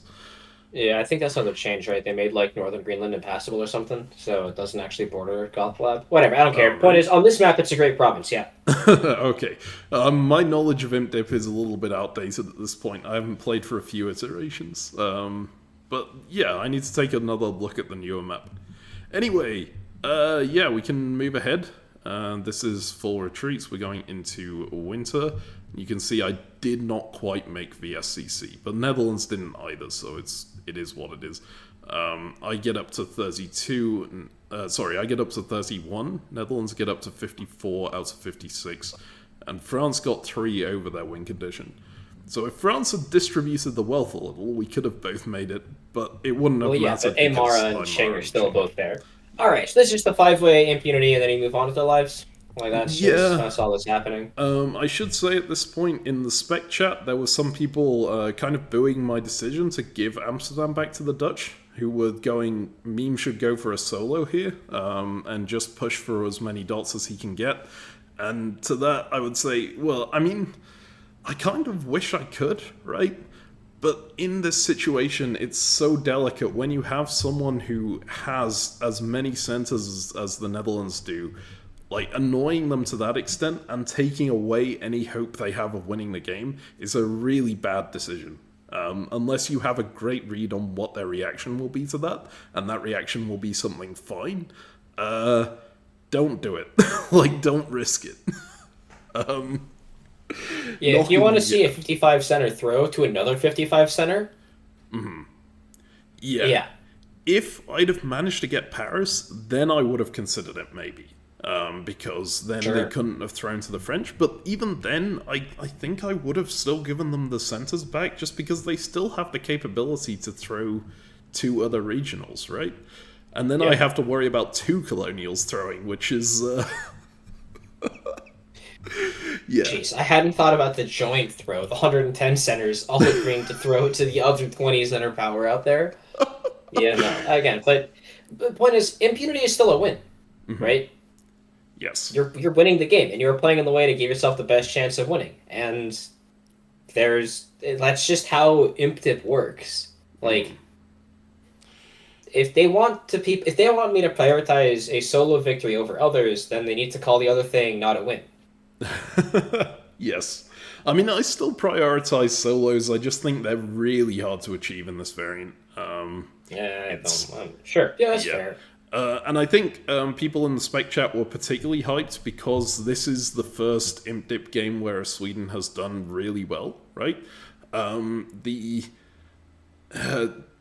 Obviously, the flip side of that is I only did as well as I did because I was able to just kind of run into all of the Polish land while the Polish were moving the other way. I think there were other Swedens before this that did kind of equally well as me up until that point, but just couldn't get that momentum at the end to get into that VSCC gap that they needed to get into, right?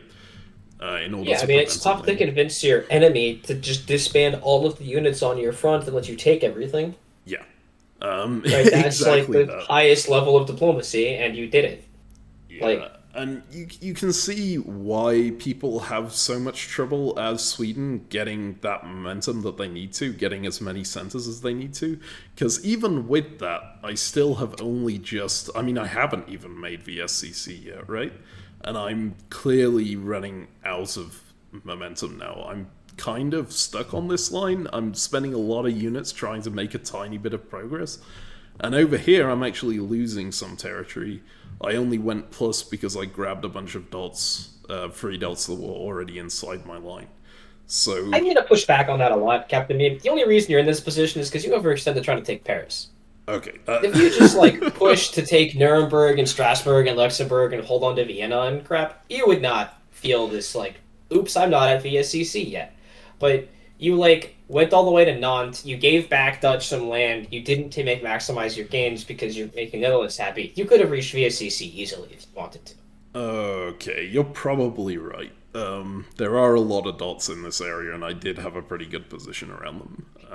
Yeah, but again, you want to take Paris, and you had a vassal that wanted to be the one to take Paris, and you were it made sense. It was the right decision in game. I'm pretty confident, especially to maximize chance at winning. It's just you're not racing because you're not trying to get there that fast. You're trying to make sure you're in a position such that you will always get there, and that means you're going to be fine. Yeah. Pretty much. I think I agree with you. I probably misspoke in saying it's. I think it's still really difficult for Swedes to get momentum. I think that's the biggest Yeah, problem with Sweden, right? I completely agree with that, right? Like Poland, even as you kill Poland, if they sit there and like tap your stuff in Gdansk, you're never get a core there. And your core on the mainland, ever since you've got it, you've built out of there like every phase. And Yeah. that's massively accelerated your progress into it. And there's no way most Polands are going to let you get that. Like, why would they? Yeah. Precisely. So, anyway, that is pretty much it for winter phase, I think. We're going forward here, and of course at this point, we sort of all come to the conclusion, alright, this is gonna be a 5-way impunity. There's no way you get anything else out of this situation, right? We kind of have to boost Qing and Aymara a little bit, and just get everyone to the 100% mark.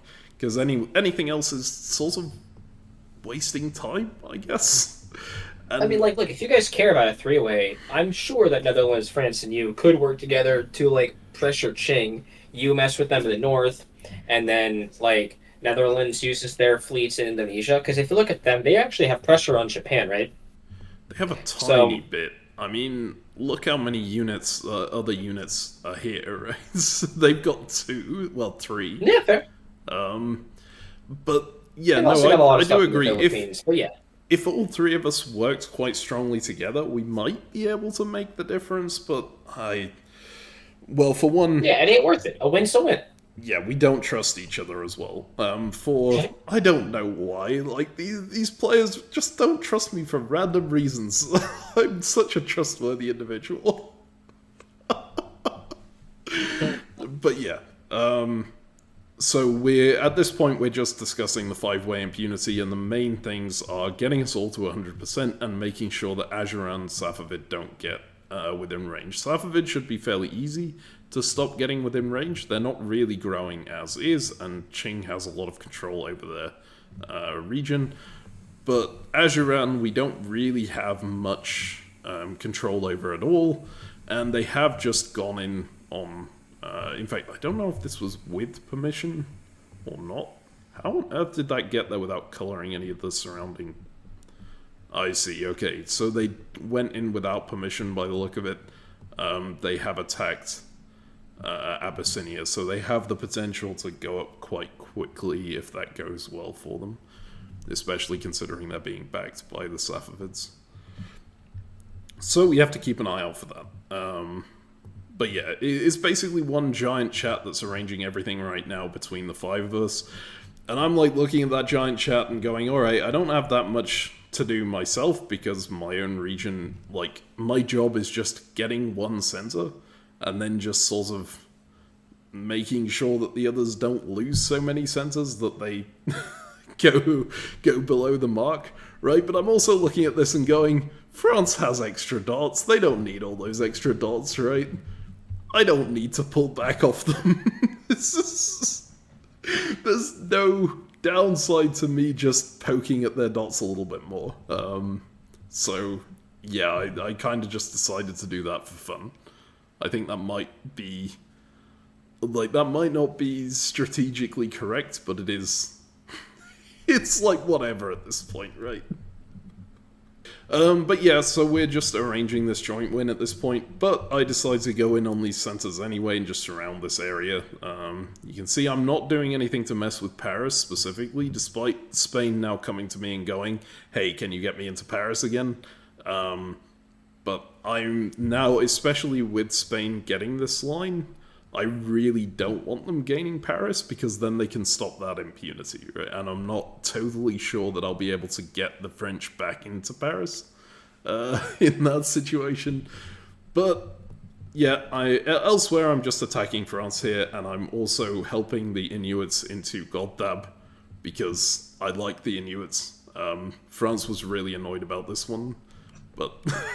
Because you're not even taking it for yourself. Your whole thing about, like, oh, I just need a couple extra dots to make impunity, and you're just, like, actively screwing with the guy. Like, yeah, But, I mean, France has more dots than they need, so they can spare a See, couple, right? this game is the most classic example of in diplomacy, get strong and the game will be fun. And if you're not strong, the game is not fun. Yeah. Pretty much, you can just do what you like at some point. That's not really true. That's really bad advice, right? Don't just do what you like in diplomacy. Do what's strategically best. But at the same time, I'm kind of enjoying doing whatever I like. So, yeah.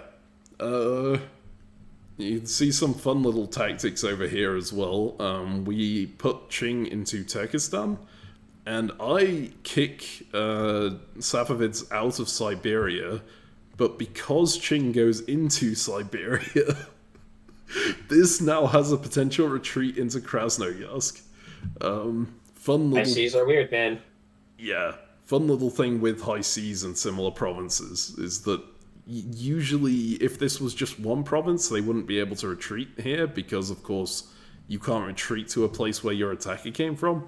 But because this is divided into multiple provinces, they haven't technically gone into the same place, so it can now retreat into there. Over here, I kind of stopped messing with Qing and just take Chukchi Sea. And I think that's basically everything that happens there.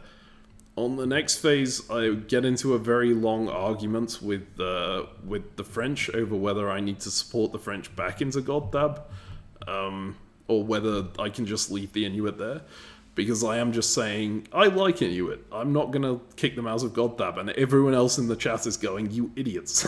We need to get all of the dots for all the powers. If France has an extra dot, that's an extra dot that they can donate to someone who needs it, like Netherlands or Aymara or Qing or whatever. You should just let them take it. It could even be you. But it shouldn't be Inuit. But I was just like, nope. I like Inuit, screw you. And there's nothing they can do about it. I'm just too powerful in this area, and I have too little incentive. There's nothing bad that happens to me if the game goes an extra year. So I'm just like, no. I'm keeping Inuit alive there, screw you. And you can see, well, we just core these. The French can't get in by themselves anyway right now because they don't have anything in Arctic, but they were hoping that I would support them in, which I don't do. And you can see I annoy them enough that they do negotiate support from the Dutch to get into Rockall Rise, to just in case I'm doing some, annoying stuff in that area as well, which I wasn't expecting. I could have easily held this if I hadn't just meme called with all of my fleets. Well, now you're going to go retreat to Iceland, I think. And so that'll be fun. Yeah, so this is the thing, right? I'm even giving the Dutch a dot here in Edinburgh because the Dutch needed that dot to get to the VSCC condition. And they knock me out of Rockall Rise. And if we can see, I'm just trying to think if there's anything particularly important on the moves here, but I don't think there is for me. Everything stays basically how it was. I think I actually do get into Trieste because the French cut Venice. But that's the only big thing that happens there. And if we go to the VSCC counts, you can see everyone gets to 100%.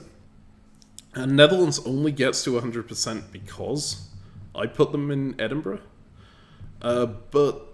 Actually, no, I did retreat straight into Iceland. Okay, never mind. They got 1 over 100%, so I just decide, screw it, I'm retreating into Iceland. Sure. But Ajuran gets to 67.9, which is just within range because they changed the thing to 35%. Right? And so now everyone's like, oh god, how the hell are we going to make sure that Ajuran goes down a dot here? Because it is just 1 dot difference that they need to be down. Yep. But yeah, we're all just looking at this and going, ugh. Alright, we have to play out another year. And I'm looking at it and going, I don't care. It doesn't concern me at all. I'm just going to keep being annoying in the corner for this next year, as long as it doesn't like completely demolish plans to end the game. I'm happy to just poke at stuff. So yeah, that is the current situation. Then we go. Yep, we go into another year. You can see I'm still pushing forward on the French front here. I'm just tapping random stuff in the Dutch area. I actually thought I would just be tapping London, but they moved to defend Oxford, so I take London by accident. Well, not take because it's spring phase, but... How sad. Yep.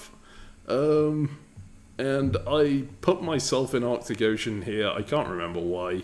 I think it was just to stop the French getting there. And yeah, nothing else really matters. For me, at least. There's very little going on that concerns me. All of the tactics are down here. And even though I was in the chat where they were planning those tactics, I was not paying any attention to them whatsoever. So, yep. We go through to spring retreats and then in fall moves. Here, I think France told me that in order to get to the number that I needed to get to, I would need to give them Luxembourg. Which I was just like, I can't be bothered looking at the rest of the board to make sure that you're telling the truth, so sure, you can have Luxembourg, right? It's whatever. And you can see in the next phase, I do actually give them Luxembourg, but at the same time, I tap Nuremberg to be annoying, and I take Nuremberg off them, so it doesn't help. But I do vacate London at the same time. I am just generally being... I'm being annoying, but I'm not being so annoying that as to stop the game from ending if it gets to the point that they think it's going to, right? And in fact, at this point, we can see Ajuran did go down a supply center there, so they end up on 64.3, which is one below what they needed in order to stop us. But actually, it might be two below now that Qing got to 103. So we have the joint. And you end the game on the highest VSCC count. Yeah, there you go. So being annoying pays off. It's so dumb. I mean, it's completely worthless. An impunity is an impunity regardless of what VSCC you're at. But it did give me a little bit of satisfaction to look at that and go, I'm at the top. Especially as Sweden, which is a notoriously terrible power, right? So yeah, at this point we do just declare the joint immunity. It is a 5-way win between myself, France, Netherlands, Aymara, and Qing. And that is how the game ends. So this was the first ever Sweden impunity in Imperial Diplomacy. It was very, very cool to have. There have been, I think, a fair few since then. But I got the first one, so I'm I'm quite proud of that. Yeah, they just followed where you already tread. You showed them the path. Of course, yes. I clearly coached all of these. They all came and studied my game. Exactly. 100%. Have Poland give you all of their nuts. Yeah. Oh, man. But I genuinely think this was a super interesting game dynamics-wise, because I'm sure there have been other Imperial Diplomacy games that have played out like this, but I haven't actually seen another game that came down to holding someone's capital hostage before this point. I knew that it was theoretically possible in Imperial Diplomacy, especially with Netherlands. Like, Netherlands are so vulnerable to it. But I hadn't seen it before now, and it turned out to be a pretty decent strategy to just go in and on the Dutch capital and make sure that they couldn't win. I mean, we've been talking about it since we saw the map. That is true. I'm just like. Well, it's nice to be proven right? I remember you in particular have talked about this a lot as a potential way of stopping the Dutch and a reason why the Dutch are bad. And you have now seen it in action, exactly how you predicted it being. What I will say, and I probably underestimated, was the value that they have in just saying, if you don't give me back my capital, I will throw against you. Mm-hmm. which you Yes. played around. And so it means that if the Dutch get to a point where you have to take their capital to stop them, they can maybe get it back. And so they still won this game despite losing their capital. And that is something that I underestimated. Yeah. Notably, this Dutch player, I think there were actually two Dutch players playing the same nation in this game. I say I think I know. That it was a gimmick, but I haven't been mentioning it because it wasn't really that important to my game. But they never outright threatened a throw at all, right? But just because of the possibility that they could, I think I still had to make the decisions that I made, right? A colonial this big, you just can't afford to even get them to the point where they're considering that as an option. So, yeah, that has been the Angle Invitational. Is there anything else you want to say about the game, Ezio? Or? Just really well played. Like, again, the first win as a country that's really hard to win as, and you just did it very smoothly and you made it look easy. Well, thank you. I mean, I was really happy with this result. It is important to note this was very much a casual Imperial Diplomacy game. People were playing as a game between friends rather than as a super competitive experience. So, but it's still diplomacy, and diplomacy is, at the end of the day, it still ends up being pretty difficult, even if people are playing it casually, right? But yeah, I ended up being really proud of this position. I love that I managed to get the first Sweden immunity. And I hope our viewers will now have learned how to get a Sweden impunity in Imperial Diplomacy. That is... You just get Poland to give you their dots. Alright, that has been the Angle Invitational in Imperial Diplomacy. Thank you very much for watching, and we'll see you next time.